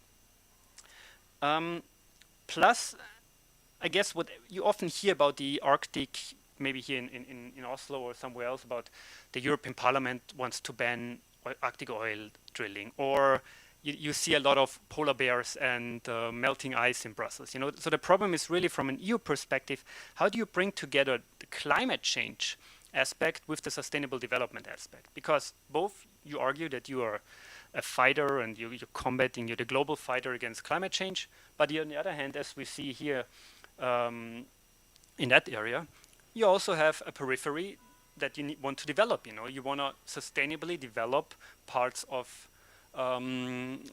your union, whatever you call it, that are, you know, lacking a bit behind when it comes to economic opportunities, you know, young people staying there, etc., etc. So I think that's a bit the. There are many nuances to that, but I think these are some of the aspects when it comes to this so-called internal or domestic brand image problem. Externally, we still see to some extent a lack of recognition of why the European Union should be involved in Arctic matters. I think they were still stronger years ago, but I personally experienced that often when it comes to attending conferences. You know, yeah, talk about the EU, and then in the end, you talk about China and Norway and Russia, you know, and Brussels is sidelined, you know. And you often see that also when it comes to Arctic Council's discussions and all over, you know. The question is really, yeah, the EU, they are there, and sometimes I wonder, especially when it comes to non-European actors, like if they actually understand, and I'm not like, you know, I'm not paid by the European Union to say that, but you know, I wonder if like they understand what importance that kind of union has here in Europe, you know. I mean, and we'll focus a bit later on, you know, when it comes to the competences and the power Europe has, Europe meaning European Union, has with a lot of policy domains and a lot of developments that also affect the Arctic. Another topic, of course, that was always present in, and that kind of relates to the first 2 points, was which Arctic do we talk actually about when it comes to the EU and the Arctic generally? Which Arctic do we talk also from a Norwegian perspective maybe, but also from an EU perspective? Do we talk about this kind of blue areas, you know, the European Arctic, everything that's closely related to the EU, or do we talk about the broad Arctic, you know, the circumpolar Arctic and everything related to that, you know? I mean, the question is always, how can you fit such a region into one policy paper, you know, and be comprehensive, have something integrated, and have something where you can convince a lot of different, you know, people or a lot of different institutions to actually be more involved. So in that regard, what we have seen now is like, regardless what you read in news or by some of the researchers, the EU has no strategy for the Arctic. The EU has policy documents and statements on the Arctic, but there's no strategy. One can always debate of how important that how important it is to distinguish between a strategy and policy. Maybe it's more like an academic debate or a research debate. But I would always argue that a strategy is something bigger, where you try to mainstream all the different actions from the member states, from the supranational level, into one bigger strategy, you know. And that has not been the case for various reasons. Secondly, and I think that's always important, I don't know how many journalists are still here, but the European Union is not the European Union. There are different actors within the European Union, and it matters of who says what, you know. It matters if a member of the European Parliament wants a moratorium on Arctic drilling, or if the Commission says that, you know. I mean, if a Green member of the European Parliament wants that, I mean, that's his or her right to do that, you know. But it does not matter that much on the policy process as such. And this brings me now maybe to the most boring, but I think a very important aspect, the matter of competences. You know that the European Union works on treaties, Treaty of Rome, Maastricht Treaty, Lisbon Treaty, etc. And in these treaties, clearly highlighted what kind of competences the supranational level, the European level, Union level, has with regard to policy domains or policy aspects, and which kind of competences the member states still have. And I will not go into detail, but you may know that we distinguish between exclusive and shared competences. And the EU has some very important exclusive competences where they act. And with regard, for example, to the common fisheries policy or the biological diversity aspect within the fisheries policy is one, but of course also the customs union, etc. Then we have shared competences, and that relates to environment, energy issues, and there the member states are only allowed to act if the European Union hasn't acted in whatever kind of aspect related to these topics. Why do I tell you that? Because topics we've discussed and heard before, security, that's a topic, that's a competence the EU has not. We have, of course, we have the External Action Service, we have the High Representative. There are tendencies to, of course, become more of like a union with regard to foreign and security policy, but there the competence is still very much with the member states, and as we all know, different states have different interests, you know. I mean, Portugal and Spain is maybe more or less concerned with developments in the north or with in the east than, you know, Baltic states are with Russia, etc. So the question is really, how do you bring these different nuances and these different competences together? No, I had a picture here. So yeah, imagine there is a picture instead of the white field. So what has changed actually now in Brussels, in the Arctic, that we, you know, talk a bit more about geopolitical, more geopolitical European Union and more an Arctic where geopolitical tensions are rising again. I'm not going much more into detail on what has been discussed by my two previous speakers on what's going on in the Arctic. From a European perspective, I mentioned already China. China is very bluntly again, maybe the new big thing, you know, there's more and more convergence within the member states to be, maybe we should be more skeptical with regard to China. In an EU Arctic discussions, I find it always very interesting when I talk to Finnish representatives, either from, you know, local communities, from ministries, whatever, you know, that there's a bit of more of a positive thinking when it comes to China. Of course, it's all about investments, but then at the same time, you also hear, but yeah, we talk a lot about potential investments of Chinese companies, etc., in Finland or in the Barents Sea region, but we don't see them as such, you know. So there's a bit of, again, there's a lot of maybe hype or talk, but less of a follow-up. Then again, you know, if you go a bit more into local communities and see how bureaucrats, Chinese bureaucrats, try to influence, for example, there are cases out there in Greenland, you know, then you think, okay, maybe we should also take these considerations into account. What else has changed in Brussels is, of course, Crimea. The Ukraine crisis has happened. That has a deep impact in not only, like, let's talk about security only, but also in diplomatic circles within the security domain, that maybe the EU should have a bit more of a unified strategic idea of what Europe wants to do in the future.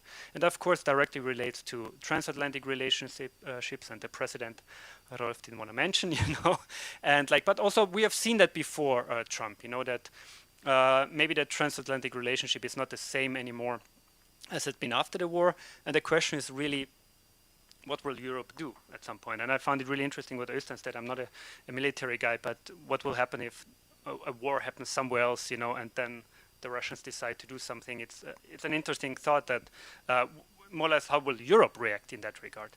And what has, based on like these two very plain topics, or very like superficially looked at topics, China and Ukraine / Russia, Crimea, is of course what's happened on the EU level. We have seen French President Macron last year, who was very clear that the EU should have a greater geostrategic awareness.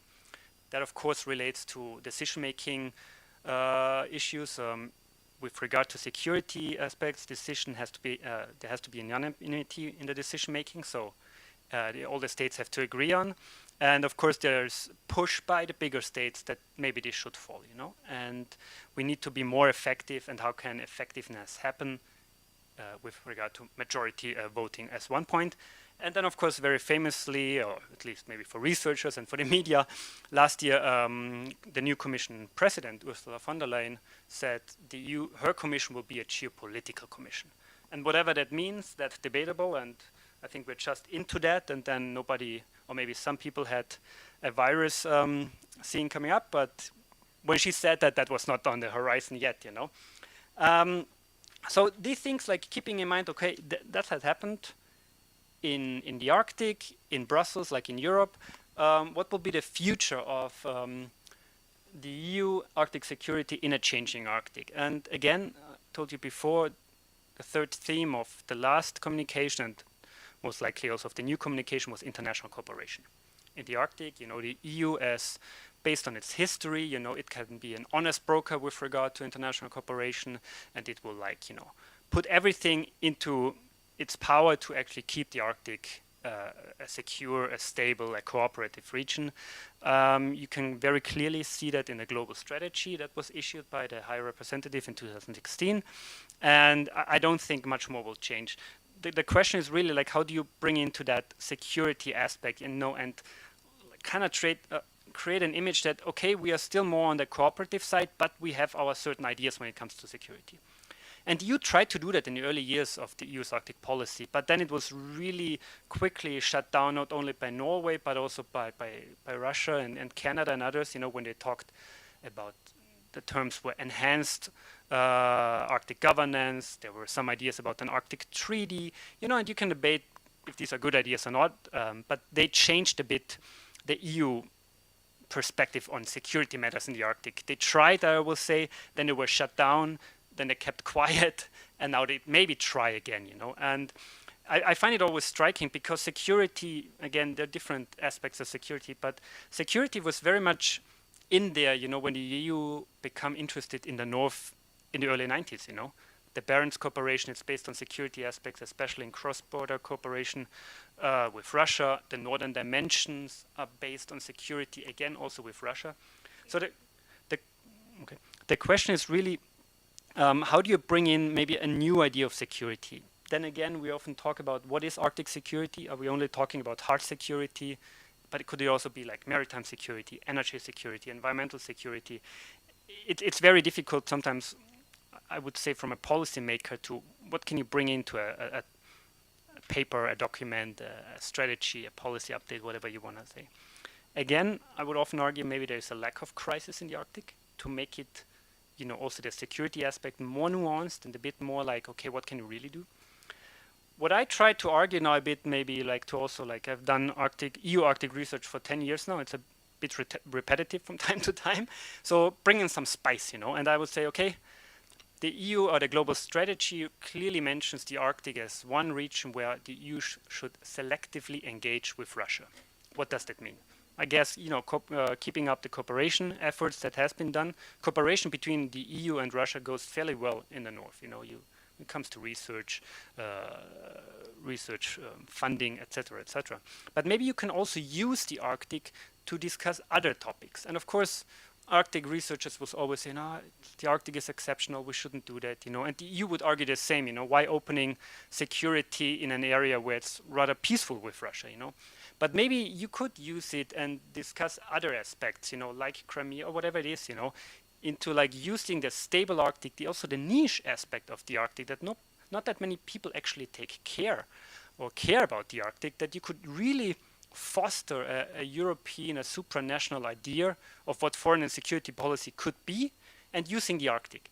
Maybe this is all very naive, but sometimes I wonder how could the EU also try to be a stronger security actor without changing its entire system and changing its entire how it works together. But normally what we have seen over 60 years European Union, it's steadily growing, and it's growing into becoming more and more a union, and member states working together. And I think we'll see the same maybe in the long run also with security policy or foreign policy as such.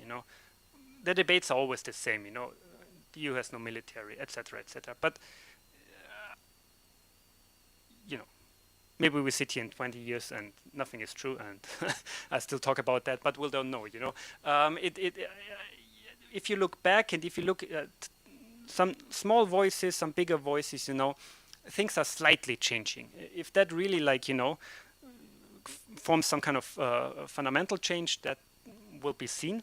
What I would also find interesting, maybe also from a Norwegian perspective, how then Norway perceives its role within Europe. I mean, we know that I think the Norwegian representation in Brussels is the biggest one, or one of the biggest ones, so it's a very strong presence in Brussels. We also know that Norway was very much influencing the Commission in the early years of the Arctic policy, into kind of like knows also more about that, into creating like kind of a Norwegian perspective within the EU's Arctic policy. But we also have seen like, some small incidents where Norway and the EU did not agree on Arctic matters.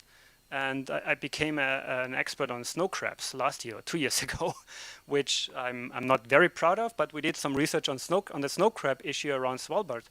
And there you have seen that how, again, on a very institutional levels, there were a major difference of the perception of the Svalbard Treaty, of Norway's idea about Svalbard, of Europe's idea about Svalbard. And the dangerous thing in that regard is actually a niche aspect of the Arctic, We've discussed with several members of the European Parliament who were really annoyed by the Norwegian approach to fisheries around Svalbard, and they were saying like, if the Norwegians, they're constantly questioning on when it comes to fisheries aspect around Svalbard, if they continue to do that, we might gonna question Svalbard, and that was the old parliament, and most likely these things never end up into something more concrete. But with the Arctic, I wonder sometimes in Brussels, because it being such a niche, small voices, individual voices have actually more of a say than in a broader or in a more important area than the Arctic. So I would be interesting to hear also your thoughts on Norway's role with regard to a changing EU, a changing Arctic security perception, and I'll leave it like on that. Thanks.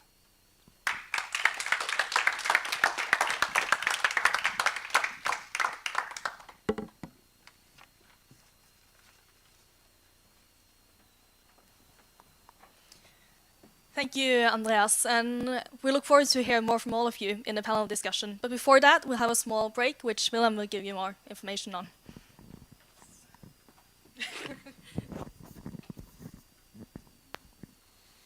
Yep, we'll be back in 15 minutes for the panel discussion.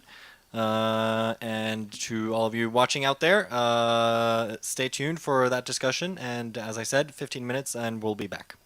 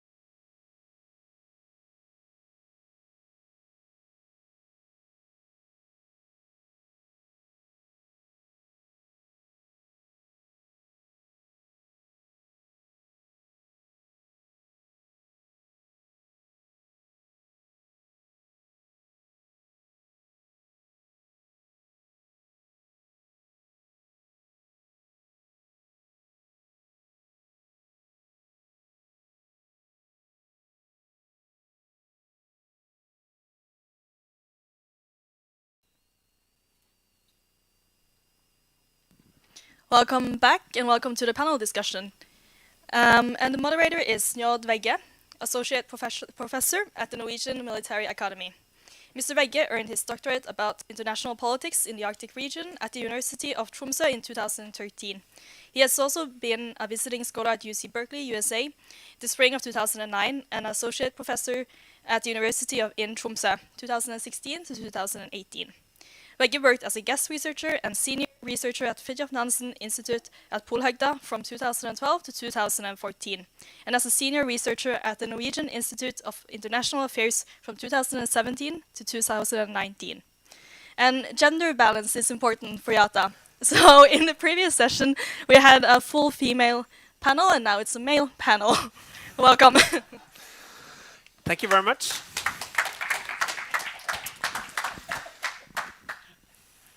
So I'm happy to moderate this debate, and I can assure you that there's come a lot of questions on your webpage, and in addition, I think we could start with some questions that I've prepared based on the discussion, and in the end, we'll also open the floor for all of you to raise your hand and ask the panelists if you want.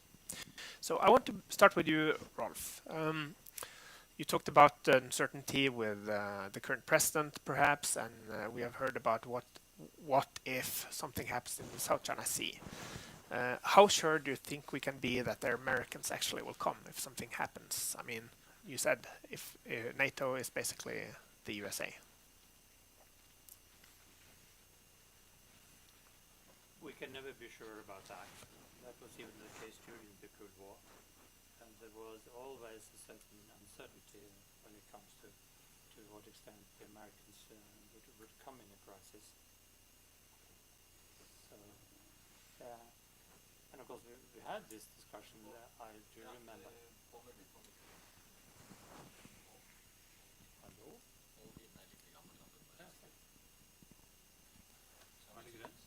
Skal jeg begynne på igjen, eller? For the sake of the global Just do it over again. Well, we can never be certain when it comes to to what extent the Americans will arrive in a crisis. That was the case during the Cold War.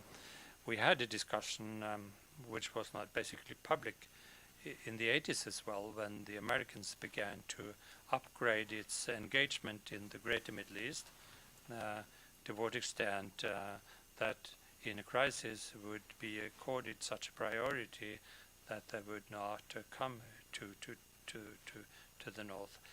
But whether you can discuss various scenarios, and there are many scenarios that would, when you might assume that it might be hard to have substantial support. I'm talking about that because you have to make a distinction here. But you can respond in many ways. That's important. If there is a crisis in Finnmark, it is not necessarily so that Allied forces will have to send forces into Finnmark. They can respond in other ways. They can respond horizontally, moving into the Baltic region, using other means than physical weapons, cyber operations, whatever it is, clandestine operations. So there is a variety of means here. We can never ignore the fact that yes, we can toy about the idea that the Americans won't come, but what then? We can't invent countries. There are basically no other countries as of today that can fill that position. At the same time, there is a movement all the time, and what I would focus on is that we are in the midst of a very exciting development of the Nordic cooperation.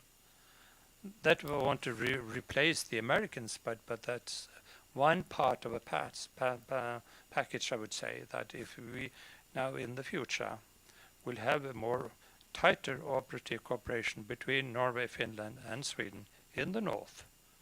For example, take the logistic dimension, that we can join forces in sending the troops, whatever it is, to the north, not being that vulnerable to send them along the Norwegian coast, just imagine the strength of the Scandinavian air forces if they joined forces. Just to illustrate what I'm talking about. And one should not forget Britain either. Britain is, of course, they have this global ambitions. But if you look beyond that, there is the UK, the Royal Marines, very eager to establish a role for itself in the north. So if you put all those pieces together, there is something. So just following up a little bit on on that question. So we have a more symmetrical sort of conflict scenario now. You talked about Second Fleet and Norfolk and the new 5th military district being created next year in Russia. And we have seen exercises from the western side moving into the Barents Sea and the Russians moving all the way to Geoke Gap. So in case of a clash, where do you think the battle would happen? Is it all like long distance missiles, or will it be a terrestrial dimension, or how do you envision that? I don't know.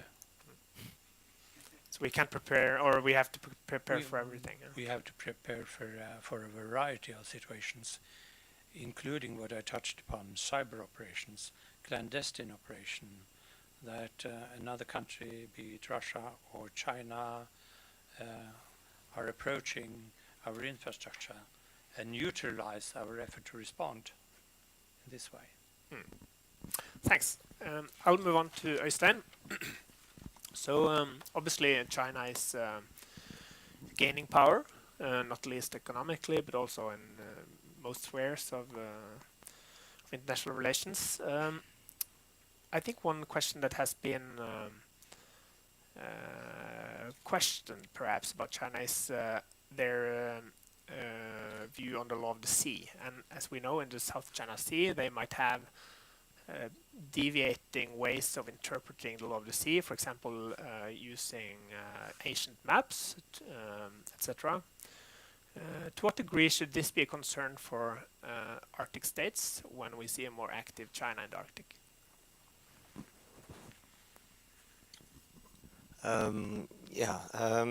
So can I just add just like a little point to what Rolf was talking about? I share all those views. I just think it's really important to remember that even though it was uncertainty about the US willingness to defend Europe during the Cold War, the main challenge for the United States were in Europe. Now, I would argue the main challenge for the United States is China and East Asia, and that makes the kind of geopolitical picture a little bit different, and it also affects kind of the uncertainty about how the United States will respond. But having said that, I share all the points that Rolf mentioned. When it comes to China's view of the law of the sea, I think yes, they have done this. It's historical claims. They point to all these maps. They find some different things saying that there were some Chinese fishermen down on these reefs hundreds of years ago, which is not the way you make your claims about sovereignty in the maritime domain. And the Hague Tribunal in 2016 ruled that this is not in accordance with the law of the sea and so forth. The Americans this year, for the first time, have been very explicit, saying that this is unlawful activity. Under the Obama administration, they were more cautious, but Pompeo was very, very blunt this summer. So clearly they are in breach, in my view, of the law of the sea. But having said that, I think it's very different from how they behave and act elsewhere, where they don't consider it their own sovereignty. So I don't think that you will see China, even if they become very powerful in 10, 20, 30 years, making sovereignty claims in the Arctic. They call themselves an air Arctic state. It really doesn't matter. They have stated several times that they respect the sovereignty of the coastal states in the Arctic, and they have written that into their Arctic strategy. So, and they haven't behaved in any ways that contradicts that kind of official statements. But of course, when it comes to Taiwan, when it comes to the South China Sea, when it comes to the East China Sea and the Senkaku Islands, it's very different. They do consider these islands, these reefs, as their sovereign territory and act accordingly. Another issue that's often coming up is while China perhaps might not have a big, let's say, military footstep in the Arctic, one could increasingly see an investment profile that potentially could be a problem. There are small states like Iceland, Norway, Denmark, etc. To what degree should the Arctic states be concerned about investments from China? No, I think they should be very concerned, at least if you look at the broader picture. And this is not just underdeveloped countries, whether it's in Africa or Asia or Latin America. These are, really some of the most powerful countries in the world, like Japan, South Korea, Australia. They have all been sort of sanctioned by China, the South Koreans over the THAAD missile system, Japan over the Senkaku Island dispute, Australia now recently sanctioned with cotton and wine, and then before that iron ore. Philippines about bananas because they have disputes with the Chinese. The Canadians have disputes with the Chinese. They are sanctions over canola. You see this all the time. And for Norway, we have 6 years in the freezer, was sanctioned, but at that time, Norway's trade with China wasn't that large. It wasn't that big. China was not even a top 10 trading partner for Norway. And if that increases, if you in the future get more Chinese investments, more trade, and so forth, you become more dependent on China, and these kinds of sanctions will hurt you more, and you will think differently about accommodating China. And then the other aspects is of course the Arctic region is a very vulnerable place, like Greenland, as you mentioned, Iceland. Are small states, and relatively small investments can make a big difference. So you have to be very careful about that, and you have to make a proper analysis of the kind of risk assessment connected with this, and we haven't really done that yet. So how can states actually meet this potential challenge? Is it to have new regulations or legal development? Yeah, I think, of course, that's a very important point. I think Norway has shown throughout many years, decades, that even if it's a small state, it has a really good legal expertise, it has regulations, so it could actually handle a dispute with Russia, it could handle the Svalbard issue, and it's managed to sort of fend off great powers and even superpowers. So I think Norway has good kind of competence to maneuver, but they have to be more patient and not just jump on board on any kind of investments that the Chinese are offering, because there are strings attached to a lot of those investments, and we haven't really, as I said, we haven't really mapped out what kind of investments are the Chinese doing, who is behind these investments. There are very different companies and who are actually controlling these companies. And we don't have clear assessment of how is this shaping Norwegian foreign policy, what can they do about this. In some cases, not much. Other cases are more important. So the 5G discussion on Huawei started this, but there will be much more to come. And I think that the new free trade agreement with China is not really a good idea. I think it should be delayed at least to make a proper assessment of what more investments, more trade with China will mean for Norway. Thanks. So, Andreas, you talk about that there might be a tendency towards focusing a little bit more on hard security issue in Brussels today. In case EU actually would develop some kind of Arctic security, also including hard security, what would be a common standpoint, or where would we see EU actually have an opinion? I mean, wouldn't there be very many different opinions internally? I mean, let's say Finland facing Russia in the north versus, let's say, southern European countries having very other focus areas and views on international relation questions. So where could we see, or what type of issues would the EU potentially actually have a hard security policy in the Arctic? Can you hear me? Yeah. I think there's no need to answer your question. You described the EU in a nutshell. You know, I mean, that's the major problem. You know, how do you get a common voice? How do you create a common voice based on so many different voices? You know, and especially with the Arctic, I think it remain what we'll see. You know, a very cooperative Arctic. Regional order in place, you know, emphasize the Arctic Council, etc., etc. And I think most states will agree on that based on, again, the niche aspect of the Arctic, a limited security-related interest by some member states, and that will be very much decided then by, as I said, you know, Finland, etc. The debatable thing in that regard is like how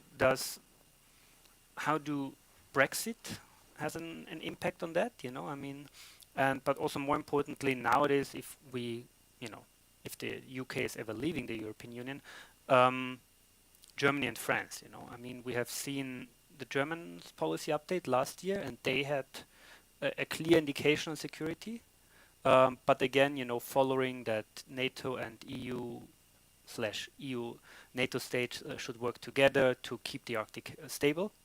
But then, of course, we had this very weird policy paper by the French Ministry of Defense, you know, that talked about the Arctic as exactly that combat zone, you know, and so Middle East, exactly. They compared it to the Middle East, and they referred to the late Prime Minister Rocard, who was a very controversial figure when he appeared in EU Arctic debates, because he was very much into that confrontational debate.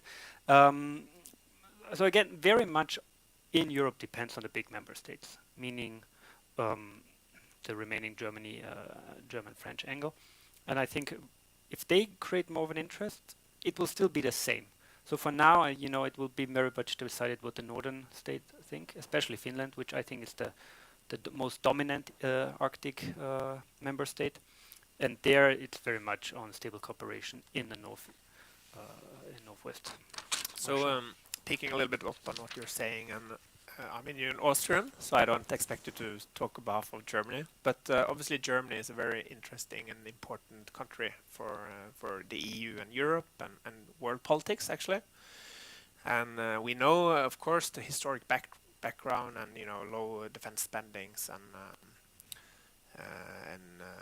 militarism for decades ago. But what can we expect from Germany, or where is Germany actually heading? I mean, it seems to try to not offend anyone and, you know, keep everyone happy, and it's a center of Europe. I think Germany is, even as an Austrian, you know, we have, I think, a similar relationship to Germany as you have to Sweden. But I think Germany is the most important actor in Europe in that regard. And what we have seen, I'm not an expert on the military considerations, so it's hard security consideration from Germany, but we have seen in Germany, of course, based on its history, that I guess very much believed in the end of history after the implosion of the USSR. You know, now we don't, and you see that also in the military spending, you know, now there's no more danger coming from the East. And I think that's changing a bit due to a lot of incidents, and of course also the not so new member states anymore that are influencing the EU's perception about and the threat perception when it comes to Russia, especially Baltics, but also Poland and others. the questions always with Germany, I think that hasn't changed over the last 100 years or longer. You know, if it becomes too dominant in the European debate, then voices against Germany will become very strong. But of course, if it's then, you know, a bit laid back on certain issues, then states will cry, okay, what are the Germans thinking, you know? I think the interesting part with Germany will really be what will happen after Merkel. She was a dominant figure now for almost, how long, 16 years? And we don't really know what will be the next government. The Greens are surprisingly strong in Germany. I mean, they are, I think, way ahead of the Social Democrats. So there's, of course, debate about a similar coalition like we have in Austria between the Conservative and the Greens, with a very strong Green Party. And of course, their idea about security might be a different one that the Conservatives had. But of course, maybe in power that changes. I just quickly want to follow up on the China thing. I think you mentioned a very good point, Øystein, on like looking at the very local level, you know. How do companies, bureaucrats actually try to influence or have an impact on a local level? You know, we have seen that with regard to mining discussions in Iceland and in Greenland, you know, and you don't really know how these companies are connected to what kind of level in the Chinese political level. Most likely they are connected somehow to the Communist Party. But I think that's, you know, I totally agree on what you said, you know, will be, if you read their strategy, it's very peaceful, it's very, but I think if you look behind the curtain, the picture might be different to some extent. You know? And I think that's the interest. I think, you know, in politics, people might know a bit more due to diplomatic wires, you know, than we do. But I think that's a growing concern, at least in Europe. So thank you for that. And I just want to say that everyone now is supposed to send through the digital channel here. And before I open up with that, I just want to ask if are there any of you that want to comment on each other's perspectives, or if not, I can just jump to some of the questions. Yeah, Wolf. When it comes to China, Mike. Mike, yes.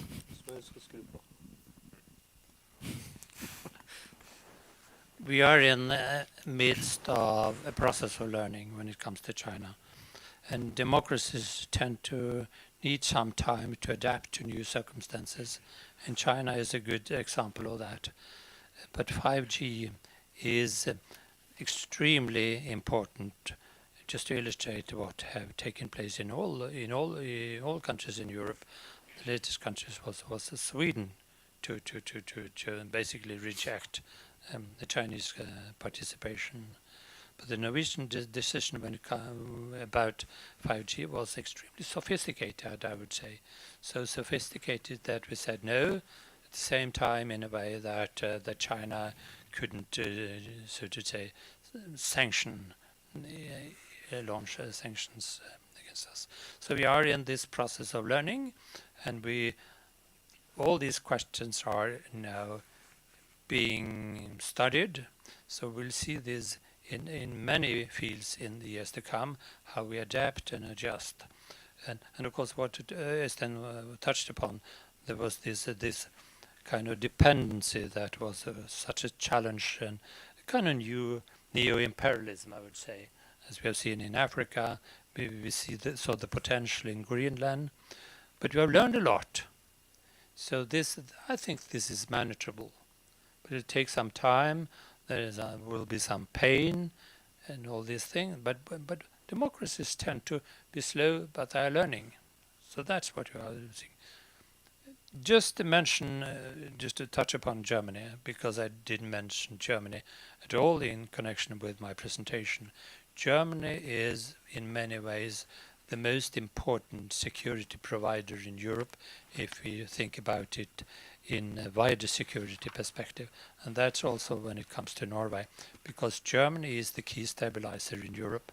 And it's Germany we will have to rely on when there is a crisis, economy, refugees, or whatever it is, to the extent there is one nation trying to lead, that's Germany. And to Norway, this country is extremely important, also because Germany is the most like-minded nation we have. in most situations we tend to have very similar positions to Germany. And in a crisis, well, they won't necessarily stand up in forward operations with the stronger military forces, but there is a package of instruments, there is the diplomacy, there's the economic instruments and things like that. And that's the strength of Germany. Thank you very much. Okay, then I'll move on to the questions here. So we have got some anonymous and some with names and some are several times. So I think we'll start on the top and take it from there. So this is a general question. What are you expecting from the Stortingsmelding, the white paper, on the northern areas due this fall? How will it affect our partnership in the north? So this is a very Norwegian question, but do anyone of you know about it? I don't know anything about it, so that's basically an assumption based on what one knows about Norwegian policy and earlier documents. I would guess this is basically a bottom-up process. When you add what the various ministries can contribute to the package, and when you have summed up what the various ministries can put to the table, you put some policy upon it. Okay, then we have a question from YATA Tromsø, Gaute Kornberg. What is the future aspect of Svalbard? What role does it have in the geopolitical playing field? Maybe also for you, Rolf. Well, that's probably the case also because I recently released an article about Svalbard from a security and defense perspective. So we tend to put too much security policy into the Svalbard issue. But to try to put it briefly, it is in the midst of Russia's key era of operations. So from such a perspective, it is somewhat vulnerable. But one should also have in mind that Russia is about to build up significant infrastructure. Franz Josef Land, a key airport, 3,000 meters, heavy bombers can operate from that.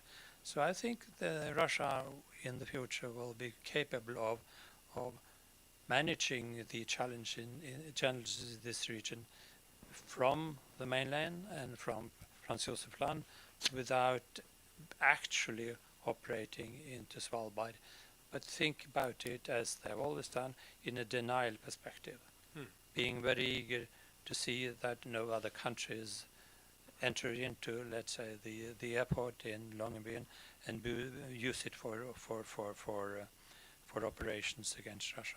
That is the military strategic perspective. Then, of course, there are disagreements between Russia and Norway when it comes to the Svalbard regime, the treaty interpretation of that. And that has been there basically all the time, and it continues to be nuances, some frictions about it. So we will continue to have those questions about Russian helicopters, fisheries in the zone and things like that. In itself, I don't think neither Norway and Russia will be very eager to escalate this, but it might be of interest for Russia to tease us, so to say, in various situations. Okay, here's a question for Øystein. And that's from Rasmus Gjelse Bertelsen. Øystein, how does U.S. missile defense infrastructure in Alaska and to Greenland and perhaps Vardø affect Sino-American nuclear mutual deterrence?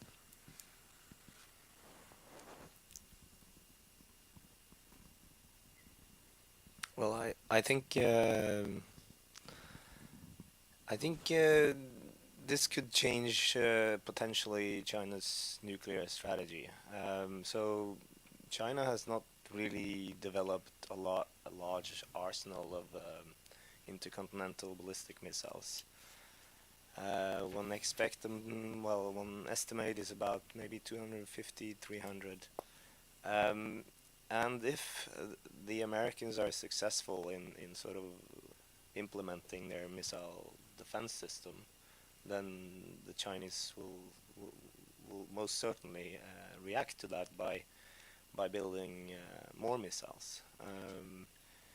Since they have so few, they will always be concerned about assured retaliation.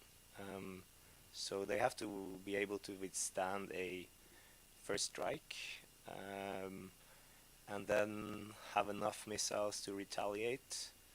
And if you are then facing a effective missile defense system that is working, then maybe you're not able to retaliate. And if that's the calculation, then the Chinese will build more missiles, and they will work even more strongly on their triad, which is not very effective yet. Their SSBNs are very noisy, and they have some difficulties with their new missile, the JL-3 missile, which has a range, which means that they can hit continental United States from the South China Sea if this works and if it's operative, but they still have some challenges with their new SSBNs. So basically the U.S. missile defense will push China to improve their SSBNs and build more ICBMs. So long-term, costly projects, probably. Yeah. Rasmus also asked Rolf and Andreas the following: what is the role of Barents Norwegian Seas for British and French nuclear deterrent? Go ahead.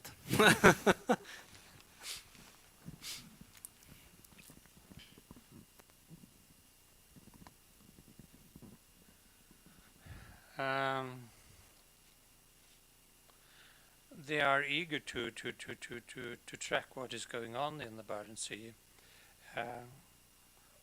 Many aspects here, but one of them is I touched upon the Severodvinsk, the new very silent submarine, and there is a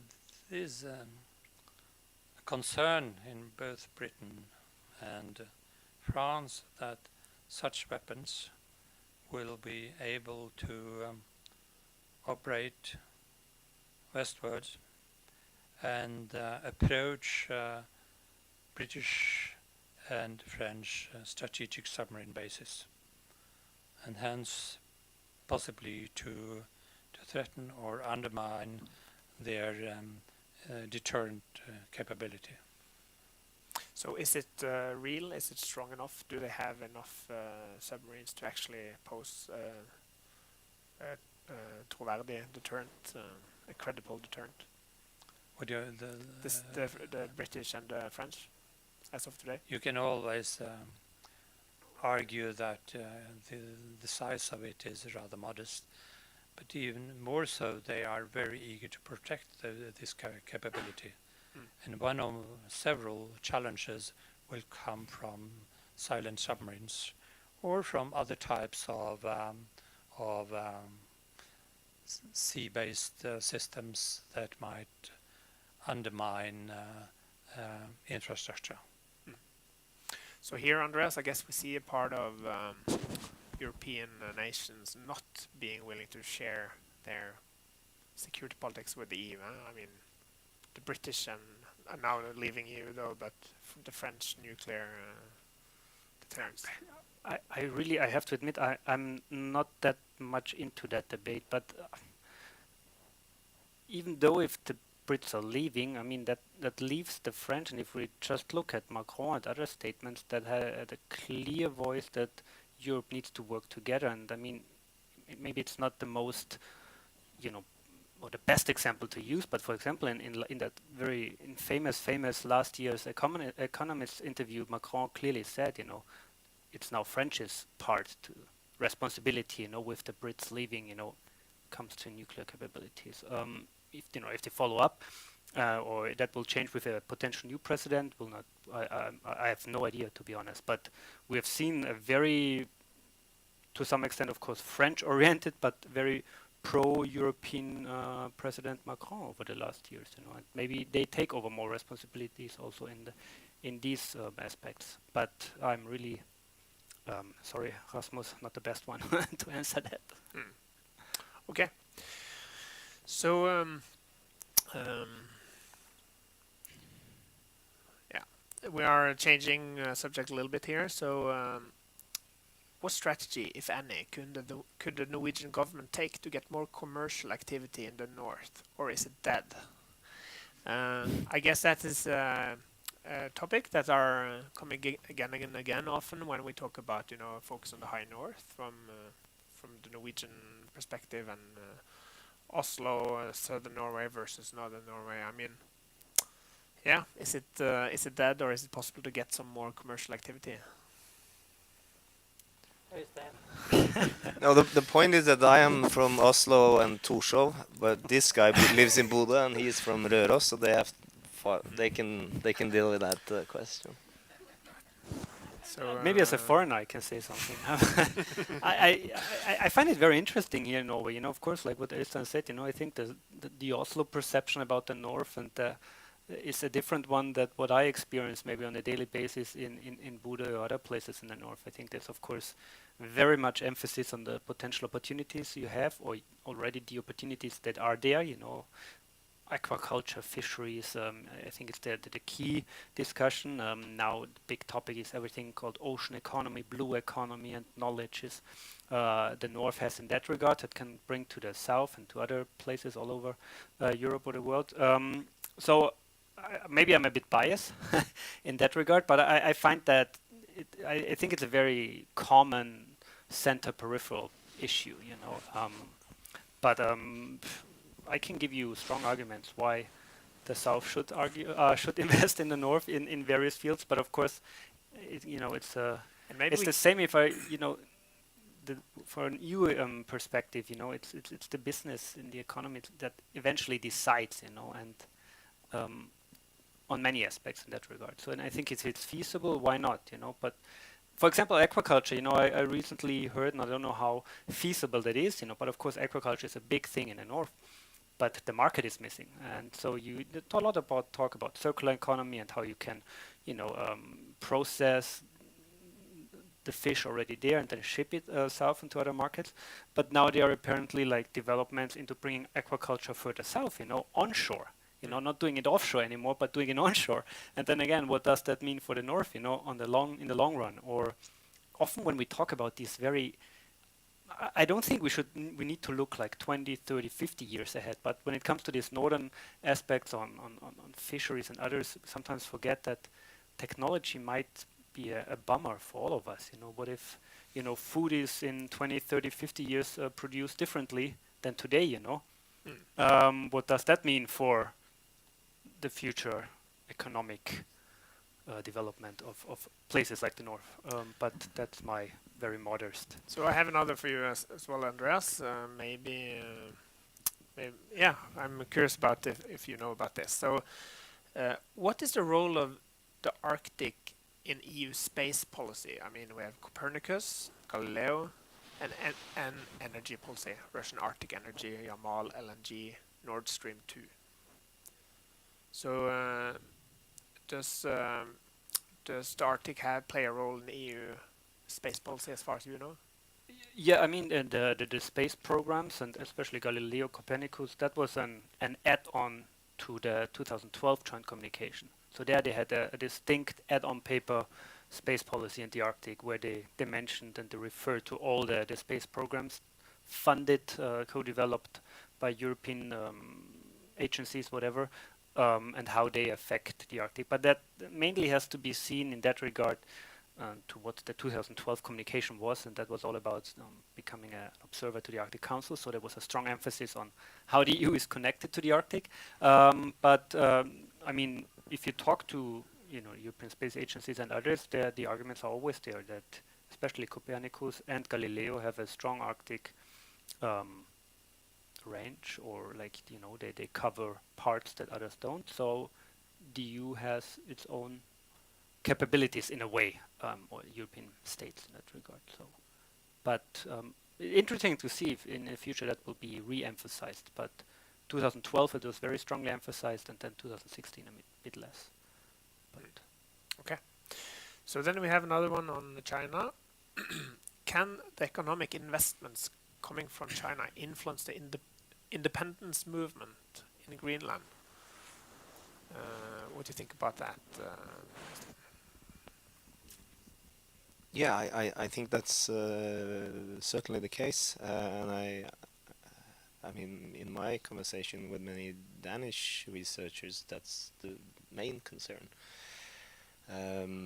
So I think what the kind of way Denmark responded to growing Chinese interest in Greenland was driven in many ways by this. Of course, there were other issues related to security aspects and the relationship with the United States and so forth. But basically, larger Chinese investments into a population of about 50,000 people and sort of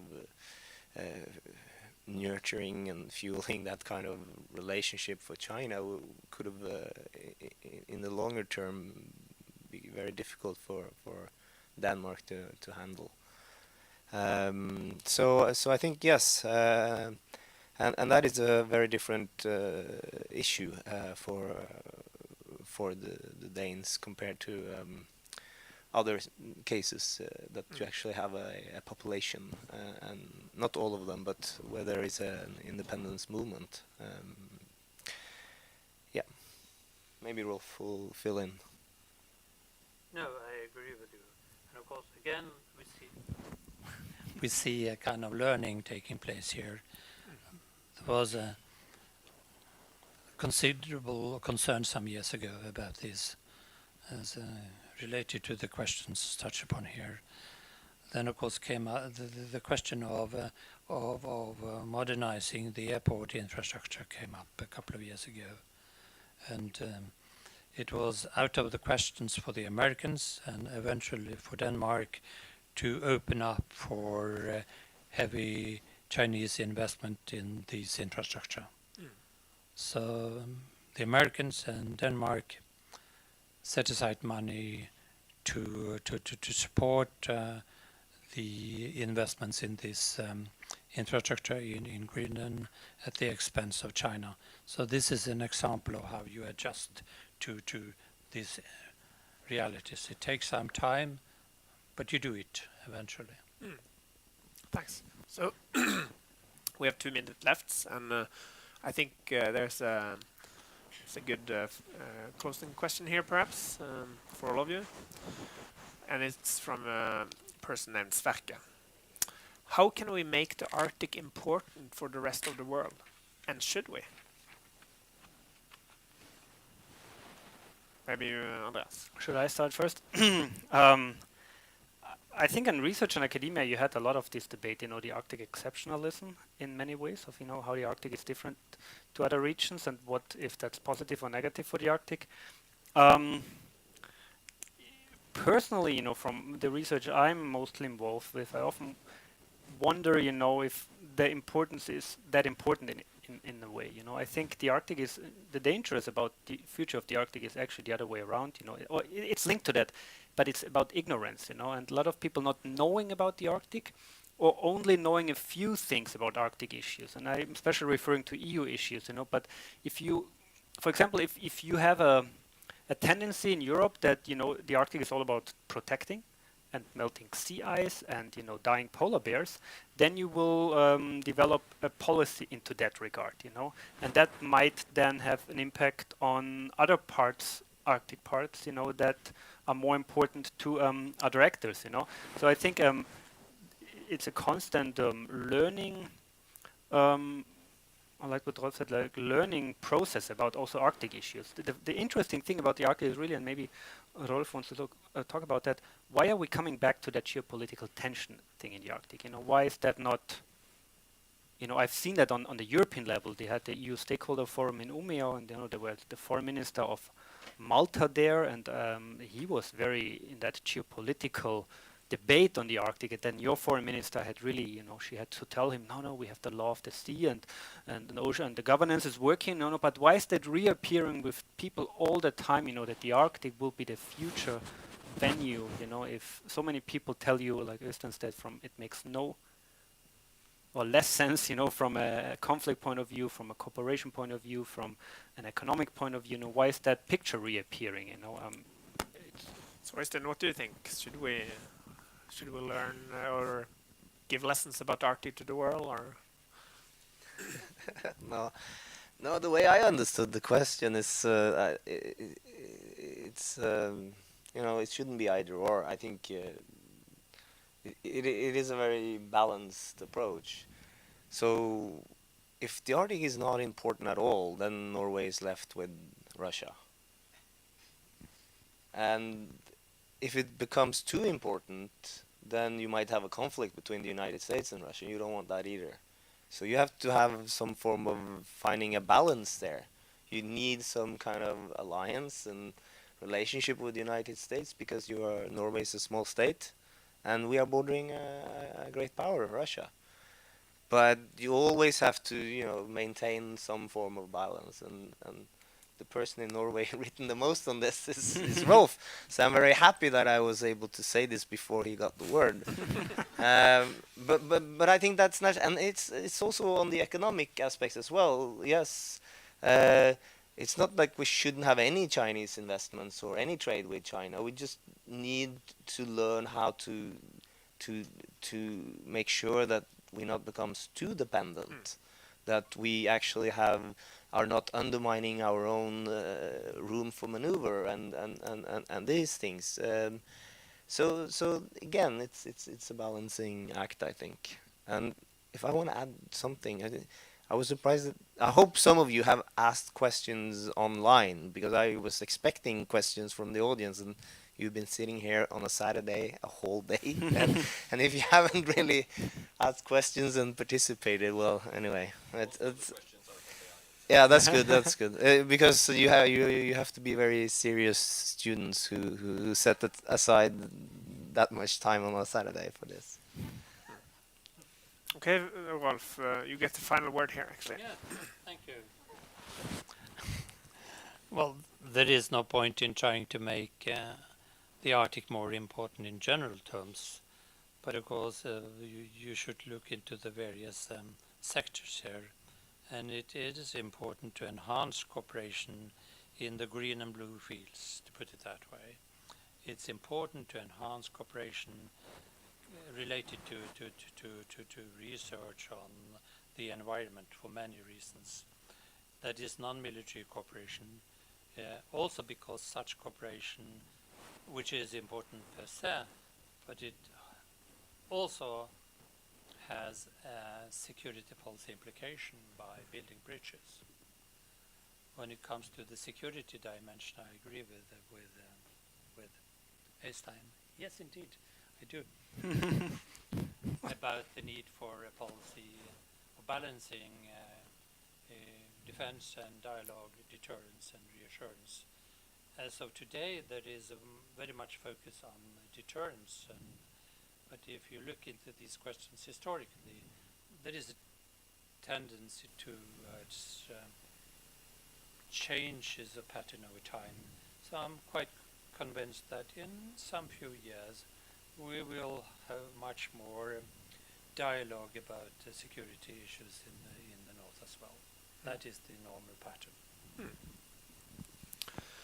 Okay, 5 minutes over time, but I guess that's fine. And I guess I can say thank you from all of us in the panel.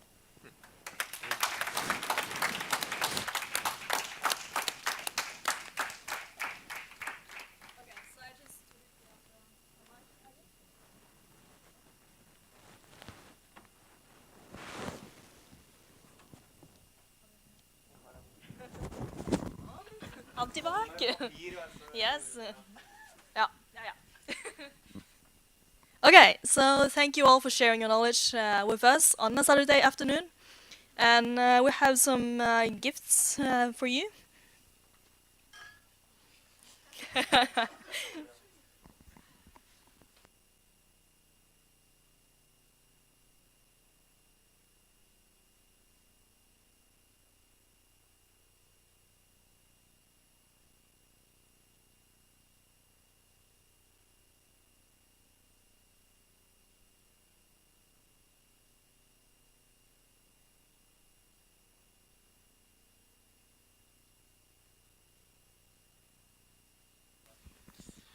All right.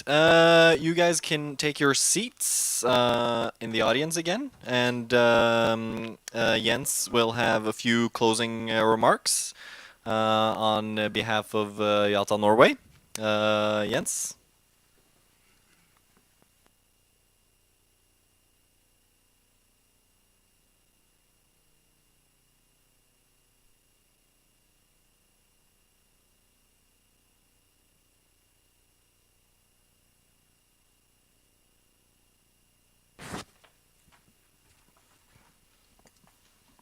Yes, dear all, it's a pleasure for me as president of YATA Norway to thank all of you for joining us here today on NorSec 2020. A special thank goes to the NorSec project group that have worked days and night, first related to the later cancelled conference in March this year, and secondly for being able to organize a new event on short time in these fast changing times of meeting and travel restrictions.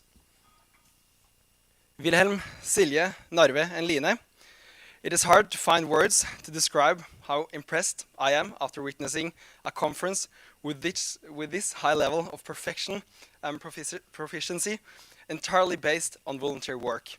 Applause. I'm sure that the project group for next year's conference that we are going to elect tomorrow really will feel that they are, as we say in Norway, jumping after Wirkola. I'm also honored to thank all of our excellent speakers that shared your experience and knowledge with us today in an educational and highly relevant way. Last but not least, I would like to thank all of our volunteers here today. This day would never have went this smooth without you, Jean-Marc, Caroline, Julia, Petter, and Lene. So, with these words, I want to close NorSec 2020 and thank all of you for spending this Saturday together with us in YATA Norway.